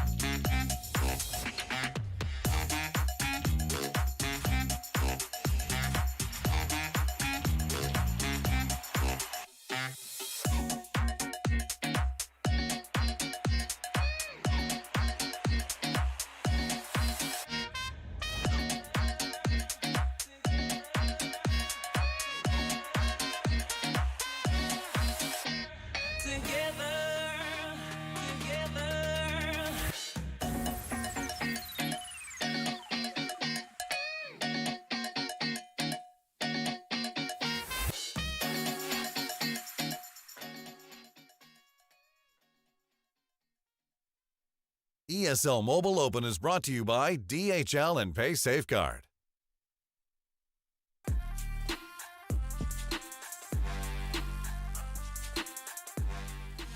Hello everyone and welcome back to the ESL Mobile Open Plains, where we've still got the final match to get underway. We've already had 3 teams qualify so far. If you guys have missed out on all the action, where on earth have you been? But it doesn't matter, we've got SK Gaming, AC Milan's Clash, and we've got one more soon to be, and we've already had one for the winners bracket as well. So we're going to have 4 teams today. We do have a second set of planes as well, so don't worry, that's going to be a month-long thing of action. We're going to go through it in the recap shows as well. But let's kick things off, see how things and how we've actually progressed here so far this evening. You can see already Reply Totem, not going to lie here, Ark, they've had a really tough route.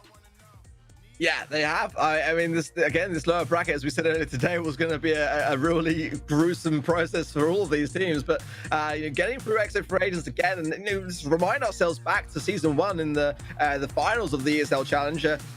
Exit for agents got the sweep over Reply Totem, so Reply Totem did really, really well today to be able to combat that in their way to this matchup. Again, the matchup between Tribe and Navi was really, really close, and watching that from the sidelines was exciting to watch as well. So this is going to be fireworks in this final stage. I can't wait to see who is going to be joining SK, Mood, and also Clash. Yeah, it's been a bit of a bonfire moment for a few of these teams, a little bit sceptical, and some of the plays and some of the teams we've seen was a bit debatable at the same time. We weren't really too sure how they're going to let things drag on if they make it through to each round of the losers bracket. For example, Tribe Gaming, they've been looking pretty fresh. They've had a few weaknesses, a few exploits here and there, but Draj has definitely been a massive, massive player coming into this team for Tom and Spen. They've had a little bit of time during the off-season to be able to gel, work on that chemistry, and like I said, he's of age now, which means he can compete here in this circuit. And you see the names already from Reply Turn and Brazen, Mori and Maru. Watch out for Maru. He's a bit of a cheeky bugger on a number of occasions, and he's always trying to find out that opening. He's definitely something you've got to keep a watchful eye on. But one thing I will point out is the fact that with Reply Totem, they had their struggles against Genius Gene earlier on in the first round of the losers bracket. But Reply Totem are definitely a momentum-based team. I don't like saying about momentum and all that bits and pieces. I like to focus more on the strategic values there was in this matchup, but we can't really say too much about it because they've got some great game sense. They've obviously got some great individual initiative across the board, and they really make some ballsy plays, and it's nice to see from time and time again. But we do have the maps and bans here for you to buckle yourself into here. We do have some assembly required. Gem 4. And if we go to the very last one, it is going to be a little bit of Purple Paradise. Purple Paradise to decide it all, yeah. Well, it does seem like from the bans at least that teams are not expecting it to get to that stage. I've got to be honest, those 4 brawlers, I don't think would be really used in Purple Paradise. So Stu, Mortis, Stu and Buzz. I mean, both teams obviously, concerned about the Stu pick. And, I got to be honest, I feel like Stu could still use a bit of a turn down in terms of the balancings. Mortis, as we know now, thriving as a result of those balance changes, and Buzz can cycle so well. So both teams just want to get this one tied up in the first 2 sets, and I don't necessarily blame them. But if we do get to Purple Paradise, I can think that the heavy hitters that we're used to seeing in that particular map are all available. So it's going to be down to those early advantages and aggressions that are going to decide it. Or maybe if we get to Purple Paradise, I think we'll see a bit more of a slower pace game. But both teams are going to be coming out the gate swinging. Yeah, you were talking about the Mortis before. You were like, no one's banning the Mortis. Like, no one's banning it. Why not? Why? Yeah. Now everyone's banning it left, right, and centre. Like, it's an absolute madness. But I think the bans have been more towards their strengths rather than other teams' weaknesses. I say it time and time again. Look at SK Gaming, for example. They do the same ban almost every single time, but it does depend on the matchup. But because it's a best of 3, and they know the maps and game modes coming into it, it does make them think twice about what bans they want to make in particular. Of course, in the best of 5, it's a little bit harder to make some of these bans, but in the best of 3, it makes life much easier, and I'm sure there's a few bans they like to put in place. You made it a good example of it in some of the highest game modes. You said that sometimes the Edgar would get banned, and sometimes the Rika would get counted from that, and there's a few other things as well, like with the Mortis. It's been some huge plays with the Mortis across the board in a lot of these matchups leading up to this, and it's funny that throughout this entire plains, we've even seen a few of the tier 1 teams actually drop out, which is not something you see every day. It's unheard of. I don't think anyone would believe us, even if we literally told them. But you saw there already, one of the teams, EXO, dropping out. They placed 3rd, if I remember rightly, last season. And this time around, we've already got SK Gaming have already qualified for ESL Mobile Challenge if you've only just joined us. So we've had SK Gaming, we've had AC Milan Clash, and the one team I was trying to remember from the tip of my tongue when I was talking about it earlier on, it was Mood Gaming. And it's nice to see Mood Gaming involved. We know that they're a staple stone here in the competitive scene. It's the first time here where she made it into the challenge. But it means that one of the teams from last season's ESL Mobile Challenge won't be in it this time round. That does, yeah. That's an exciting thing, I think, in itself as well, to see some fresh blood coming in and again mixing things up. And they've earned their place today. And again, exit free agents, didn't quite make it through to the stage either, so they're gonna have to try again next time round. And it's been an eventful day. It's got to be said. But again, the competition, the nature that it's in is fierce. It is fierce. So let's see. We're gonna see some huge brutes coming in for Tribe early on. We're bringing out the Bull. As well as the Frank, and Maori didn't like that. Got the magic hand straight in there and got him taken down. Triple tank for Tribe. This is a comp that we've not really seen for a long time, and I do worry a little because if Maori keeps hitting these shots like he is going to get so much value from the HP and the tankiness of this Tribe comp. God, no mucking around here, kicking things off with both teams being extremely aggressive, but Reply Totem just literally riding that momentum for the last few matches in this loser bracket run. It's just a matter if they can continue to keep this up. The problem is they've already taken a fair amount of damage, down to 36%. Couldn't make this stuff up. And Tribe had a very good showing in their last Siege matches in previous series. And it looks like they're going to continue that trend here, Ark. Well, at the moment, it's looking like it's going to be another push for Reply Totem. If they keep this up, the heals coming in from Soda Breza. Taken care of is then Drage as well. Been coming in, and this tank is not working out. Maori is not ceasing to hesitate on these pulls, and he's hitting them every single time. It'll be a tie, but I don't know whether that's the best thing really necessarily for the Tribe still, because they're going to have to make some aggressive plays and really start to get some takedowns. They're just not kind of getting the kills taken care of, and that's allowing a lot of survivability for Reply Totem. And the damage, look, they just want to get it finished now. It's done. God. It's done. They just went for the time and did it. That's it. The triple tank did not pay off for Tribe. Well, that's one way of doing it. I feel like Reply Totem just knew that if Tribe lead them to the next or the last siege bot, they're just going to plan an all-in, and then it's going to be Kernans from straight afterwards. And I think they had a feeling that was going to happen, so they want to stop it before it started, adding fuel to the fire, so to speak. But yeah, good response from Reply Totem, knowing that they had to get it done sooner rather than later. Yeah, I think Tribe were maybe hoping for no Gene in that respect, and just kind of would try to look to beta, juke around the Rico. And I don't know, I still feel like Brock here is a great shout to break open a lot of this stuff. But obviously, Tribe wants to keep those covers in mind and really utilize it to their advantage. But either way you look at it, it didn't work out at all, and I can't see them running it again.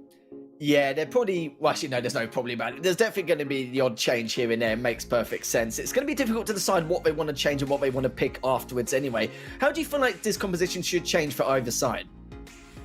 I think, to be honest, you kind of need to have that Rico in there as well. I think that this is a Rico map, and unless you're breaking everything open, and even then, Rico's still got so much range that if that is the worst case scenario, then it's still not a bad brawler to have. It's a brawler which has had a bit of a nerf in the real-time actions way of things. I think Gene wouldn't be a bad shout as well.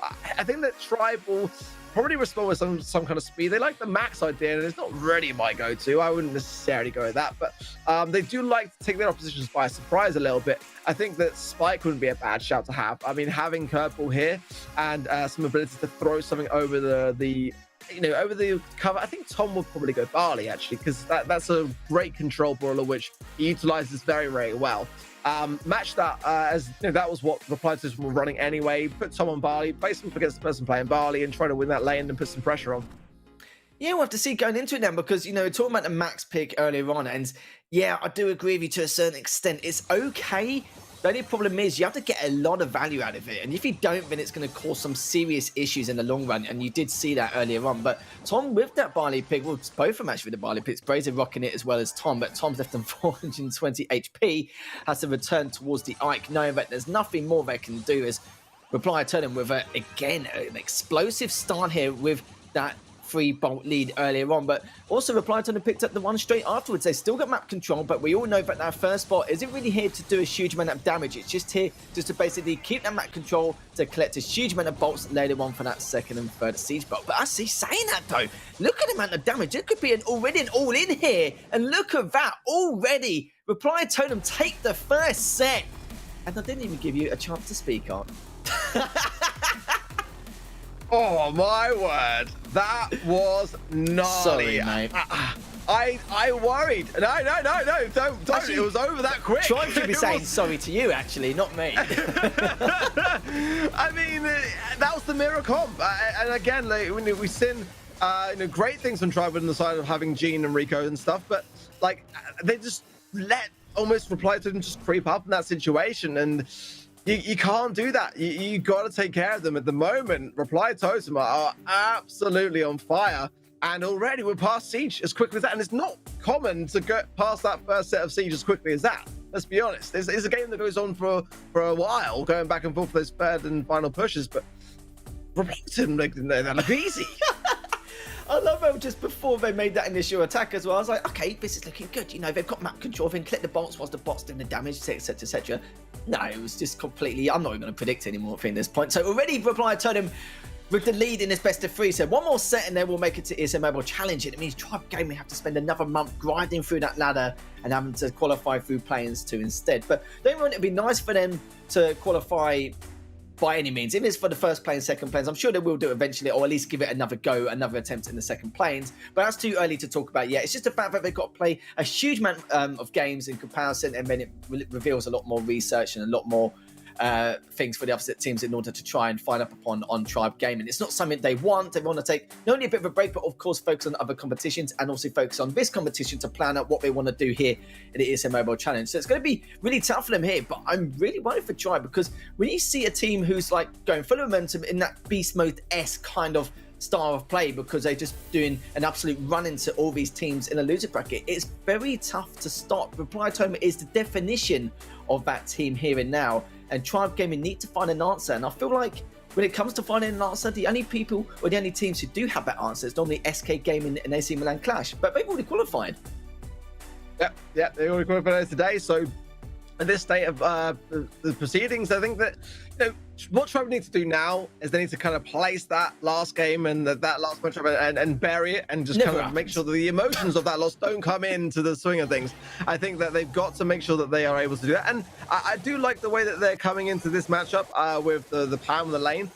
You saw there the scraps like a gadget from Tom already, deflating a lot of what Murray's able to do there. Drake going in the mid with the Gene. I mean, these are brawlers which Tribe feel confident and are happier playing.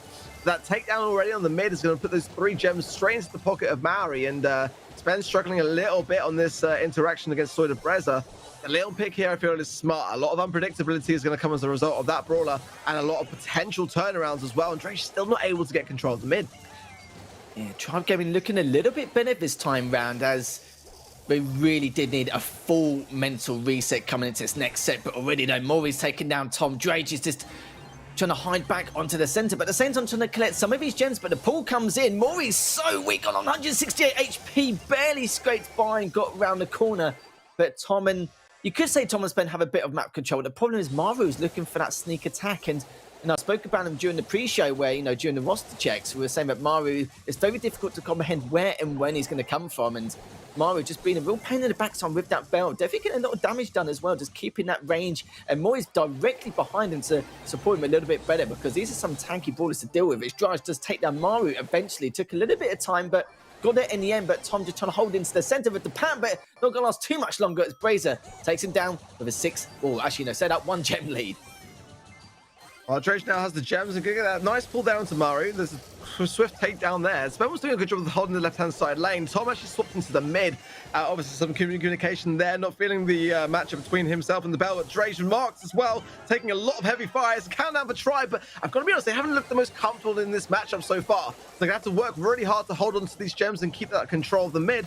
At the moment, they're going to push on this spawn side. They've got to get a takedown here of Soda Breza or Maru or someone to be able to keep this one going. They can't get gems from the mid here. 2 6 3, Maru goes down. A very important takedown. Spen can get away with these gems. That was literally about half a second in it, but I don't know what's going to happen now. Unless they stop him from that recovery process as they did in back then, I'm not sure what they can do. They haven't got the numbers advantage anymore either. They're going to be pushing all the way up. And you can see Judge is trying to be on the front line to keep him at bay. But will he get taken down in time? Yes, he does. He does reset the countdown and gets taken down once again. There's only 1 member left. All the gems are up, but they're waiting for it to come off on the respawn. They can't just go straight back in here, up. Totem, honestly, I feel like they can actually reset this as well if they play their cards right. They've got to probably get a takedown to be a very close gem spawn here. If they can, yeah, they have to get someone else going here. There's the reset, 12 to 12. At the moment, Drake's being protected nicely by Spen. Totem just so aggressive right though at the moment. Tom goes down. There's gonna be a lot of pressure, but a very important takedown from Spen in the mid there, and they've actually found Soy Brezza as well because he was creeping up there. That is the missed pull from Drage though could prove costly. That is the gem that the tribe need now. Can they hold on to this? No more gonna be coming in. One more though from the mid. Can they hold on to this? It's so back and forth, people. I know, they're trying to get to that one gem. Someone's going to have to risk it. Brazer is tempted, but he gets taken down in the end, but it does manage to reset it. Daddy Pollard haven't got numbers. They've already taken a huge amount of damage. Maru has been cleaned up. And again, they need just one gem to try and reset the countdown. I'm pretty sure they will not have the time to grab it. No, they will not. That's going to be it. And that was a really well-fought victory there for Tribe. Definitely making it work for them. And I must say, like, Reply Totem is still playing out on their minds, but nice to see that Tribe just literally scrape at the bottom on the barrel in that first game of the second set. Yeah, you have to. I mean, that you don't see many gem grab games go the distance like that. You just don't. I mean, I feel like it is credit to Reply Totem because they've come today prepared. That is evident to me that they are really giving it their all. It took everything for Tribe there to keep that composure, to hold things strong. Thoroughly deserved from Tribe, honestly, because there's so many times they could have gone the other way. Bit of a slow start to the mark, though. Got to say, some mistakes were definitely there present. A lot of the gems were dropped along the way of the gem carrying on the Tribe side. So again, you know, Reply Totem mean business, but that was a victory that Tribe desperately needed. They've got to stop Reply Totem getting a match point because if they do, it could be all over. And you could say about 30 seconds before the game actually finished, when they actually took out a complete team wipe there on the side of Tribe Gaming, they couldn't just pick up the gem straight away because the spawn cycle was way too spread out. There was always going to be one spawning every roughly 3 seconds, so they couldn't just keep trading out because they'll just pick up the gems every single time. And the good thing about it is that Reply Totem realised this and thought, okay, we'll pull back, we'll get some more gems into the centre, and then we can try to bait them to come to the centre straight afterwards. But the only thing was before that as well, you saw they only needed to last, what, half a second longer, even until the win with the W was in their hands, and then it could have been match point and obviously could have qualified the ESL Mobile Challenge. There was so much to talk about in that one segment, but I do feel like for Reply Totem it was the right move to back off. They got the team wipe, but the spawns were way too spread out, and there's no way they could have done anything to collect those gems because it would have used that respawn immunity to collect them, and eventually it would have been, well, would have spelt trouble really eventually. We actually didn't even talk about the Mr. P pick. I kind of like that from Reply Totem, you know, like, I mean, it was like a bit of an out there idea, but it can be one that can seek out a lot of positioning, and the advantage obviously of, you know, Gem 4 is that you can then sort of use the pushes to your advantage. I do think that Drake's running it here, Bell, is a much better choice. I think there was a lot of the struggle from Tribe in the previous game. Pan wasn't really doing it for them. So Squeak coming out for Spen, drifting off to give Tom then the chance to go on to the Rico. But the Leon was a great pick from Reply Totem that proved a valuable asset and one that's going to continue on for Reply Totem. So Tribe have to be very careful because you know, Soy Brezza will be looking for a takedown with that particular brawler. Yeah, and I like what Maru's doing as well. He's very aggressive with this Bell pick. Just misses the shot onto Draj, but Mori is directly next to him.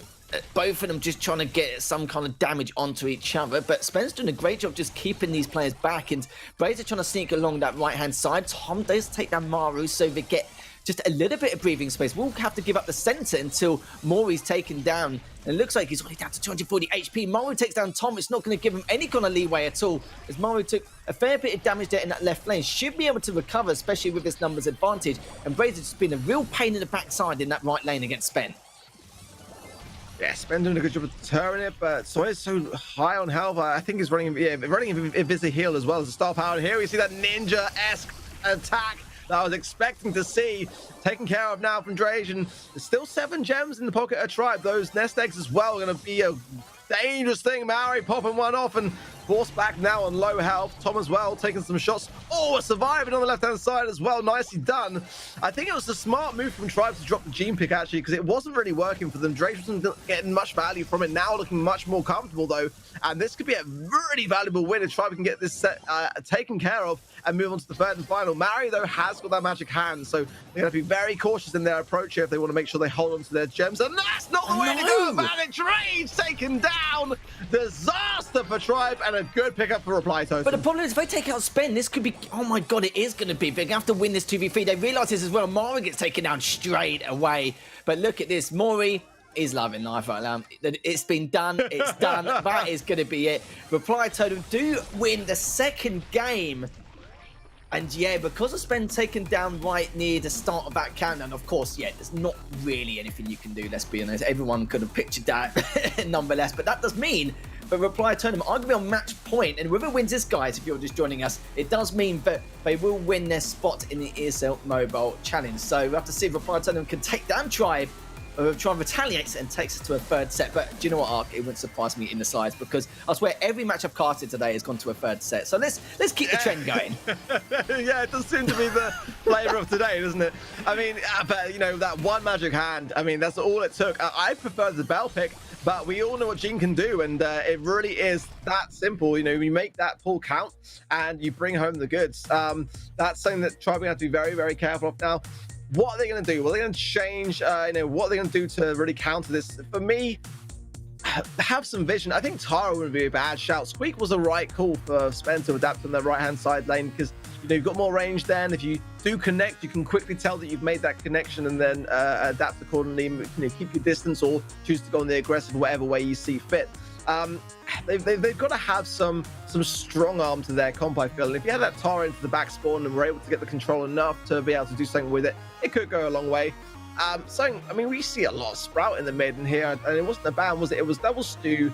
What were the other bans we saw from both of these two teams? Double Stew, Mortis, and Buzz. So yeah, you know, I feel like with that in play, you've got to have, and it's actually going to be Reply Totem bringing out that Tara pick, and that is a good one for them. Actually, I feel if they can take the control and they can push forwards with the comp that they're running, then Tribe could have a problem now. Yeah, no Bell pick for Reply Totem, but that does indicate there's going to be, I was going to say a lot more aggression, but look at that already.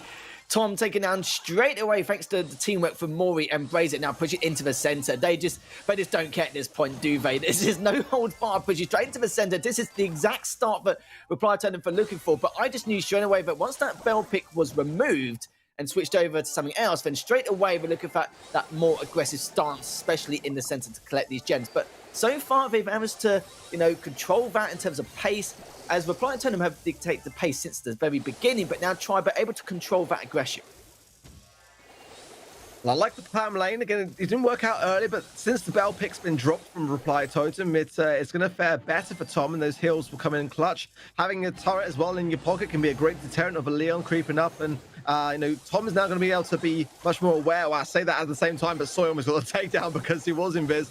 Invis the heal coming in as well. We'll keep that survivability rolling in. Gems all split between the Tribe members, it must be said. To spend on the 3 and Drage on the 4 there has to be taken into account. If one of them goes down, it's going to be very advantageous for Reply Totem. There's the pull again from Mari. 8 gems in the pocket. A suck there. Does connect with Spend. Disaster. Reply Totem are looking so good at the moment. That's a team wipe. And this could be the final game for them to qualify for the ESL Mobile Challenge. But Drage and Tom are pushing all the way to the right-hand side. But look, Mori's on the left side. It's not showing himself. Oh, he is now, but it's too little too late. You can see Bell's well out of position. And that is going to be it, as Reply Totem will qualify for the ESL Mobile Challenge. And Tribe Gaming need to spend another month working through the ladder, going to qualify possibly for planes at number 2. Who would have thought it, Ark? What a day it's been, honestly, yeah. I mean, we've seen some huge developments. There's such an early stage still. So second chances then for EXO, for Tribe, but what a huge day it was today. I mean, obviously, you know, Clash came in as the #1 seed, so they automatically qualify. Earlier on, we had, you know, really clean games from SK Gaming and moved with that huge story in the upper bracket against EXO Free Agents to qualify for themselves as well. We've had it all, Eva. We've had it all today. And I didn't get to do a set 3 this time round, which just felt a little bit off today. But that's fine. That's fine. I'll accept that. But yeah, we have seen quite a few upsets as well. We've seen Mood Gaming, you know, like you've already mentioned before, where they weren't in the ESL Mobile challenge last season, but I don't think they even competed last season. Maybe I know they weren't in the planes, but maybe they had a little bit of time on the ladder. I'm not really too sure 100% exactly what's going on. I think they were still working out their squad at the time, but it's nice to see them in it this time around. SK Gaming, AC Milan clash, let's be honest, not really too much of a surprise there. They were the grand finalists before. And yeah, now seeing Reply Totem straight off the bat. But I think people will predict that now that Triumph Gaming didn't qualify this time round, surely they'll be favourites in the next play-ins. Yeah, but again, like, they might run in head-to-head with expectations at a point in the bracket where like one of them's got to go. So there's so many things now which, you know, you prefer to kind of like skate through at this stage to secure it. It's a risk, you know. I think that they'll absolutely be going back to you know, they're practicing to the scrims to sort of look through what's the best options, and definitely, you know, I think the format is great in that respect. It gives people that chance to kind of go back to the drawing board and reassess things. But you know, Reply Totem, they did look very, very good today. I've got to say they did a lot of planning for today, and thoroughly deserved. Yeah, Triumph Gaming, commiserations to them, but they got another opportunity anyway, but we'll talk about that in a little bit. But let's have a look at the brackets to see how these teams actually managed to qualify for the ESL Mobile Challenge. We've already talked about it a little bit in terms of who actually qualified, but what paths did they take? We'll have a look now as Mood Gaming came on from the winner's side to take out Blood, Diamond and EXO free agents to qualify. SK Gaming, a little bit more of a harder road, but it's SK Gaming after all. It's they are literally a bundle of terrors for any teams to come up against, as they managed to take down Reply Totem and Triumph Gaming. So no easy feat at all, as they do make it through the winner's side. But let's take a look down below in the lower bracket to see how the other team managed to come out on top. Reply Totem, again, a very hard road. Genius Gene, I was quite impressed with. I think you were right with the overextensions, but I do feel like they played a lot better against Reply Totem compared to when they did in the ladder. And when you see again, having to defeat EXO and Triumph Gaming, and hopefully we see this kind of side of EXO, from Reply Totem this time round in the challenge season compared to what we saw last time. I mean, like, look at that. I mean, that is a tough bracket to get through as well. So, I mean, they brought the fire today. They really did. I mean, there's a lot of big names there. So, fantastic work for them, and they can now relax, put their feet up, and not have to worry about the ladder for the next stages. So, you know, I've got to say, like, it's been a very, very eventful day. no joke about it. As you know, because every game you basically cast has gone to the third and final set. Yeah, exactly. What happened in last season, there was, like 5 or 6 tier 1 teams. It's mainly all the tier 1 teams and a couple of tier 2 teams sneaking in, and that's about it. This is how strong and how competitive this region is. Yeah. It is no joke. You're absolutely right. And it really has been a really tough ride, even just to qualify, let alone to even make it into ESL Mobile Challenge and try and win the whole thing. And we've seen a lot of changes from a lot of these players, in particular with a lot of teams just trying to make it through. Like you rightly said, there's been a lot of development occurring over last season. I'm sure we're going to see a lot more of that this season. Yeah, the competition's fierce. You know, there's so much money at stake. You know, $45,000, nothing to be trifled over. So people have seen, you know, and watched last season, and they want to get on the action. And you can do the same as well at home. You know, it's an open format, so honestly, anyone can you know, look and judge just what they see. And if you think it's easy, then you can give it a go yourselves. You know, sign up, apply. I think explanation sign up in the chat as well is the thing. There it is on the screen as well. So make sure you guys are doing that, because, you know, I often hear people in the chat, you know, sort of criticizing, saying what they see, and it's like, you know, very, very easy when we're watching players and teams doing their thing to kind of like, you know, nitpick at what they do and think that you can do better. Well, put your money where your mouth is, and you might then in turn also be able to, you know, receive some money. Yeah, exactly. It's all about giving people a chance. I was going to talk about the sign-up thing, but you know what? It's great because Ark's done my job for me. That's why I love him so much. So I don't have to do that bit later. I know, exactly. But we do have an interview with Enzo from Reply Totem just to discuss with him and his thoughts on making it to the ESL Mobile Challenge. Enzo, nice to see your beautiful face once again. How are you feeling about that win?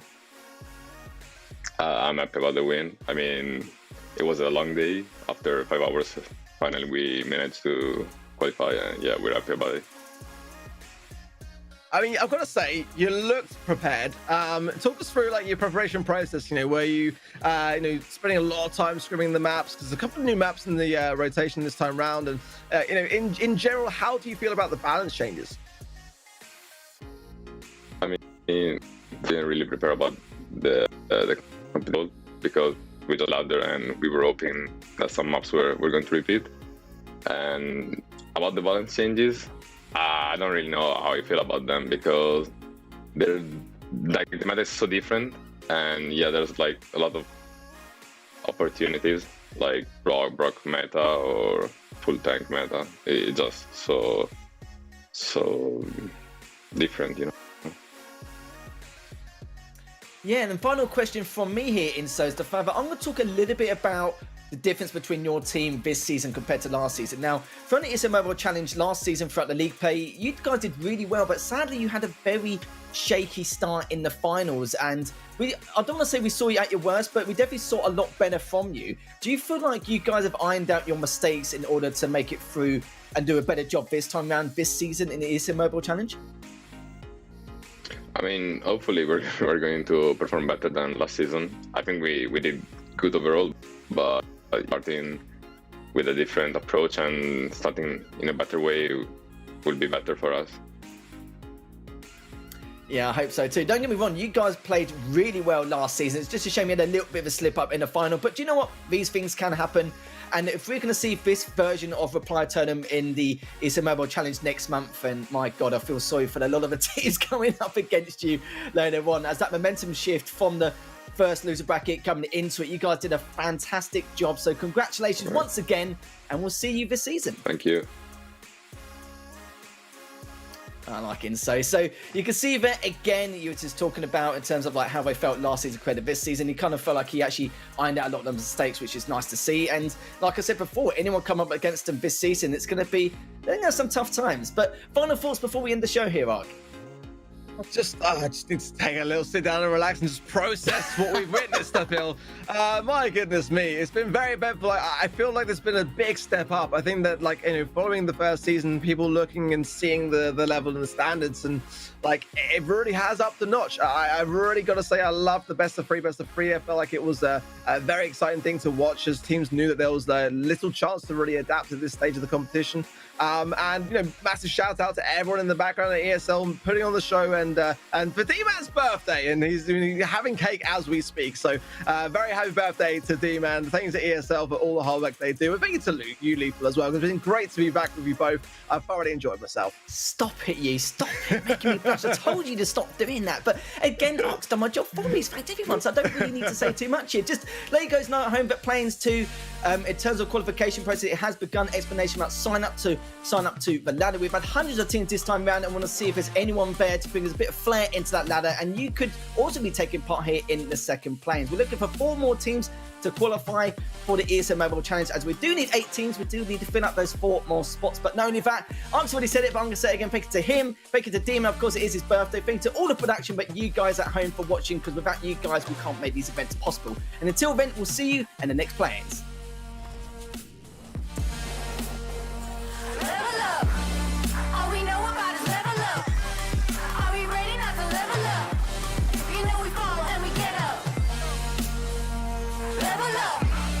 All we know about is level up. Are we ready not to level up?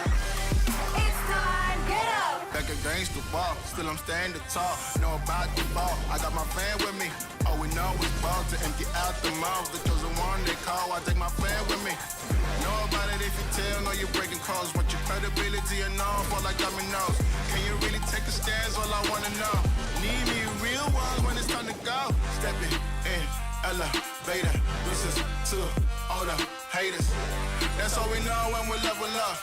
Yeah, that's all we know when we level up. Level up. All we know about is level up. Are we ready not to level up? You know we fall and we get up. Level up. All we know about is level up. Are we ready not to level up? It's time, get up. I found out I'm not alone, 'cause I'm just like you. There's no feeling